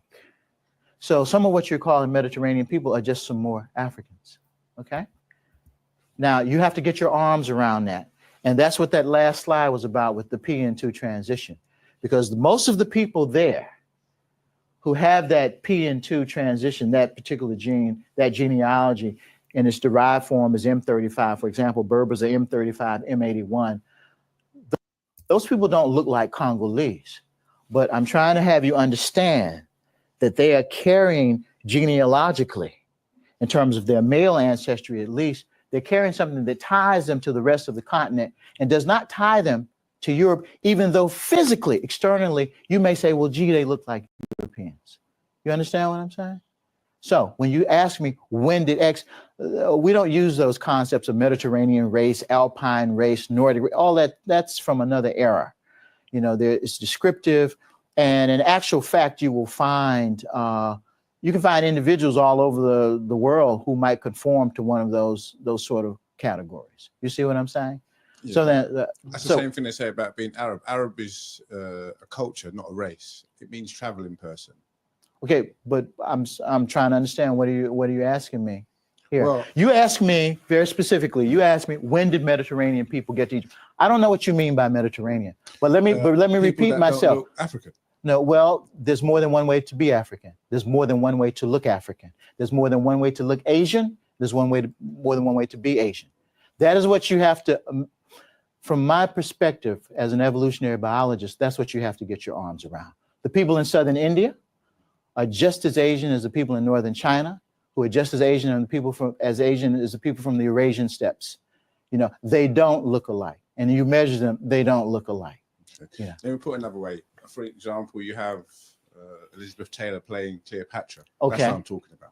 Well, what do you mean? What are you talking about? When did that sort of look into Egypt? The thing is that, number one, who was Cleopatra? I'm asking you. Well, what I'm saying, Cleopatra was probably a Macedonian. Well, she was a Macedonian. From near Greece. Yeah. Yeah, that's what I mean. When the people that look like that go into Egypt. Well, I don't know about Elizabeth Taylor specifically, and you know, very specifically, but I would dare to say that within the Nile Valley, within the Nile Quarter, within super-Saharan Africa, there have always been people who were lighter skinned and straighter haired from 60,000 years ago. Always. They're not new. That's my whole point. In fact, I could make the argument that those kinds of characteristics actually originated in Africa. Yeah, that they didn't come from someplace else. Yeah. They're part of modern humanity, or they're part of humanity. And there's no reason to believe that they could not have originated in Africa. Incidentally, skin color can flip back and forth from an evolutionary point of view. We now know every 15,000 or so years. It's not the sort of thing that, you know, it takes 100,000 years, million years to live in one place. And skin color itself is not always an accurate index, even in current situations like in Brazil and Venezuela. It doesn't necessarily give you a proportionate amount of ancestry. You can have people with very fair skin, but actually have more quote unquote black ancestors than some people who are actually darker. So you have to be very careful about what you think you can quantify from that, again, based on science evidence. Now, the issue of having narrow features, a narrow face, and what have you, we have remains, and normally I would show you this slide, but we're not going to get to that today, of people from Gambel's Cave in East Africa down in Kenya that are probably about 10 to 12,000 years old. If you measure them up and submit them to a forensic type analysis, they'll cluster with Europeans. They're not Europeans. Their limb ratios are as tropical as you can be. They come from right there. That's what you have to get on. Charlie, you could ask more questions later. I'd like to give. Yeah, he got Charlie out of there, bro. That's my point, yo. So we you don't even yourself don't even agree with evolution, yo. That's what I'm saying. Like, you got to understand evolution. You're actually carrying a racist mindset when you just say, make that statement that because the person got straighter hair and lighter skin, that all of a sudden you categorize them as white. That's what white people did. They did that wild thing, right? I'm gonna put you over here, put you over there. And there's an actual study, National Geographic. I'm gonna show you. I think I'll bring it up. What happens is that they'll get everybody in the room. Say they take me, you, some people from the chat, say it's 10 of us, right? And they say, go ahead and take a DNA test. First, they're gonna ask us, where we think we from? We all gonna say it. You're gonna have someone say, oh, we the Native Americans. You're gonna say your Black Hebrew is alive. My ancestors come from Judean some damn where. I'm gonna say I come from West Africa. We're gonna do all that. We're gonna write that shit down, submit it. They're gonna come out, they're gonna swab our damn mouth. They're gonna come back a week later, and we all gonna be wrong as 2 left feet. It's crazy, bro, because we're stuck in the racial hierarchy in America. As a matter of fact, Nina Nabrowski said that. Let me close out with this Nina Nabrowski video. That way we can keep pace in the conversation, right, on this. Now watch this, because she's going to talk about Egypt too. This is important. Attention to color. Color is important for us. We can't help but see color. That's one of the beauties of being an old world higher primate, is that we have trichromatic color vision. But the fact that we see it doesn't mean that we judge it. The bald assessment of color is completely neutral and free of any judgment. We only affix a value to color through behavior, through acculturation, through exposure to people who have views about color. I like, and this is one of the illustrations from my kids' book, I like to talk about the conditions that existed for much of the time in ancient Egypt, as people lived along the extent of the Nile, from areas right on the Mediterranean here with moderate levels of UV to areas here in the tip of the Red Sea, close to the tip of the Red Sea in northern Sudan, with very, very high levels of ultraviolet radiation. So along the upper and the lower Nile, we see this tremendous gradient of UV radiation and this tremendous gradient of skin color among the various peoples and pharaohs of dynastic and pre-dynastic Egypt. People living along the Nile traded with one another regularly. They saw the difference in skin color. They depicted it in art, in sarcophaguses and in other murals along the Nile. But color did not distinguish one group from another in terms of anything but the bare color. There was no value associated with color. For us living in the United States right now, it's almost unfathomable to think that there was a time in human history, and in fact, most of human history, when we affixed no value to skin color. There were no connotations of skin color. But in fact, that is the case. Humans are very, very good at discriminating according to language and dress and, perceived barbarity. But for most of human history, those boundaries were not drawn on the basis of skin color. So here I like to quote, to look at the Persian Empire and all of these different empires here that were described at 540 BC. Really, really interesting time in human history when humans lived in cities, when they were extremely sophisticated, literate, well-read, and people were of all different colors, language groups, and Give us some commentary, Ankh, because they're going to say copyright. So try to stop it and talk. so that you would have. She was doing so. I mean, it's understanding science. It's being literate in science to really get what she's actually saying, right? And y'all should go watch this video right here. So in actuality, man, she's showing you how we go from, we got color vision. So yeah, you was right. We always categorize things, right? As a Hebrew, you categorize things, and you can say to yourself, you put yourself in the category of being God's chosen people. That's a category, right? And there's other things. You're saying my ceremonies, my sacraments are better than yours, right? It's going to help me with my salvation. That's the same thing the Egyptians did. The same thing the Persians did. The same thing that African Americans was not allowed to do. We was not allowed to practice our traditional religions. It was illegal. We wasn't allowed to read. So we didn't have agency over what we called ourselves, right? Or how we did our thing. Because if you practiced indigenous religion, they would shoot you in the head or hanging you, bro. It was the black laws, I believe, just against all that. So we wasn't even allowed to do the normal, natural progression of what humans do. Now, later on, and we talked about that. Snowden, what's his name? Snowden actually talks about this in his work, right? He talks about that. He talks about Ethiopia and how, but the word Ethiopia, the indigenous people didn't call themselves that. Okay. Matter of fact, they were saying Ethiopia was below Egypt. Right there, they go. They start to categorize people with that. That's their thing, bro. And then when colonial powers come later on, bro, that's when they got wretched. That's when your scientific racism comes. Scientific racism come. That's when colonial powers come in. And like the previous author said, man, come on, like she said, man, in the United States, bro, it's impossible for us to see it. That's why this conversation will go on forever. Because if I say they're not black, you automatically think I'm saying they're not African. That's why I play Cater. Cater is saying, yo, your eyes is lying to you, man. Right? Your genetic makeup, your genetic pool, you can't tell based off of your skin color.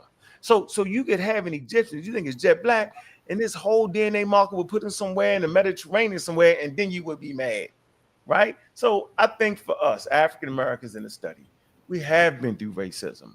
Our scholars been marginalized. That's why you needed a Dr. Ben, a John Henry Clark, a Chancellor Williams. You needed them because they were straight up wild and out lying. They actually told us that Egypt was a Mediterranean civilization. You still got people today saying that.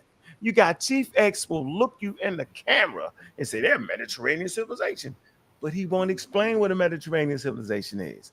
What is a Mediterranean civilization? Mediterranean civilization is a civilization that was formed by indigenous Nile Valley culture, mixing, running into, communicating to Western Asian culture. And these two forces come together and will form the basis of later on, which would be considered Greece and Rome. They owe a debt to indigenous African culture, bro. So I don't got to play the race color game. I know we range in skin color. I understand our history, and I understand through the lens of anthropology. And yes, you're right, Yarah. Scientific racism was booming in anthropology. They would actually look at that shit and say, that's this, that's that. They pray to this God. They ain't had no God. They did all that. That's called scientific racism, bro. We don't do that no more. Science is self-correcting. It's slow, right? I'm not gonna sit and say, oh, it's cleared up. Oh, nope, not saying none of that. But science corrects itself. So when you go to the museums now, sa.neter didn't go. I say, Saw, go to the Brooklyn Museum. Did he go? Nope. Brooklyn Museum, Boston Museum, the British Museum. They trying to understand Africa in its African context. I mean, Egypt is African context. How else can you understand it? It's on the continent of Africa. It's an indigenous culture, no matter who come in there and participate. Even the farming, right? Farming is older in the Middle East. But by the time them seeds from Western Asia is brought in, it get Africanized. The way they farm it, the way they pick it, the way they spread it out, the way they prepare it, the way they eat it is indigenous African style. See, we don't get that. Just like in your house, I got a statue of Buddha, but the way I put it on the corner of the table and put the flavor around and put, boy, I'm African Americanized. The way you wear some clothes from China. We wear clothes from China. Your damn Air Jordans is from China, right? But that don't make you Chinese. The way we wear the daggone shoes is African American style. I'm just trying to put, people in the right spot, man, to get what they saying, bro. So yeah, you can have China in your damn house. That don't make you Chinese. The way your mother put it in the cupboard, the way she display it, you know what I'm saying? The way the British take to China, the way they eat their tea. You would never say they was Chinese because they got China. So why are they trying to say that Egypt was Mediterranean? Because we got Mediterranean. We like exotic objects. Y'all know it. Oh, I'm gonna go get the Italy shoes, the Bugatti car. We love that. Them ancient Africans, they love that. They loved ancient shit from other places. That was their thing. Now, Mesopotamia, I don't want that garbage from there. But us, African American, oh man, we like exotic stuff. I like that because we have a lot of stuff. So we like all of that. So I'm just trying to bring it to the people, man. And guess what? Man, I probably love Africa more than all y'all, yo. Ain't none of y'all then fought your own family to teach the people. Ain't none of y'all then messed up relationships to be online to teach the people. Y'all ain't lost half of that shit like I did. That's why I take offense, Yarah, when you say I'm an Uncle Tom or something crap. I'm like, what? I love Africa so much and African people and African Americans so much, yo, that I'm willing to take the bullets. I'm willing to hear all the craziness. I already know most of us ain't even reading past a 5th grade level, let alone read a high-level scientific journal. I already know that. I know most of us ain't running around reading high-level scientific literature. Y'all joking when I mispronounce words. So what? It's not a daily read. It's not something normal people just reading every day. It's at the college, university, doctorate level. No problem. We're going to work it. But, yo, I do a lot of sacrifice just to hear people say, I don't like black people or I'm harming black people. They did it due to the pandemic. What? I love black people so much that I'm going to make sure to get the high-level information to help themselves. I'm going to rest right there, Yarah. I appreciate you, bro. That's what no doubt. All right. We're going to open up for some questions. We're going to open up for questions for both of y'all and see what the people have for y'all. Naim, Lord Abba, you was first. Let's go, brother. We got a question. Peace. What's going on? What up? What's going on, Yarah? Yeah, I mean, I was listening. I'm a stickler for a good debate, and I don't care if I rock with you or if I don't. If your debate is good or if your debate is bad, I'm gonna say it. Yarah, you don't know this subject, brother. That's just a bit of advice to you, is to study it a little bit more. I could say smashing them, even though they're wrong. They know the subject. They know it. Everything that you said, I've been on this channel of sa.neter over the past, 15, 16 years teaching. Even the stuff that the woman was saying that you played, I was on this channel saying pretty much the same thing. When you get a chance, I would love for you to pull up the Sand Bushmen, right? The Sand Bushmen are some of the oldest people in Africa, right? The Khoisan, that's right. And their skin tone is as light as yours, right? Now, the area that they live in South Africa, even if you take what you said about the people of the Andamanese Islands who are so close to the equator, then technically their skin tone should look like that. People don't understand genetics at all. They don't understand that there's a lot of times more genetic variation between groups than it is from outside of groups. They don't understand color at all, right? It's people in the chat talking about literal blackness and literal whiteness. One guy is saying, the guy that's filling up sa.neter super chat, let's take white people to Africa and see if the sun agreed. You mean let's take pale skinned people to Africa? Because if they were white and the sun hit them, what would happen? They would turn into 7 different colors. People are so caught up on race. All right. Hold up. Cut for a minute. Don't diss the brother that's Putting the super chat money. yeah. Come on. Rock, man. Sound crazy as hell. Yeah, More than one of y'all. Sound like Don't mess with the money. Set an example. I got you, Sai. But let me just land my point, right? So, and I'm gonna end with this. You know, even with what I was born at 5%, born and raised, and they used to be like, "Well, we black because all colors come from us," which is not true because our skin tones are brown, and there's 2 or 3 specific colors that make up the brown hue.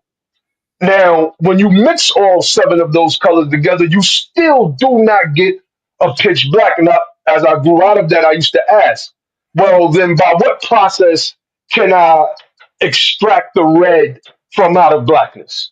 If black is the father of all colors and blackness is the combination of all. And they could never answer that question because we are conquered by European psychology and we cannot get past the race thing. Elder Son saying, that's me shooting at you as well. So that's all I got.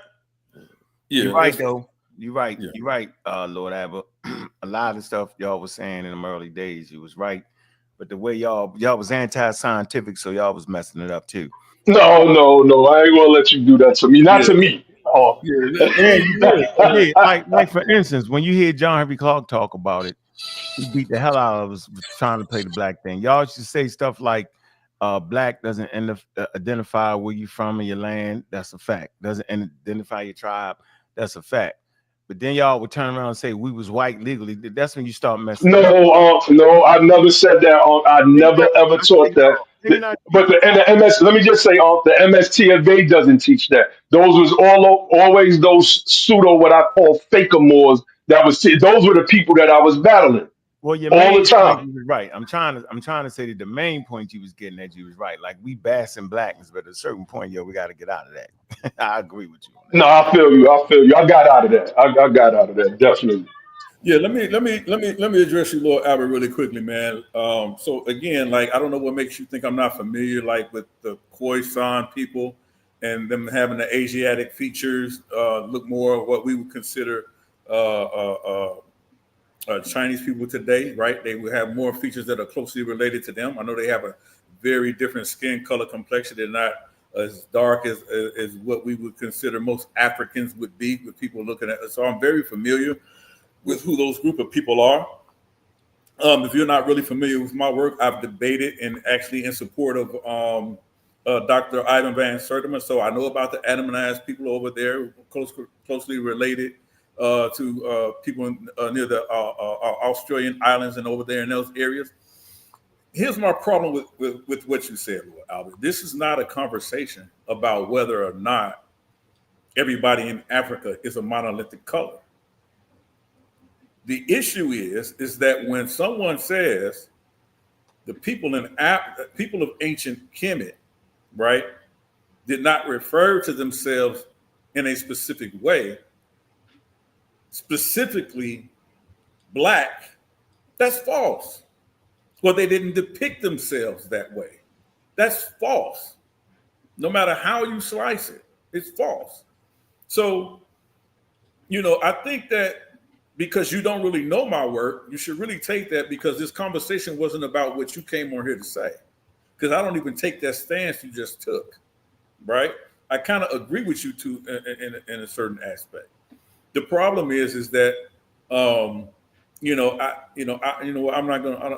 I don't want to get there, but that's just my. That's just. No, I got a question. I just got a quick question for you. Hold on, Lord. I want to go around the board because I got you. I got one question, sir. I didn't get a chance to let me just ask you. They're gonna take long to answer that question. No, you're not, sir. No, you're not. Elder Yarah. What color did the Egyptians depict themselves as? They depict themselves as being as the same color as we see on the walls of ancient Kemet, in the tombs, in the burials, the arterial coffins, and the mass, all of that stuff. We see how they depicted themselves, and they had a wide range of colors to use.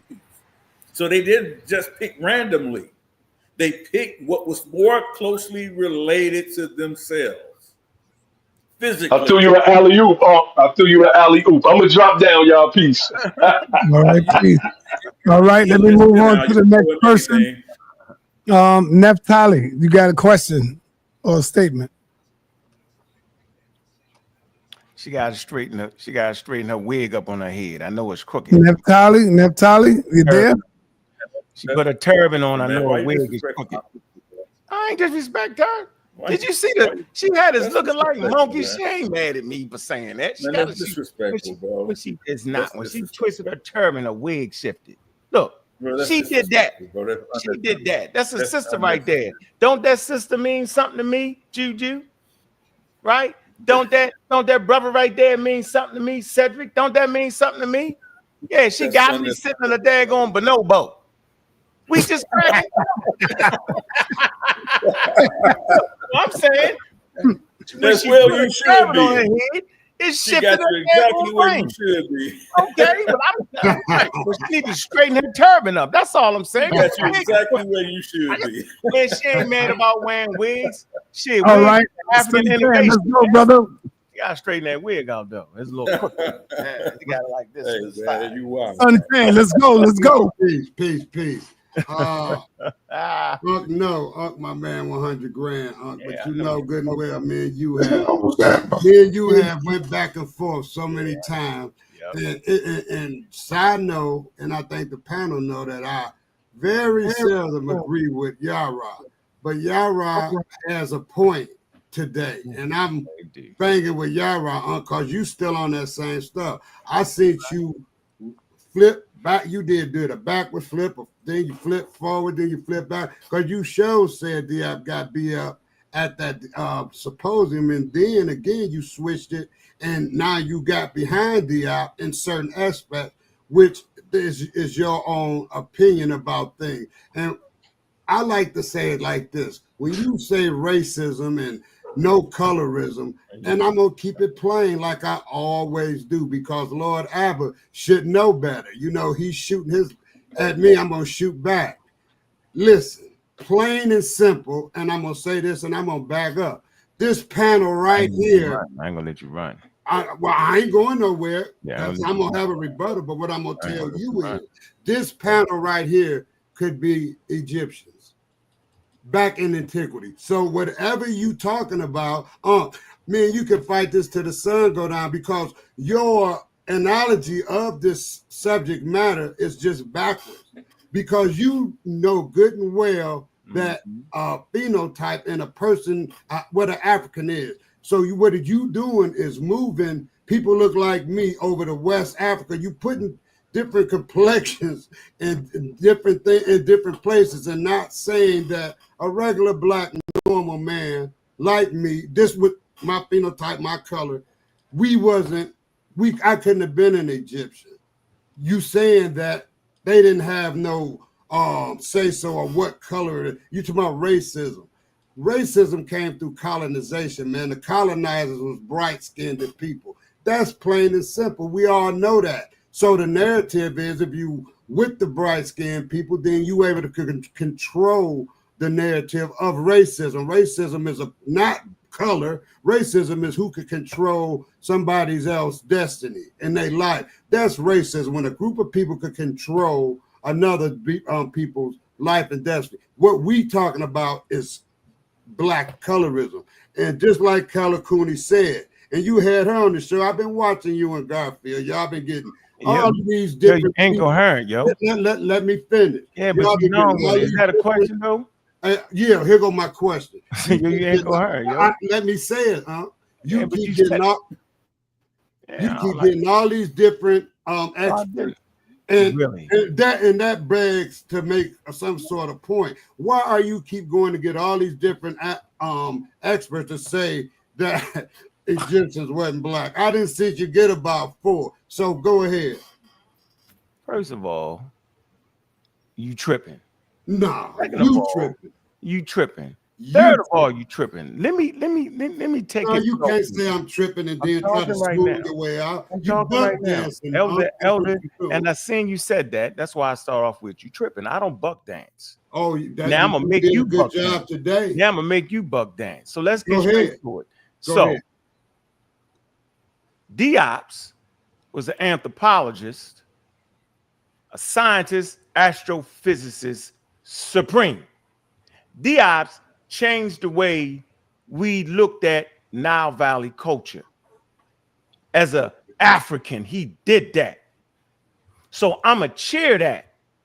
He's in the day, he made the museum, bro. I'ma cheer that to the top, right? Because I'm promoting science and science literacy. Diops was ass wrong with saying that the population was all Negroid and homogenous from ancient times all the way up to quote unquote the Roman period or something wild. Like don't move your finger. I'm talking right now. Well, I'm making you like you start buck dancing. I'm talking right now. I'm telling you now. I'm talking, bro. I know you because you cut me off. I'm saying, bro, Diop's got some things wrong at that scientific conference.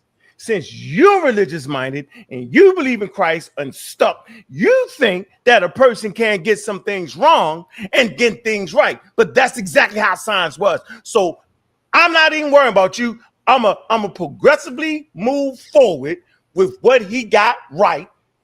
All the Egyptians I brought forward, they lead it with Diop. They say, yo, sir. They say they make us study that man. We got to study their works.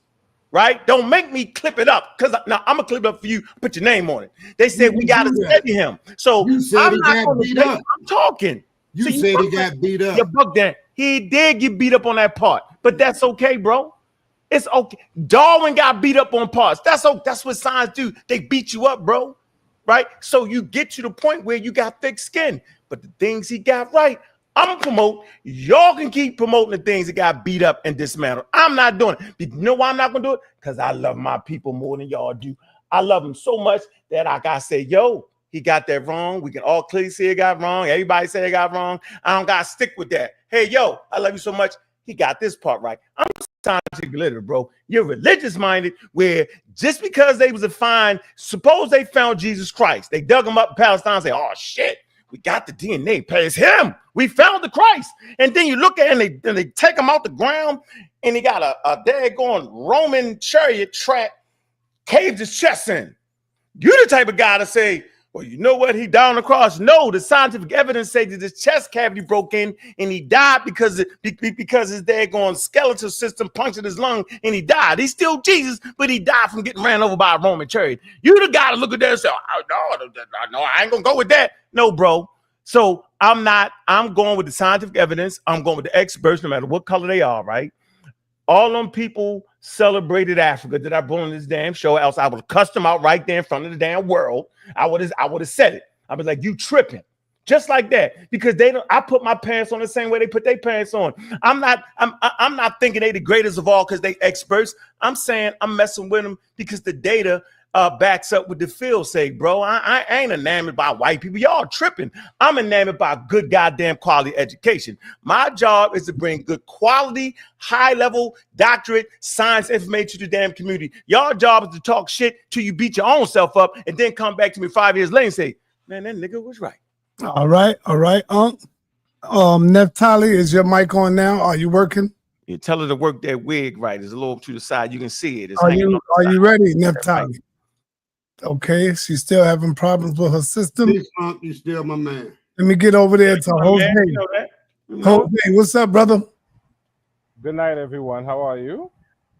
Good. What's up, Jose? Good night. You must be in another part of the world. You trip. Yeah, watch me. Yarah, you had a good argument, but I think you could have used some better sources. I'm sure. Right. So, but you're really wasting time on Ankh because Ankh is going to dance you all around the world and he's still not going to answer the question. So, I agree with that 1,000%. You just wasted. I love Ankh, but you just wasted 2 hours. Yes, and a good I agree reference. with that 1,000%. A good reference next time is something called the Thesaurus Lingua Egypti. It's called TLA. And when you go in there, you could type in the word, and it would give you different texts. So you could use that next time to whenever you have another discussion, right?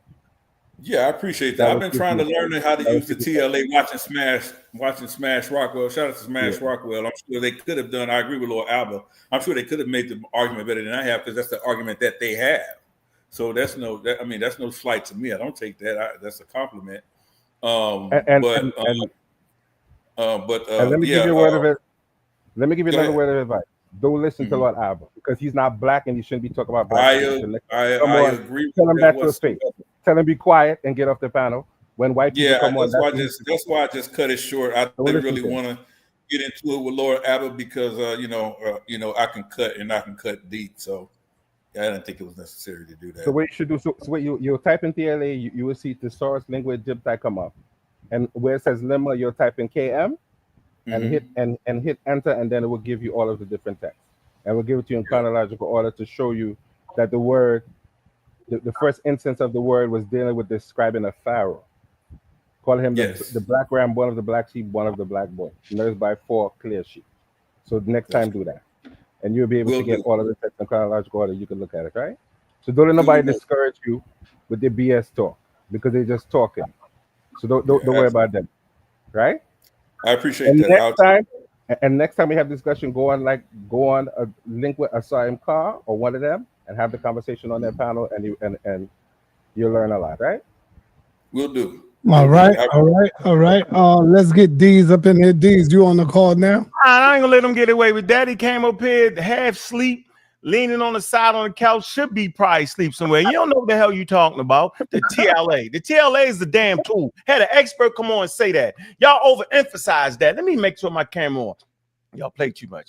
Y'all listen to Stan Wells. He is overemphasizing simply a tool, right? Nobody says what he says. He's his own expert from Oakland, California, with not one damn degree to back and verify that. Y'all going for that. I'm never going for that. Matter of fact, show me that you got some heart. Take your ass to school, Egyptology school, because you the only one claiming to overthrow the whole damn field with a term. Let me share my damn screen. Since we plan to share the screen game, let me come to a source. Ancient Egyptian grammar. Don't talk now. You ain't had no. Where's your Egyptology degree? Don't talk to me. Now, where's your degree though?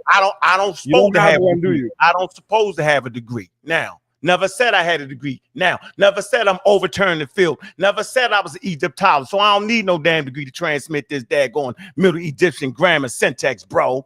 Now, let the damn source speak to me. So we coming right here, Kemet and Black reference in Egypt. This is an up-to-date joint right here. Pick up the Reggie. Reggie gave me this source. So get past this. It say based on the sources, our conversation history, the book appears. So we put the term in the book.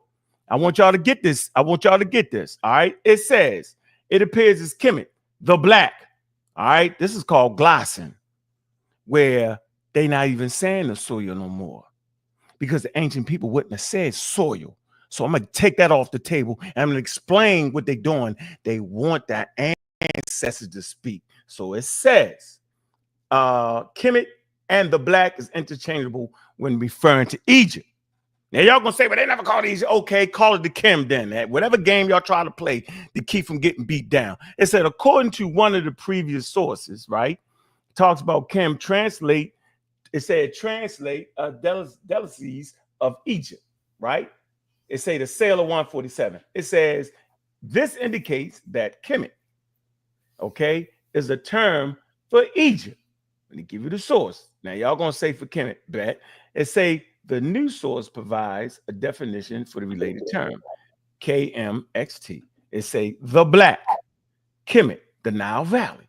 It says this explicitly states that KMXT means the black and is equivalent to Egypt, the Nile Valley.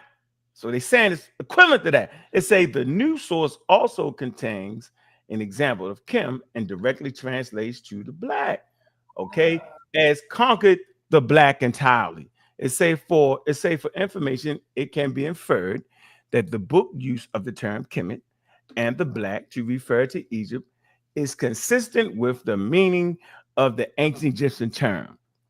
The term Kemet, KM.T itself, translates as the black land due to the fertile black soil of the Nile Valley, which was a defining characteristic of the ancient Egypt. It say the book may sometimes use the fuller form KM.T, which you know as the black land, and at other times, more concise translation, the black. Based on the context and flow of the text, both forms essentially convey the same meaning and established by the definition of Kim and the direct translation of KMT. It say the book does not explicitly state why it might switch between these two phrases, but the equivalence in meaning supported by the definition of Kim as the black Egypt suggests the choice might be, I think, the stylistic and varies in conciseness. What am I saying here? They'll tell you this. This is what you hear them say. Hey, it don't say the black soil. It don't say the black soil. That's why they glossed the term. They glossed the term because they wanted to say what the ancients would say. The ancients ain't got to say the black loyal soil because they live there. So, man, I'm talking. Don't do this while I'm coming. Let me ask you a question before you go forward. Don't do this, bro. Let me ask you a question. Bro, you are you talking about it as a geographical location right now, bro, on purpose? Are you talking about a geographical location? Hey, come on, sa.neter, man. Why you let this man do this, yo? This is a complex subject, and I'm right where I need to be, bro. Now let me get back. Let him finish because you're gonna make him forget what he's saying. I'm not gonna forget nothing, but he can't break the flow. That's why we can't learn nothing. Yeah, go ahead. I went to a book, Egyptian grammar, right? The term is called glossing. When you gloss a term, you only want to say exactly what the people would have said. They would have just called it the black. There was no need for them to add the words the black soil. You don't have to because we live there. We know. If we live in Harlem, we say we're going to 125th. Right? We already know what's on 125th. We're going to shop on 125th. You ain't got to start naming sa.neter across the street. You don't got to do it because we already know it's known to us what it is. So in the ancient Nile Valley, they've been on there for 300,000 years in the damn Nile Valley. The most serious geographical piece to them would have been that damn black soil. When they wake up in the morning, they see everybody looking like anyway, ranging in skin color. That ain't the piece. The piece is that black soil. So they don't got to say it for y'all African Americans. When they say the black, we understand what they mean. I'm done. All right, Yarah, you wanted to respond? Yeah, so you just referred to that as a geographical location, the black, right? Right. Okay. Called a toponym. It's called a toponym. I know what it's called. The geographical location. Yarah. Let him finish, huh? Let him finish like you want. Geographical location. It's a name for a geographical location. So the geographical location, people living in that geographical location, the black, what would they have been called? The people of Kim. Yep, the people of the black. The people of the black. Yeah. Is that how they would refer to themselves? Yep, the black. Man, stop it, bro. The people. So they would have called themselves black people. Or the black. The people of Kemet. The people of the black land. The people of the black. No, Ankh just killed that. Man, listen, bro. Listen. Don't cut me off. Okay. Yeah, the people of the black. Yeah, the people of the black. Yeah. Ankh just killed that. He said that the updated information, the concise term, is not the black land, but the black. So anybody from that geographical location or hailing from that particular toponym would have been referred to as what? Commission in a Latinized version, or the Kemetu you, or the black, or the blacks, plural, correct? No. Yeah, hold on, King J. That's what he It's just called, said. hold on, bro. It's called a That's what toponym. he just said. It's I know called what a it's top. called. Stop it. So you know what a I know toponym what is. it's called. A toponym is not referring to a person. It's referring to a geographical feature. When we say Martin Luther King Boulevard, we're not talking about Martin Luther King. Coming from that people coming from that geographical location, would it be wrong to refer to them as the blacks? Yeah, no, you said that. No, you just said all right, y'all. It's called black, not black, like black people. All right, we moving on to the next question. Deez, what up, man? Deez, you on the call? Unmute yourself, Deez. We can't hear you.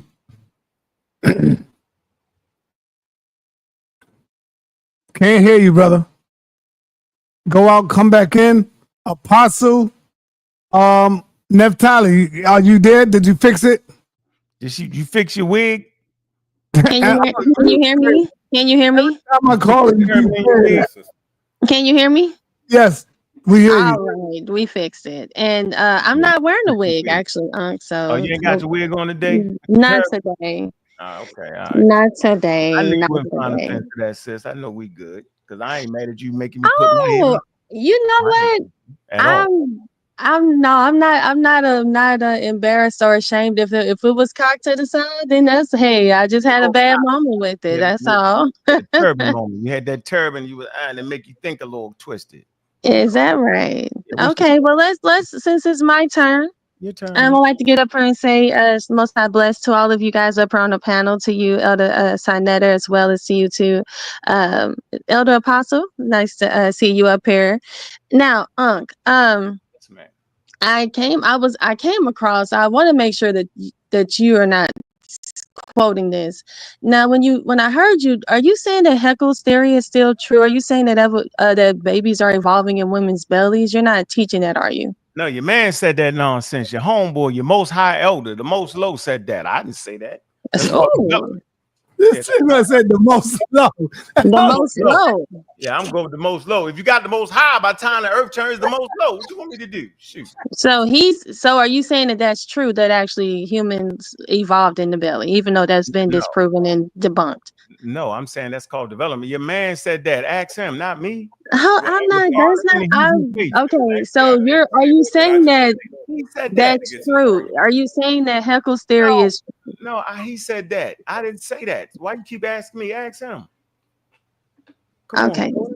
You straighten that turban wig out a little bit. Look at you. I told you. Okay. Let's start over. Yeah, Are you saying that life evolved within women's bellies? Are you saying that with the Haeckel's what Haeckel is saying? No, that is called development. And I said ask him because he said that. How is that? But that's not true. Y'all know that this man was going around taking these pictures that he was showcasing to people. They were false. They were found to be untrue, and he knew they were untrue, and he still was sharing it. Who?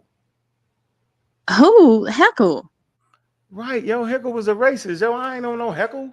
But you got an audience out here that don't know. So we have to be more. Let's be more. I beat him up on. I did. I beat him up, yo. Okay, so let's be more clear here. So you're not saying that. No, that's not that people recapitulate inside of humans' bodies. Correct. That's not true. No, humans develop in the womb. Okay, so you're not saying that babies have gills or anything, nothing like that, correct? It's called development, yo. Yes or no? Are babies developing gills? Not a baby. Are babies developing gills within the womb? Man, listen, man. So would you ask me? Oh my gosh. Listen. The audience don't want this, They just want to know yes or no. Do babies have gills or not? They got tails. Now what? I want to jump to that. They got tails. No, do they have gills? Yeah, and tails. Now, Prove me So wrong. this theory is true. This theory, let's debate. Let's And of debate course, it. it wouldn't be a baby, but since you cut me off, I'm just saying anything now because you cut me off. sa.neter, let's set up a debate with him with this I'm right not quick. debating with you. You can't even get your turban right, your wig turban right. I ain't listening. You ain't debating me? Hell no, I ain't debating. Why you ain't debating me on this? Come on, let's debate. Let's do it. Let's set it up. Let's set it up this weekend. Let's go. You don't know what an embryo is. You know, Then debate me then. Make me look bad. And make my wig fall off. Make me look bad. Let's debate it then, because you up here teaching lies. Okay. We all know that So you got kids. So you trying to say that you don't understand embryo development, yo? Is you playing with me? No, what I'm saying is I know that Heckle has been found to be a fraud. He is a fraud, the Heckle fraud, and this whole thing is a fraud. It's very fraudulent. So what's fraud? You basically saying humans popped up in some dirt in the Middle East somewhere. That's your thing.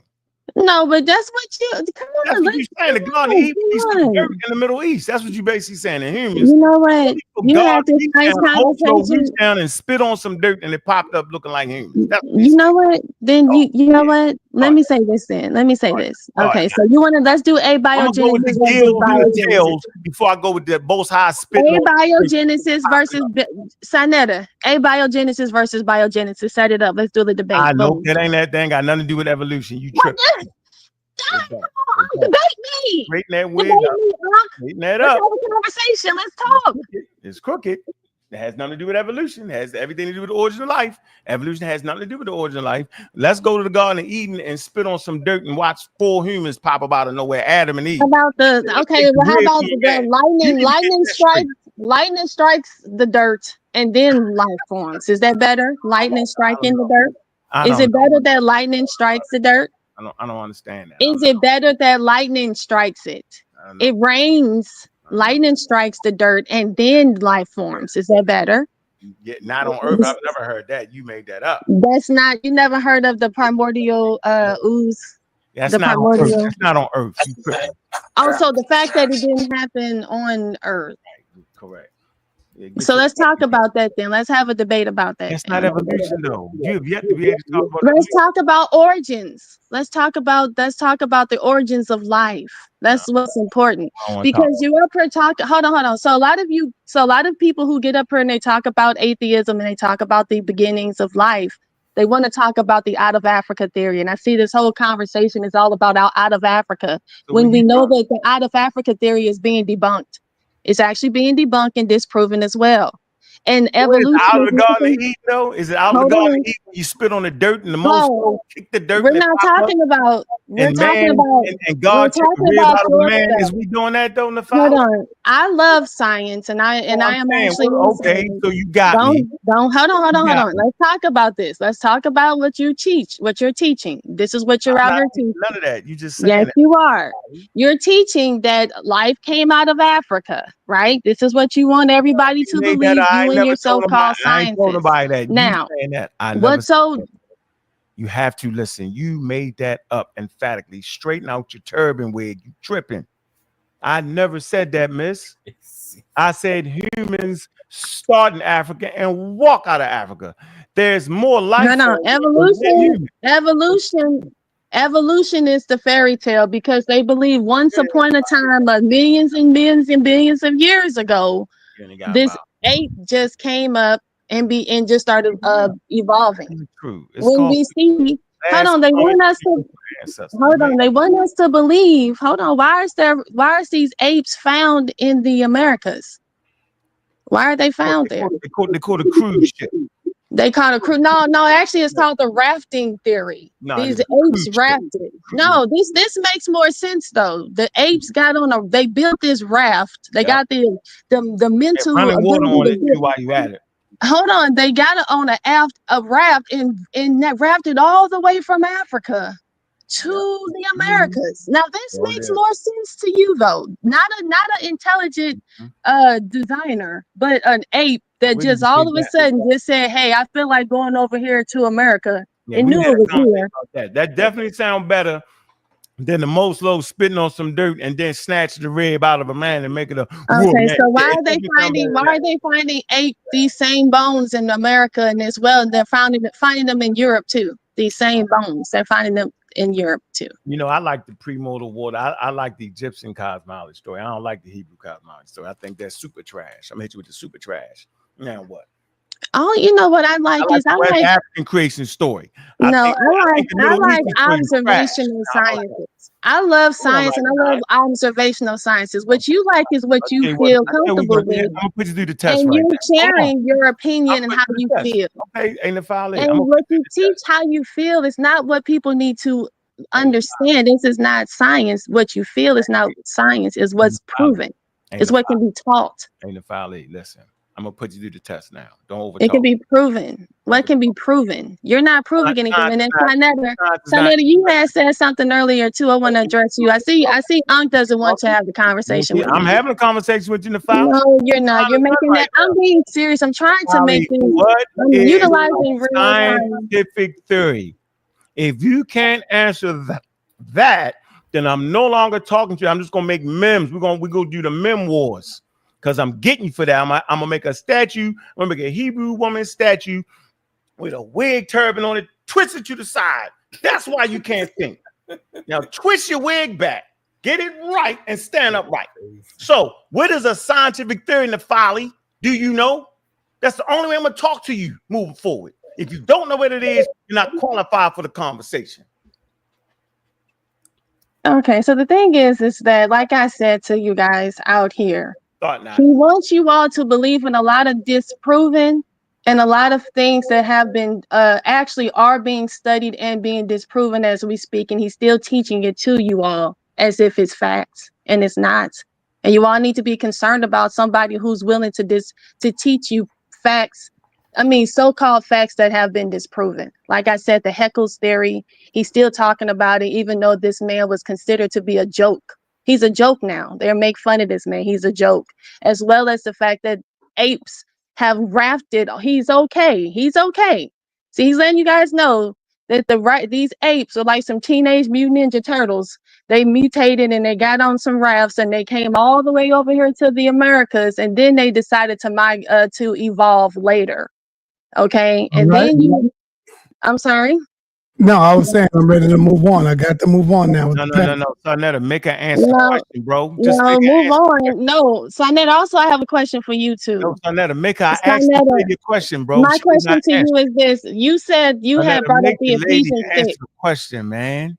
I said, sa.neter, you brought up the Ephesians 6. You said that make her slaves of you a simple question to Folly. Hold on, what's the question you asked her? I asked her, what is a scientific theory?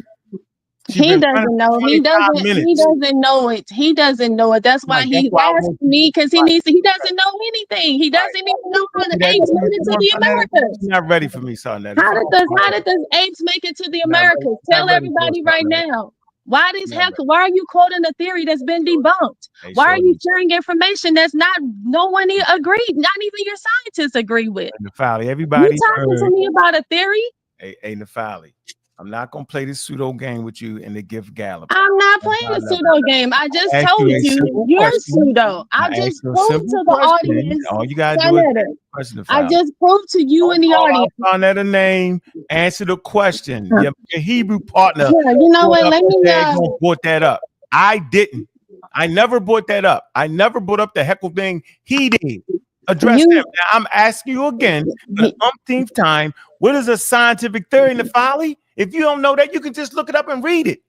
I don't mind you looking it up and read it. You don't know what it is. Man, everybody clearly can see that you the one who is quoting. You're the one that's teaching information that's not true. What I'm gonna do is I'm going to share my screen. I'm gonna share my screen.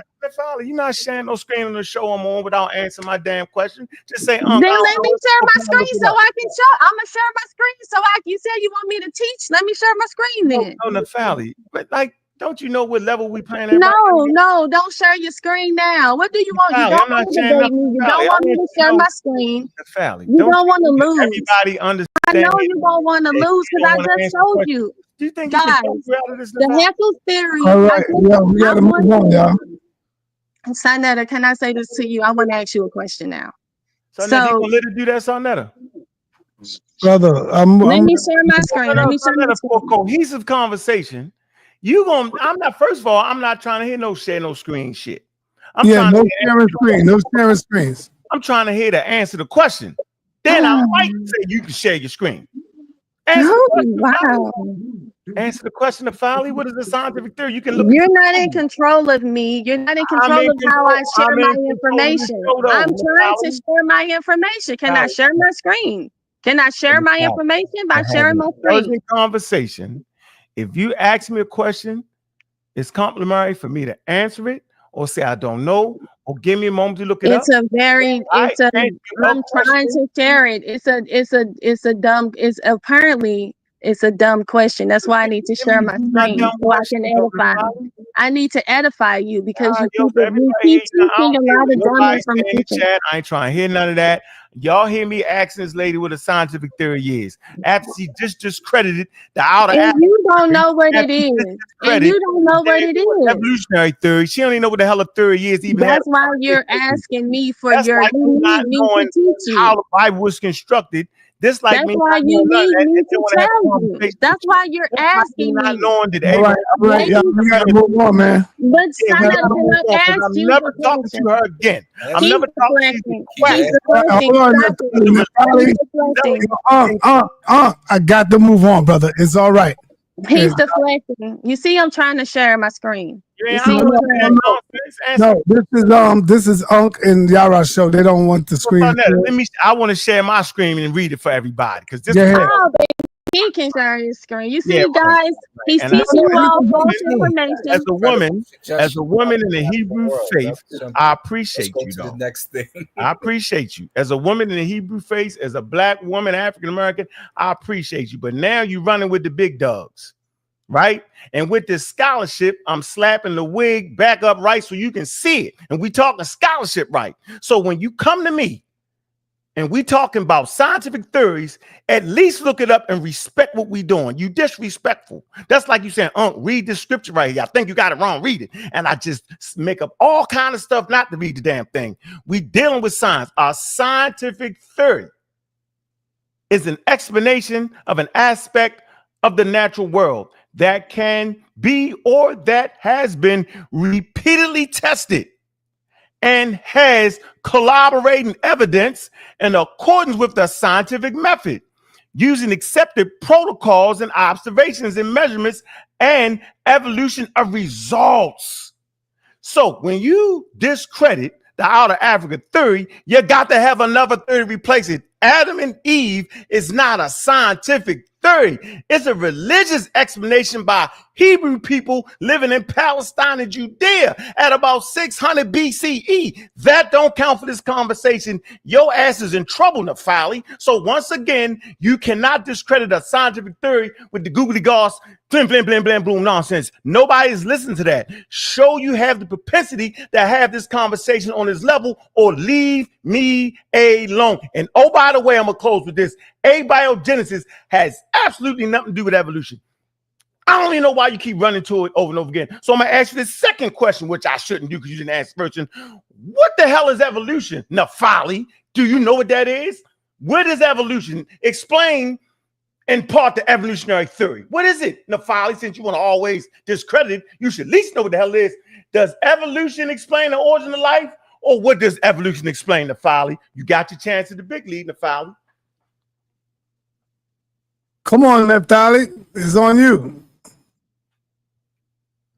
All right, I'm ready to have a nice debate with you on the matter. Yeah, let's have a debate. Nafali? Stop it. Let's have a debate on it. Me and Ankh had a conversation about this for hours. We had a conversation from last year on the same topic. He and I had a conversation on my channel. You can go check it out. It's on my channel right now. We talked about it. Had no debate. I'm asking 7 hours. Explain. For 7 hours. We talked about this for 7 hours. So let's debate it. In the family, you can ask me a question about the biblical text, yo, and I'm not gonna run, and I'm gonna answer it for you.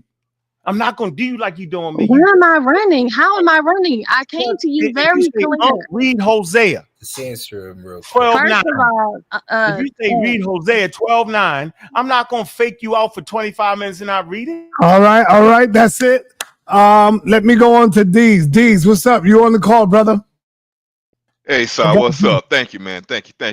First of all, I want to say, tell both of the brothers, excellent information that you all, excellent conversation that you gentlemen had. I have a question for both of you. I want to move through it quickly since the last conversation took up a lot of time. But if for Yarah and for Ankh, are there not places that we can go to right now, currently in, let's say, Africa, where if we speak to the indigenous peoples there, and let's say that they have not been jaded by our ideology over here, if we go talk to some indigenous Africans in Africa, and we ask them, are they black? Is it a chance that some of them will look at us and say they don't know what the hell we damn talking about? No, we aren't black. We are this. Yeah, we can go right to their faith. They can go right, take their ass to Israel right now somewhere and ask them. They're gonna say no. Anywhere they go, it's depending on where their orientation is. Simple as that, right? But typically speaking, right, people that's not born and raised in America, on a continent, or in Australia somewhere, that has not come under the yoke of colonialism, why would they say they're going to tell you their clan? I'm from the such and such clan. My people, such and such. We've been here for such. Native Americans going to say the same thing. They brown. You got brown skin Native Americans in Mesoamerica. You go right there right now. They know they never left. They was there. They're going to, so, man, all this is African-American nonsense. All this is African-American pain based off colonialism. This is African-American shame and hatred for yourself and afraid to stand up. See, I can say it. Hey, bro, I'm taking a term that was quote unquote racialized, that downgraded me, said my skin was ugly. It said everything about me was filthy, said I couldn't think, said I wasn't a human, right? It said I was all these things, and I'm taking that and I'm flipping it on y'all. How dare you tell me my skin ain't beautiful? How dare you tell me I'm not black and I'm proud? I love blackness. I worship the ground that black women walk on. How dare you say that about my skin color? But I'm smart enough to say, yo, ancient populations wasn't under the yoke of colonialism. They had their own tribal things. I'm smart enough not to place colonialism on them. We can't help ourselves at this point, bro. We can't accept the fact that a Ghanaian will say, I'm a Ghanaian, my people from Goe. Oh, no, you black, you got to be black. Yeah, that's called colonialism mindfuck. I'm done. All right. D's, you good? No, I wanted to hear what Yarah had to say. If Yarah was going to agree that we can go to some indigenous people in Africa and they would not know what the heck we are talking about if we asked them, were they black? All right, Yarah is not here right now. All right. Went to the bathroom or whatever. All right, Moses, man, you are on the clock. Moses, what's up?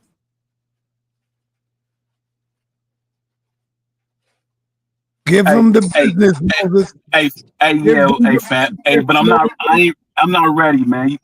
Asar M. Kai in here, right? Let him Asar go first, man, because I'm building a case against Ankh right quick. I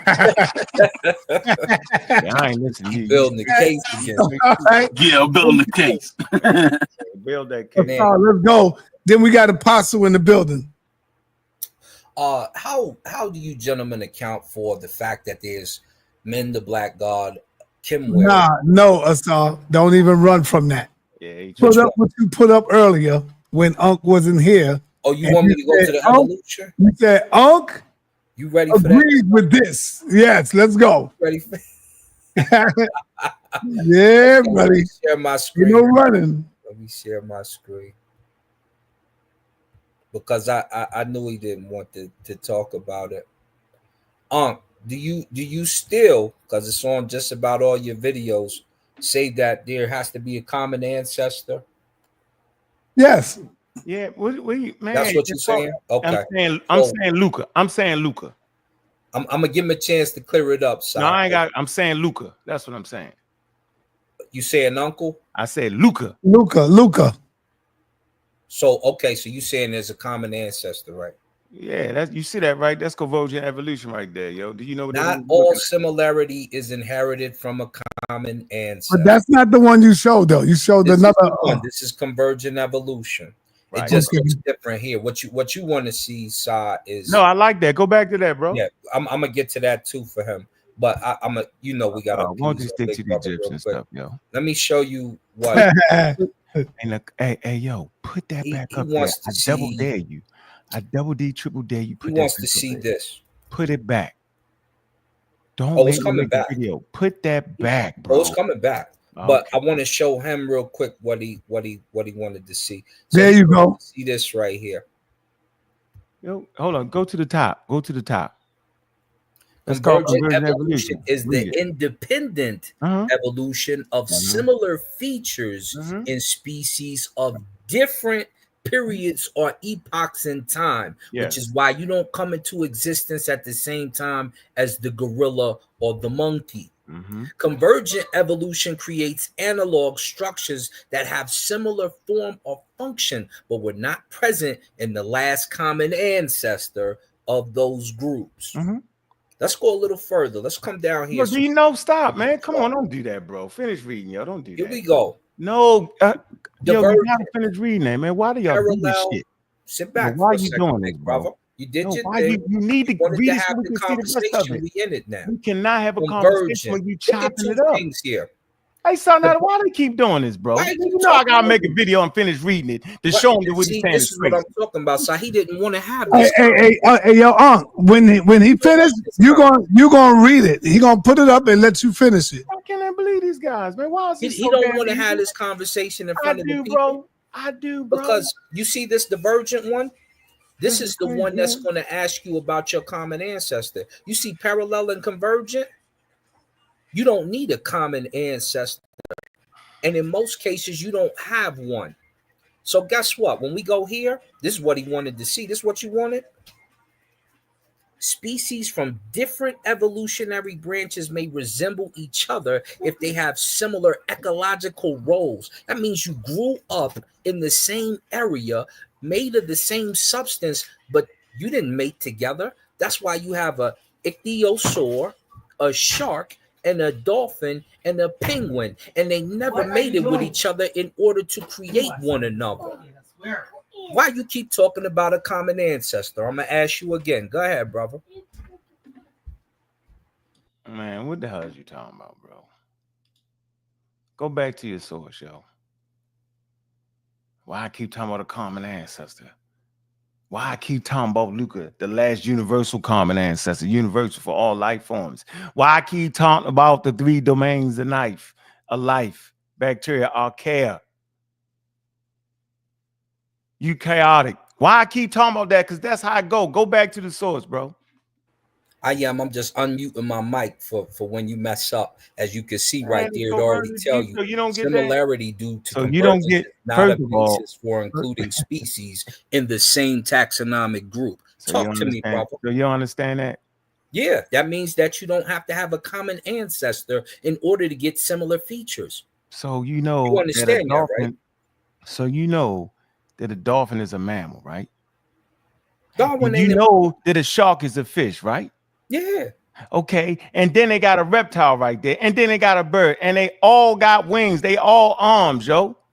No matter what you say, they all connect through the skeletal system, bro. So if you was to break down the skeleton of a bird, right, and start at the shoulder, from the shoulder, it has how many bones? Here, let me help one. You. Okay. From the elbow. Of those things you just showed, how many bones from the elbow to the wrist? 2. From the wrist to the fingers, how many bones? Many bones. It's a skeletal system that they connect to, bro. And oh, by the way, bro, why the hell does a mammal, a dolphin, have what you perceive to be fins? It's the same damn thing, bro. You tripping right now, yo. So no, they not directly related to each other, but down the line they are, man. I'm tired of this nonsense, bro. Listen. This is the most ridiculous. It's called convergent evolution. Yeah, okay, do you know what bone is not connected to the convergent evolution bone. Is part of Charles Darwin's theory, bro. No, Darwin used divergent evolution. These are the forms of evolution that evolved without him. No, man. Now, listen. The part that you want to say from Darwin is the come on, bro. Here, I'll show it to you since we're talking about you know what, bro? Hey, sa.neter, you gotta move on, yo. I told you he wasn't good. Yeah, I'm gonna fall back for you. When No, you ready to have that real no, conversation, just keep let me talking. know and No, I'ma keep read your talking. doorbell. No, keep teaching. I just want to shut up and hear you teach, yo, about how convergent evolution is not connected to evolution. Just go ahead, bro. Okay, This so is ladies crazy, and yo. gentlemen, look, the same function, different anatomical or biological origin. Why is it different? Because you may come from the same substance as something, which is why an ape, a monkey, chimpanzee, they look similar, but they didn't have to have a physical sexual relation in order to make each other. So there is no common ancestor. You just evolved from the same thing. As we read earlier, you'll see that you evolve at different time frames. That's what happened with the human, which is why you're not physically related to a gorilla sexually. You just have the same DNA because you come from the same substance. You evolved on your own. You evolved parallel to each other. That's why they call that parallel evolution. Convergent means that you converge from the same thing, but you have a totally different origin and you're in the same environment. So you're going to have similar features, obviously. Homology. This is what he was trying to explain to you. Homology and analogy. Homology is a bat wing. See this mouse forelimb? The mouse forelimb looks like a human arm. But are you related to a mouse?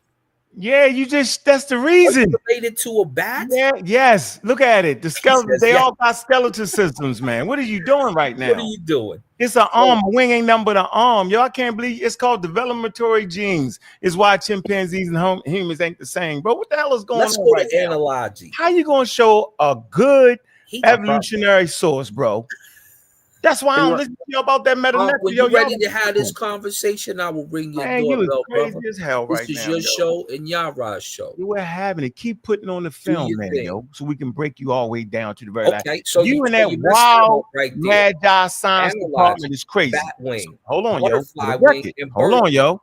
These Hold on. three things are different. Hold on for a minute. Hold Look, on. when he's For the ready record, to have this conversation, you bro, I am and here and I Neanderthal will James knock on the are door from the again. magi science Been going off department. for some years. Y'all quack They scientists. don't want this. Pseudoscientists. You sitting there showing us some daggone arms, wings, and don't know that they all share the same skeletal system. You tripping, bro. And then look at you confident with that. Go ahead, Yarah. He don't want this trouble. Go ahead, y'all.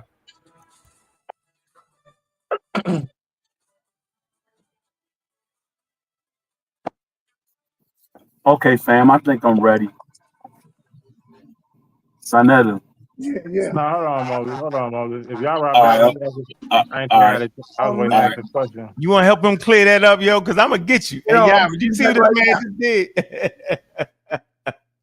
Y'all got to stop, yo. Y'all got people confused. Yo, anybody sharing their screen? No. Oh, all right, all right. So y'all right, you back? Peace. Yeah, I'm back. Peace. If possible, can I ask you a question, but could I expound on the question as I ask it? Are you familiar with? Nah, hold on, King. I gotta let Apostle go. He been waiting. I gotta let Apostle go. Do you know how long I've been waiting? I mean, it really doesn't even matter now.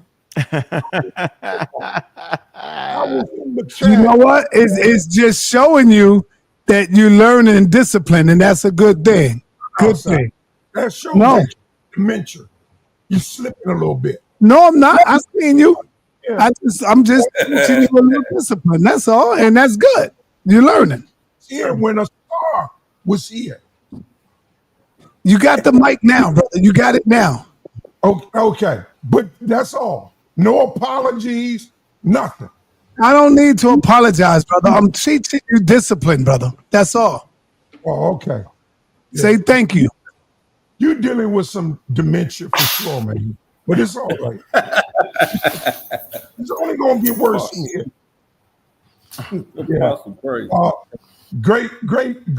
Great on both sides, man. But you know what I enjoyed the best? Yesterday, to see Ankh chew up all 5 of them. I never seen Ankh like that in my life, man. You made me proud of you yesterday, man. Man, that's the old video too, bro. That's Yeah, that's the old video. When I said that, damn.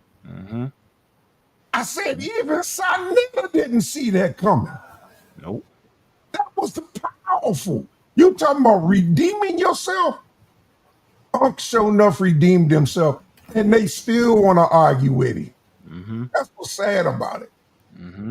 You know, but today, my man Yarah, as far as I'm concerned, what you brought out, you was on point. I understand wholeheartedly your point and what you're making.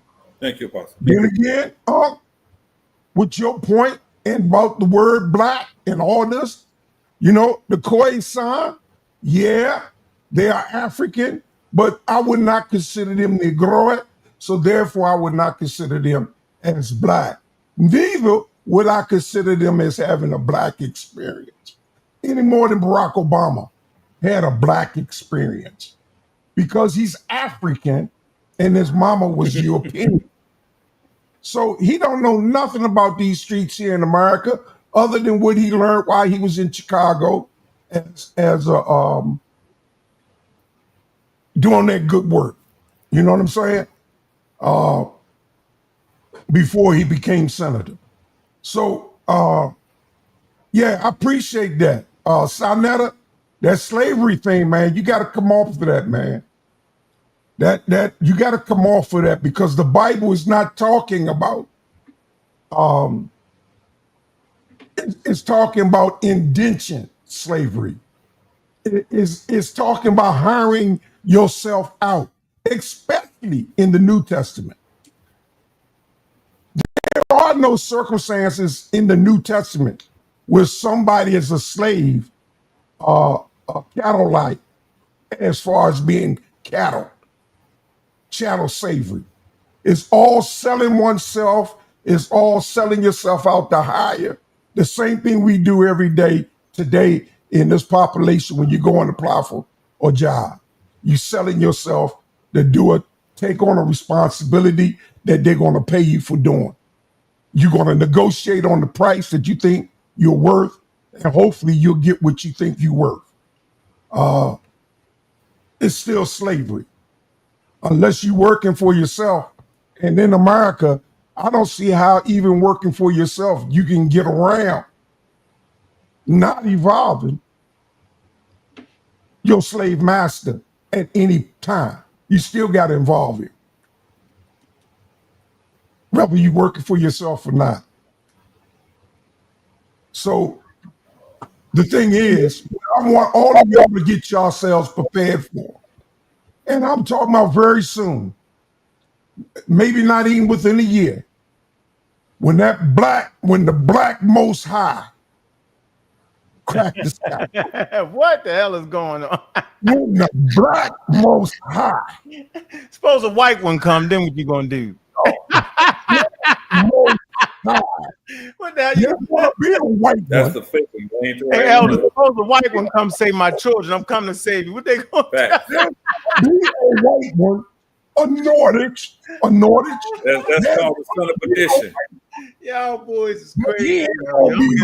I got you coming, yo. Right now, I'm gonna pack you right now. There's gonna be a white one, but he ain't gonna be the right one. But he's gonna deceive many. What that guy do to come? Tell him peace. Man, is you catching the holy Spirit ghost right now? Yo, I'm not doing it on the show. I'm not doing it. Just cried peace after bombing Iran.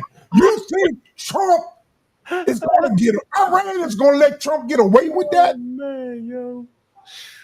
Iran is just building their arteries back up again, taking the time. Russia sitting by the door. China can't wait. I hope y'all are prepared for what's about to come. Seriously. I hope you're prepared. Because all of a sudden, all of y'all going to get used to yelling out that Jesus word. And he going to say, depart from me. First of all, because his name ain't Jesus. But he's going to say, depart from me, you work of iniquity. I know you're not. All right? You're not going to hear, well done, thou good and faithful servant. You've been faithful over a few things, and I will make you a ruler over millions. So you won't be hearing that. You know why? Because of your stances that you've been taking over the years. For all these little babies you've been telling there is no God, you ain't got to believe in. All these children you leading astray from your own to the ones that live next door. All these women that you've been abusing, all these mothers you've been corrupting, you're gonna pay. What? And I'm gonna be right there cheering your asses on. All right, man, come on. Yeah, I'm gonna say, I told you so. All right, man, you going to church. I told you so. Why didn't you listen? Well, that's all I got to say. What's up, Yarah? Well, I got KOT, man. What's good? Appreciate you, man, y'all let that Great man come word. here and a halfway crook preacher, pseudo preacher. Great words, Apostle. Great words. Man, he came up here with a pseudo preacher. What happened at the Bible? Man, stop. Man, I'm not disrespecting your elder, man. He came up and gave us a sermon on the mount. On sa.neter, sermon on sa.neter. The sky, baby. Black God. Y'all need the sky. He said the black God. Hey, Yarah, suppose the white God come down from the heavens. Then what you gonna do, yo? Go look at the aliens from Sirius B. The same ones the Dogon been talking about. Your African and your African over there in Mount, the Dogon been talking about. Go get a look. Those right here. He told us to go look at his song. 8 feet tall. tall. Point two. And I'm talking about as black as the surrounding on sa.neter's sign up here, man. I'm talking cold black. Mm-hmm. You ain't got a chance, man. Mm-hmm. Let's get back on topic. Yarah, real quick. So these last couple of days, right? I've been watching you and Ankh go at it, right? So this Snowden versus Cooney point, right? He kind of beat you up on that yesterday with the dates, right? I just want to say that Snowden was talking about 600 BC Herodotus time frame, and Cooney was actually talking about a earlier, time frame. So he kind of point why I brought up Snowden. Yeah, but I'm just writing down the notes that I wrote that I took along. He beat me up. What did he beat me up on? You were incorrect because for initially he explained it, right? You asked him the question, and then he explained it. So I kind of felt it was out, but you cut me off. He explained the question, and then I felt it kind of disingenuous for you to bring it up and present a whole PowerPoint presentation about it, as if he hadn't already told you that was kind of like the initial beginning of what you asked about in far as like white supremacy and in the beginning of that with the Greek time period. Do you understand what Snowden was actually saying? Yeah, but just let me just hold on. No, he don't know what's Snowden. He's gonna mess that up too. He don't know what's so. No, just let me just stay on point with what I just wrote down. What y'all were talking about. Yeah, they cut me off. Also, the point with the Kim, right? We were speaking about it earlier, right? So I just want to bring you to the attention of like the cultural differences, right? For instance, like if I mentioned to you about a side lock, right? Would you associate that with Egyptians, or would you know that those would be Libyan, Meshwesh, also that would actually, when you see that side lock, it wouldn't matter what color they were, right?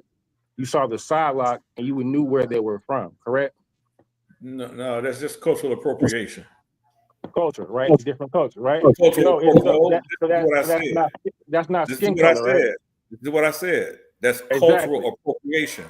That's exactly still a form of racism. So understand the point. Okay, so my argument still stands. No, let me make the point. Those would still be considered Egyptians, right? Those people that are those are just the people in the Nile Delta. That's Egypt. So when you say Egypt, you have to include the north and the south. The Nile Delta, right? Population. I do not. I don't. Well, that's why you're messing up. No, that's where you because they messing don't. up. At Because what point? if we see, So hold on, y'all. But listen, don't bro, cut me off hold because I on. waited a long time and you No, you displayed cut misinformation. already. Listen, Already. one, If we see the Libyans with the wearing the side lock, we know that didn't come from their particular material culture. They took that from the native people we call no, Egyptians. yeah, right. That's where you're wrong at. So that's where let me education. Right? So those people are indigenous, right? They were the first people there. Those Libyan people, tribes that you're talking about in the Nile Delta, they're indigenous to that Nile Delta. Okay, we're talking about the Nile Delta. We're not talking. But see, this is where That's you Egypt, guys are brother. wrong. That's Egypt. No, listen. I'm listening. This is where you guys listen. This is where you guys are wrong. They made a distinct. Listen, bro. They made a distinction between these groups of people, even with the cultural appropriation that occurred. They still depicted themselves differently. So when you see That's just what that is. So the 40. So listen, and earlier, right? I wrote it down, right? When you brought up, well, that was you that showed the pictures of the Nubians and said they were Egyptians. So There were a mix of Nubians and Egyptians there. So that would be incorrect. So that actually was a depiction. It's called the Tomb of He, right? Huy, right? You actually just cropped a little picture out of it, but it's a whole picture that shows everybody. It had people who are very darker, and it tells you where these people are from and who they are by the name. Right. Correct? Right. So what are you talking about? None of them are Egyptians. Hugh is these are Nubian, these are Cushites. So you were disingenuous. Hold on. Let me finish. You were disingenuous for cropping it out. No. Saying that was the Egyptians. This is where when you they're are not. incorrect. This is where you are incorrect. Did those people refer to themselves as Egyptians? No, they were priests and family members of He. They're Cushites. Did they names them. Pull it up. We can read it. I can actually read the Meta-netter a little bit. Listen to what I'm saying. Pull it up. The people, first of all, you cropped the little picture out and tried to play on some colorism when you were even incorrect with the colorism. They were all Cushites. Every one of them. That's not what I'm doing. So listen to what I'm saying. The reason why I'm making I made that argument is because John Henry Clarke tells us in his work what he thinks the origin of, or he believes the origins of the Egyptian people were. He says they come from Nubia. Okay. So in him making that statement, there has to be a distinction from those people who they say come out of Nubia and began the Egyptian civilization, right? Well, so that picture that you showed was even goes on to say that first general, whoever that person was, that it was Asar or Osiris. I'm talking, King J. I'm gonna get you out of here because I really don't want to talk over you. So all I'm saying is that picture that I cropped shows a diverse group of people. Does it not? What the picture that you showed living in the Nile Valley. No, you're narrating it wrong. What it showed was the origin. Brother. No. You would be incorrect even trying to say that. What you actually showed, did he freeze? He froze. But the most low got him up. He's showing. Yeah, he got mad. I wasn't even talking. He tried to kick me out for no reason. Hey, sa.neter, can you share my screen, yo? Let me get a saw from the Magi Archer Pseudoscience Department. Well, he got Neanderthal James. It's a pseudoscientist teaching science, and you got a saw pseudoscience teaching science. I don't know where the hell we get these people from, man, but I'm getting them out of here quick and early with a top-notch power. Hey, can I be heard? Can you hear me? You're gonna get this work on. Yeah, I know. I want this work. You went out. You went out, Elder Yarah.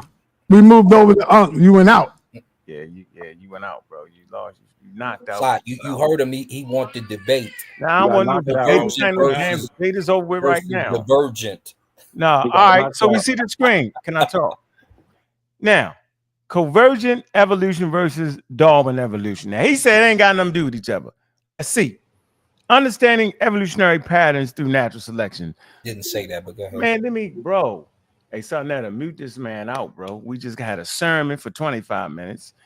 We had a great back and forth, which, of course, Elder Yarah messed it all up.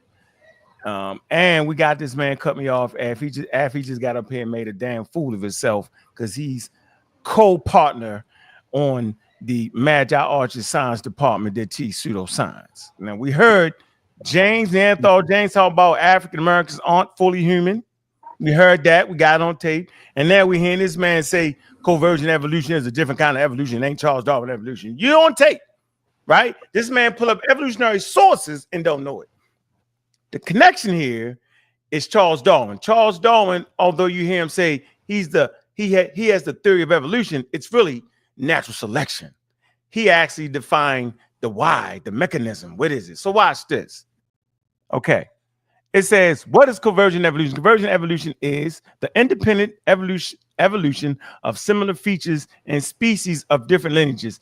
Now he's looking at the word independent. He's thinking like a whole different evolution. He's wrong.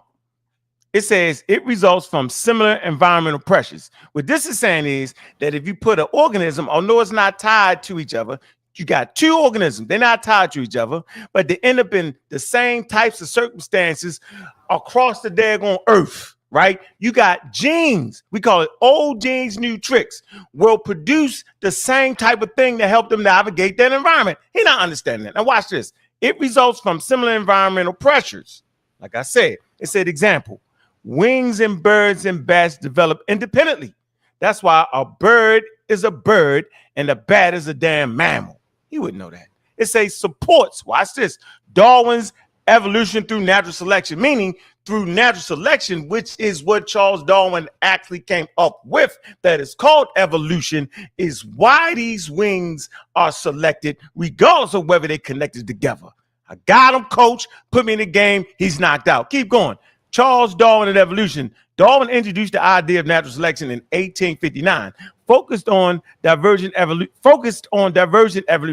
Divergent evolution. If you read his source, it said convergent evolution and divergent evolution. See, he didn't even know that. And that's why I say keep reading that source, but he wouldn't do it.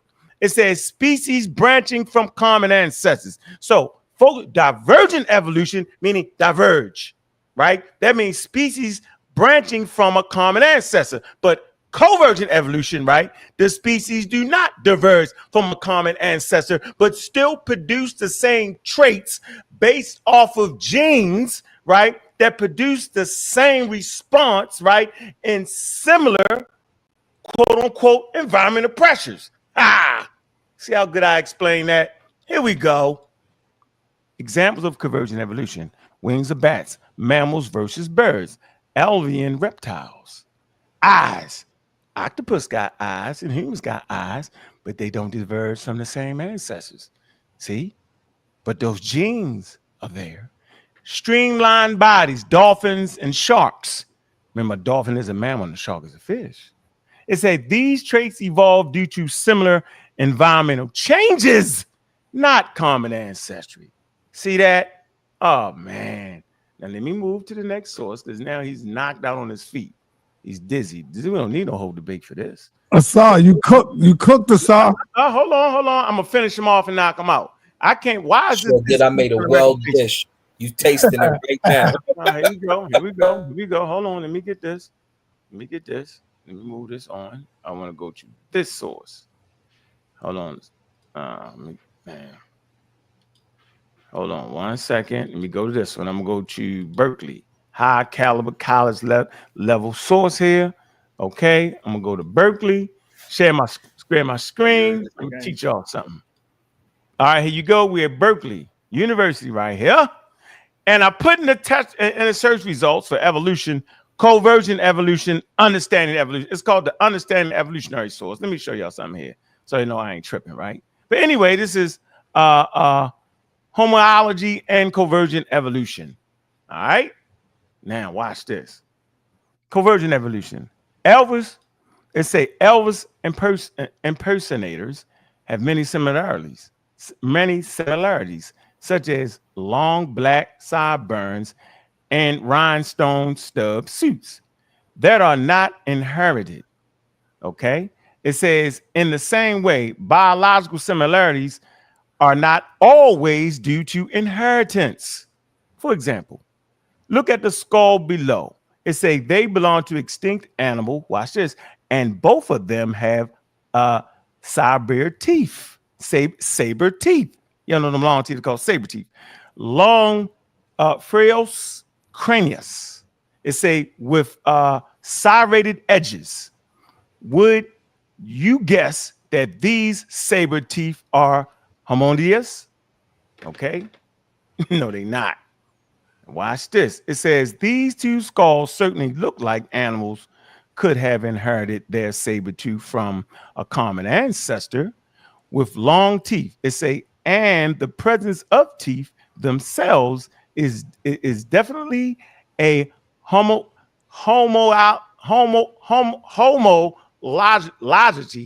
in that the common ancestor of these two had teeth, which were passed down to these descendants. However, the unusual length of the teeth is not homologous. It says one skull belongs to the man. Here we go.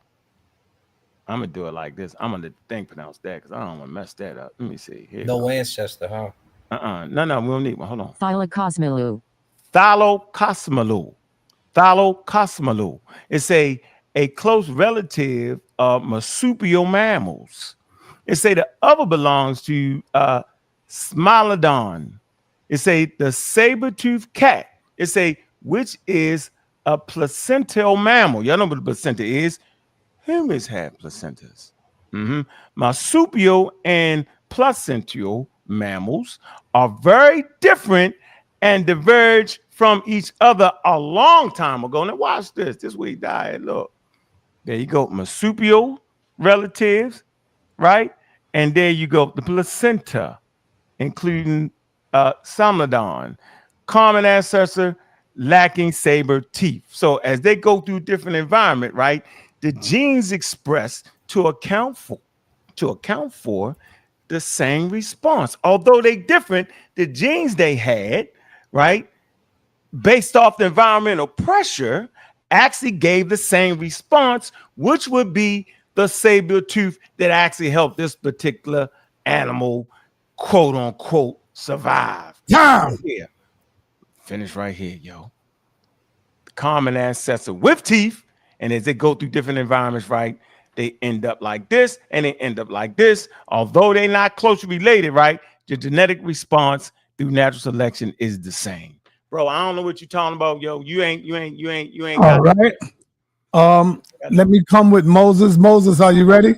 Yeah, fam, I appreciate it. Yo, peace, blessings, love, and light. Our ancestors love in the light of Yah, the Most High, shine down on and in the lives of all the Creator's righteous children, resurrecting as gods on earth. I would like to say Do you believe in the Bible? Do you believe in the Bible? I would like to say the Ankh and I would like to say the Ankh and brother Yarah that y'all discussion from ancestors' perspective, it was a very needed conversation. And I'm hoping that the family on the continent of Africa was watching sa.neter's or is still watching sa.neter's channel because of what we're getting ready to address right now. But overall, that conversation that the two of y'all had was definitely a much desired conversation from ancestors' standpoint. All right. So I got three questions. Yarah. Okay, so it's gonna seem like I'm coming, from a biblical standpoint, but I think you understand now that my understanding of the Bible and your understanding of the Bible is totally different, right? I'm coming from this perspective when I'm talking to Ankh. You might feel a need to jump in, but I'm asking you, I'm respectfully requesting you to not jump in while I'm dealing with Ankh on this particular subject of black. All right, I'm coming from this perspective. All right. this perspective. See, there you go. I need the sound effects. That's what I meant to say yesterday. You ain't giving no sound effects. All right. I need a bomb when I beat up Assad too, yo.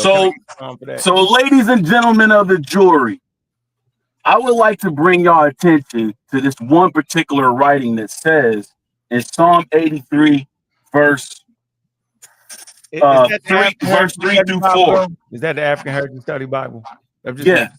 You know the guy that wrote that married a white woman. You know the one that wrote that he married a white woman. I don't even care about that right now. And I can see you already trying to filibuster, Ankh. What's up with that? Why are you trying to filibuster, bro? I apologize. I just want you to know that. Go ahead. I apologize, yo. I just want you to know he wrote. I've been silent the whole time. I ain't jumped in on none of your discussions. I've been quiet the whole time. I showed discipline. I ain't got no discipline. Can't you tell? And it's sad because you're supposed to be a Pisces like me. And I know why you don't have no discipline, but that's okay. At any rate, family. This is what I'm bringing y'all to y'all attention. Psalm 83, verse 3, it says, they have taken crafty counsel against thy people and consulted against thy hidden ones.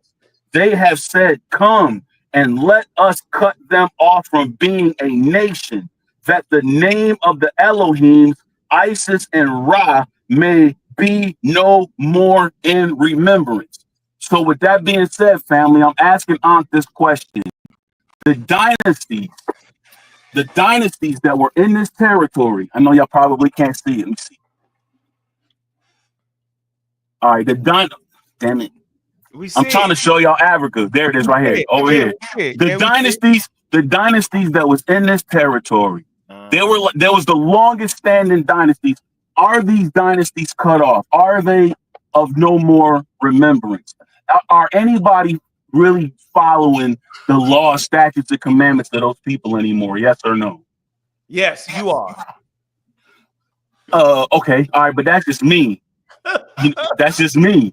So, all right. So with that, I ask you this particular question, because I believe, and the case that I'm making against you is, I believe that you are among these that said, "Come, let us cut these people off so that they'll be of no remembrance." And I'm saying that based on what you're saying about black. So let's talk about dirt. What is this magical dirt stuff that you talking about? What source is that? Who's talking about magical dirt?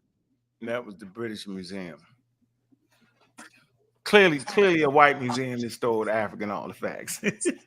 Okay. So if it's coming from a British museum, you don't find that a little bit suspect that they talking about magical dirt? That's the people were aligning themselves with magical dirt. What makes the dirt magical, Ankh? The fact that they didn't know what the element chart was, and they actually seen things die in the river, like rhinoceros, human beings, fish, and then they thought it was dead, but then the river would overflow on an annual basis, and it would turn to that dirt soot, right, which had all the rich nutrients for growth. So what they presupposed was dead actually gave the power of life. Remember, on Earth, death feeds life. They learned that principle by watching that annual event, brother. But keep going. Okay. All right. So, Ankh, have you ever planted anything in dirt and then put it in the dark and seen it actually grow?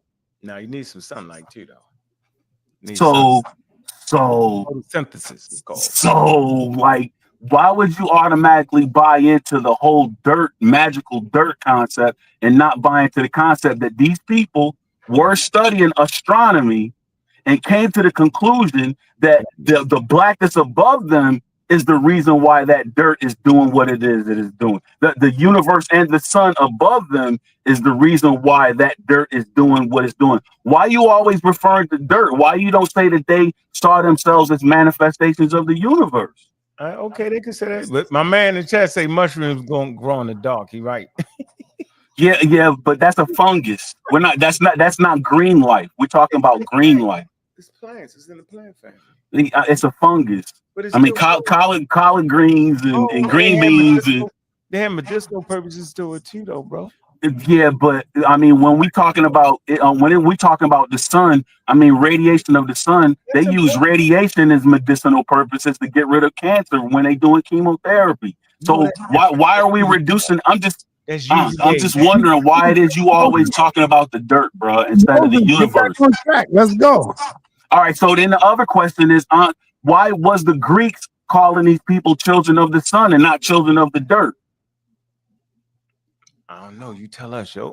I'm just saying. I'm like, you keep throwing up this dirt in front of us, man. I feel it's like you minimizing something. It's like you don't want to tell the truth about something. Listen, work with me. You just gotta work with me, yo. You close in the camera. Look at you, yo. You funny guy. Are you in the truck? Are you in the truck right now? Yeah. You gotta get that load somewhere, man. Messing with me right now. But let me make this point here. Let me help you out. Listen, bro. I'm not making a big deal about the dirt. I know the sun is essential for life, though. There is no life without the sun, but you also need water to have life. No water, no life. No sun, no life. Okay. There are regions on Earth that have the sunlight can't reach. So actually, you really need water, and water is all over the cosmos. We know this.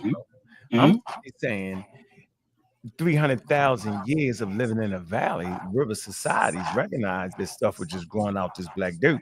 They didn't have a scientific explanation for it, bro. So for them, it was magical, and so they associated it with their gods because their gods have power to them.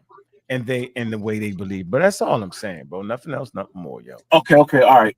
So, hey, sa.neter, can you put it back up? I'm trying to show. I need to show this map again. All right. So, from according to this African history Bible, right? This territory, correct. All right. So this territory, according to the biblical narrative, this is Hamite territory, and Ham had like some sons, right? And one of the sons, his name was Canaan. And he gave this land up here on the Mediterranean to his son Canaan, right? And then this land was given to these people. And these people that was in this land said about these people over here in Kemet, they said that these people were whiter than milk, ruddy, and their visage was blacker than coal. What they were saying is whiter than milk, that these people were pure. Ruddy means bloodline, pure bloodline, and their visage was blacker than coal. The reason why their visage was blacker than coal, or the shade of the universe, is because they were pure bloodline. They had not admixed with anybody. And that's what these people, the Phoenicians over here in this Canaan territory, the colony of Kemet, that's what they're saying about these people, that their visage was blacker than coal. So if they're saying that these people's skin, the people, their neighbors or their children or their descendants, if their descendants are saying this about the separatists, then I don't understand why you making it sound like, we talking about America's version of black. I mean, if this is the conscious community, we automatically know that we talking about we children of the universe and the sun. I don't believe them, and I don't believe you. Well, bro, when I say black, I'm talking about the shade of the universe that's responsible for. You don't know what the shade of the universe is. You tripping right now. Hey, we see it every night. What shade is it to you? No. It don't look like that to you? When it's dark in America, no, it's just absence of light, brother. I don't know why would you bro, come on, man. Stop it. And you can ask a little 5-year-old what color is that, they gonna say black. You just went 20 minutes on some wild, unsubstantiated nonsense. Okay. So the universe don't look black. I'm talking, bro. All right. Let me just talk. All right. Having a cordial comment. I want you to tell me what's wild about what I said. And because you are wild, because that ain't even our conversation right now. Y'all was talking about black. Come on, bro. I don't know what you gonna talk about. That's what I'm talking about, black. Why are you talking about dirt, not the universe? Ham and Jeffin, and somebody gave some land, and them people right there said them people was this. The Phoenicians, come on, man. The Phoenicians, that's not wild. They real. Those are real people. I'm not talking about no imaginary Hebrews. I'm talking about the Phoenicians in the land. What they said about the people that was living in Kemet. Trying to talk, bro. But why is that wild, bro? I'm talking about what the Phoenicians said and what the Greeks said. Because I don't care about what an outside person say about indigenous African people. But you care about people saying dirt. But you care about what the British are saying. It's not a good conversation at this point. I'm just saying you're not making sense. You care about what the British say, but you don't care about the people that was living back then. Or something at this point, bro. Like you made your whole wild ass African heritage Bible made by a black man and married a white woman, and you ain't that ain't got nothing to do with nothing. So then what I'm saying ain't got nothing to do with the color. Then what was you and Yarah's topic about? Thank you. You don't even know the topic was. No, I need you to reiterate it because I could have swore y'all was talking about the people wasn't black. You bro. He said that the people themselves call themselves black. You come on here and show us where other people call them black. That ain't the damn conversation. White people always calling us something else beside our damn real name. Y'all are racist. Y'all wild. Y'all out of order. I'm going to say it again for the people on the slow bus. White people name you any goddamn thing. Does that mean except for the universe?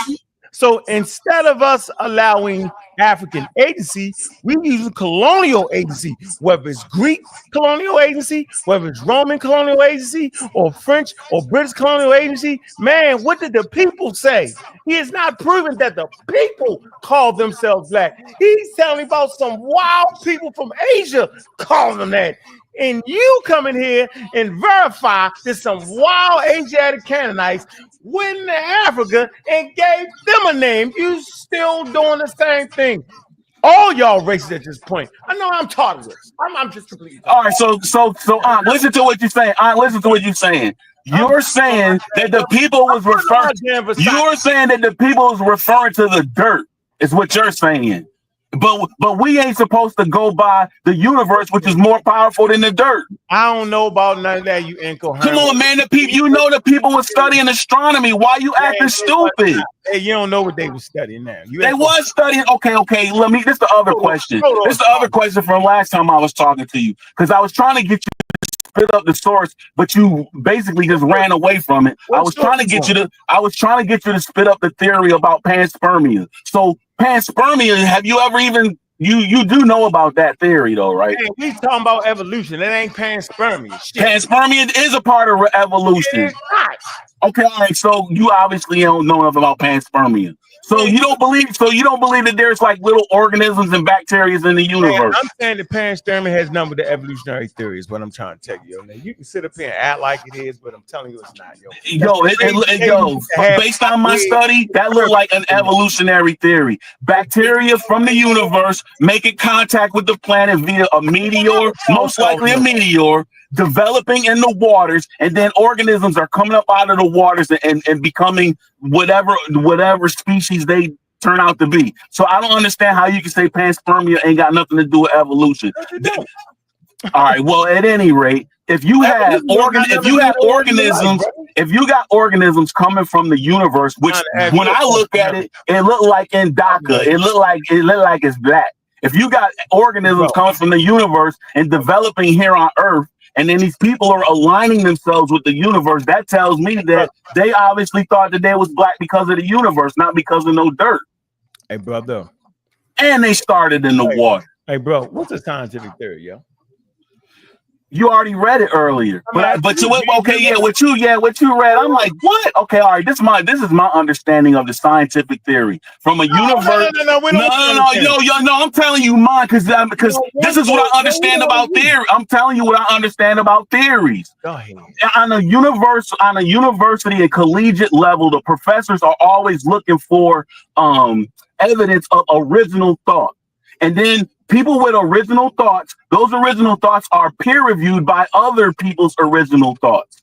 And then if the original thought, the only way to determine if that original thought has any type of merit and deserves further study is based on the peer review of other people that had original thoughts. So that was my understanding of a scientific theory is, from a universal collegiate level, the stuff that you read, I was like, explain what the hell, really? Original, everybody has ideas, theories, thoughts, whatever, but everybody's theory has to be peer reviewed.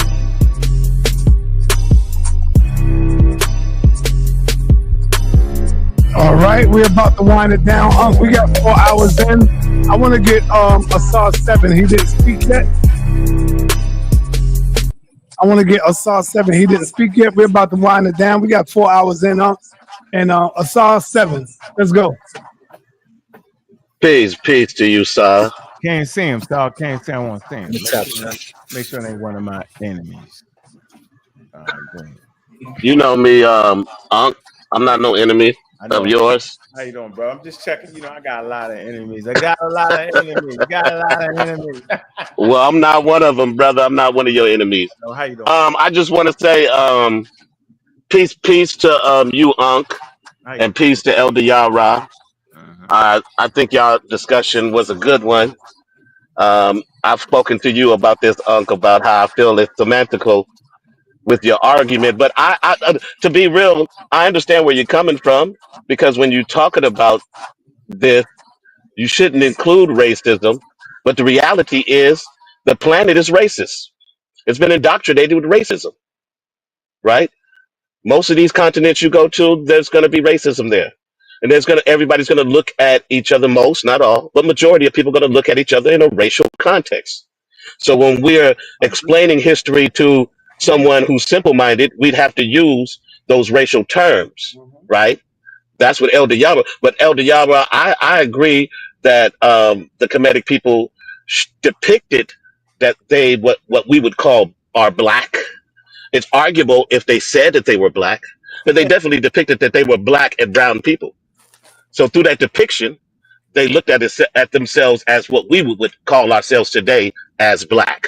They may not have called themselves black, but they definitely looked at themselves. But I have a question for you, Ankh. If they did a play about the ancient Kemetic people in America, right? Huh? Well, we Say it again? consider black in America, right? Right. But they Okay, weren't in America. so He was in Africa. I'm not saying that they're in America. I'm saying what we would determine what black would be in America. You're not allowed to determine that. Ancient people is the only one. We allowed to determine whatever we want to as human beings. That's how we make decisions No, and think judge about it. what I'm saying. Hold on, think about what I'm saying. Slow it down, seriously, bro. You trying to tell me that the ancient African people don't got a right to determine who they are, and we do? That's straight white boy playbook right there, yo. Who said that? Who said that? That's what you just said. I said, yo, we don't. I did not say that. I said we don't have the right to determine who they say they was, yo. That's what I said, bro. We don't got the right. I didn't never say what they said. I said what they depicted. No, I'm saying we I don't never got said the that they said they were black. Listen, bro, but you can go to anywhere where the equator is. You're gonna have people brown all around the planet, yo. So you. Well, then I have a question for you, Ankh. I have a question for you. No, you asked three. Let me answer this question. So you saying anybody with brown, light brown, dark brown is black, right? That's what you're saying? No, I'm not saying that. You gotta say that then. No, I'm not. No, I don't have to say that. You got away. You just said brown skin determines your blackness. Dark skin determines whether you black. Brown skin determines whether you black. Dark brown, light brown determines whether you black, and they all black, right? I said the way they depicted themselves. So the depiction was with themselves and browns and blacks and stuff like that. Browns and blacks. So they did. So we can go to Mesoamerica. They depict themselves with browns and blacks. Yeah, but Kemet is not in Mesoamerica. Kemet is in Egypt, where Africans are. It's in the continent of Africa. I know, but Africa and black is not synonymous. The way that we hold on. The way that we determine black in America, they are. We call Africans black in America. Yo, the way we determine black, Mesoamericans is black. People in Adamese Island is black. The way we determine. No, I'm not fighting that. Don't say no. You can look it up. No, you can't. Not black Americans. We don't determine those people black just because they dark skinned. We do it all the time. They say we the original Native Americans. We black. They black people. You ain't heard that? African Americans doing that. Yeah, I've heard that from people who want to be something different than what they are. But most black people grew up as African Americans. They'll look at a dark skinned Indian and they won't call him black. They'll call him a East Indian. They won't say he black. So is an East Indian a black person? No. In India, are they black? Not to me. Ain't something to do, right? Not to you. So we're not concerned about individualism. We're concerned about what the ancient people said about themselves. And I'm saying there was no color determinism based off of hierarchy in that ancient world like that, yo. So it wasn't there. But I'm not saying that. I'm not saying that, Unc. I'm not saying that. I never said that they said. I never said. Once again, I'm gonna say this for the third time. I never said that they ever stated that they were black. I said that they depicted that they were black. Can you respect the fact that I'm saying, is this enough for you? That these people are indigenous Northeast Africans, yo. And That's a fact. And they range in skin color, yo. That's a fact. We ain't even confused at this point. As soon as you say black, you gotta throw all the people in there that range in their skin color, no matter where they at. Yeah. Since we know. But everything you're saying right now is going into my next question to you, if you let me ask it. Everything you're saying right now is going into my next question. You act as if, right? You're saying no, but you act as if black is synonymous with Africa, and it's not. It is. No, it's not. In America, once again, like I said, from Americans' point of view, black is synonymous with African. Okay, but that's not. It is. That's not real. But I mean, racism isn't real, but they made it real. They indoctrinated it. Racism is real. What you mean? It hurt and kill people. It is real. You tripping, brother? We made it real. But our people in the past did not. But hold on. I don't want to get sidetracked because I have to ask you this question. If they depicted the people in a play, if they depicted the Kemetic people in a play, and they wanted to be historically accurate, they didn't use no prosthetics, they didn't use no makeup, they didn't use no CGI, and they wanted to just use people to depict how those people looked at that time, could they come to America in the African American community and find people that they could use in that play? No, they can go anywhere and find somebody they can use in that play. They can just go other places in Northeast Africa and do that. Why they got to come to America? I'm asking you a specific. I mean, we can use Northeast Africa too. I mean, could they go into West African? Could they go into Western Africa and get people from Western Africa to depict what the people in ancient Kemetic looked like historically? No, I think West Africans look a little bit different than Northeast Africans. I think the Nilalic population would be a little more. So the color range doesn't vary. The color range doesn't vary in West Africa. All right. We are at the final stage here. I would like for you, Ankh, and Elder Yarah to close this thing out. Elder Yarah, you there? The most low got him. Yarah, you there?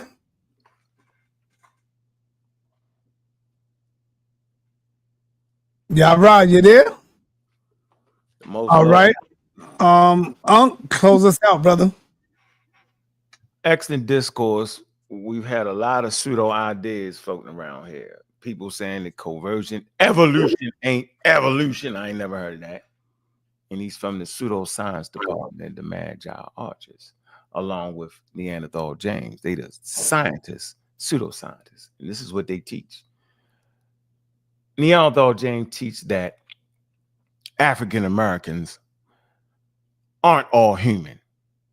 And he says explicitly that when Homo sapiens left out of Africa, Africans, they mixed with archaic humans, thus rendering them not all human.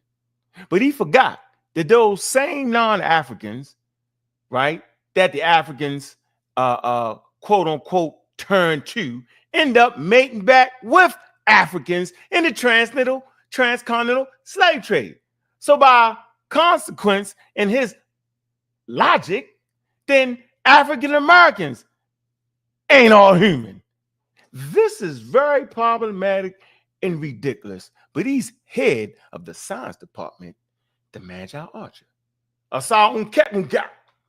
He says that convergent evolution ain't evolution. And he's co-founder of the Magi Archers science department. Smash, what the hell is going on with your science department? They're actually teaching pseudoscience, and nobody's correcting them. So with that, ladies and gentlemen, I'll say, man, peace. Y'all seen the PowerPoint. Go ahead and rewind it. Hold up, one more thing. Let me ask you, I remember when you came in, you wasn't always a scientific brother. You was more Kemet and all of that stuff with Sarah Seti and all of them. Nah, I was working out my pseudoisms by the time you met me. Right. Okay. Yeah, I was working on my You was with the Nubians. Yeah, I was on that. right? By the time you met me, I was all that. So I'm saying that's why they can't get me, yo, because you ain't could never be as pseudo as I was. You know what I'm saying? And just the growth and development and reading and understanding what it was I need to do and how I need to fix my game, that's where it's at. So I'm not looking down on you because you pseudo. I'm looking down on you when you hold your head up high and talk crazy to me. And every one of them, none of them knew what a scientific theory was, but yet they want to talk about matters of science. This is unacceptable. Anyway, appreciate you, Nafali. Go ahead and get your turban wig straight a little bit, right? And understand it. Sperm, Genesis, whatever the hell you was talking about, don't got nothing to do with evolution. Evolution has absolutely nothing to do with the origin of life. Evolution, right, merely explains life after it gets to Earth, and it explains, right, how is it that life on Earth is so diversified? It explains the diversity of life. How is it that this happens? How is it that yet they're so diverse, right, but yet connected? This is what evolution explains. Change over time by heritable traits. This is what it is. And the mechanism is natural selection, also convergent and divergent evolution. All these are mechanisms, right, of evolution, which Charles Darwin was the first person to talk about natural selection. Without natural selection, you don't even get convergent evolution. All right, Yarah, you there? No, okay. And with that, peace and black power, everybody. We out. Black African power, man. Like and subscribe, man. Make sure y'all come to the community skeptics and the pseudo killers, man. This is what we doing all day. All right. All right.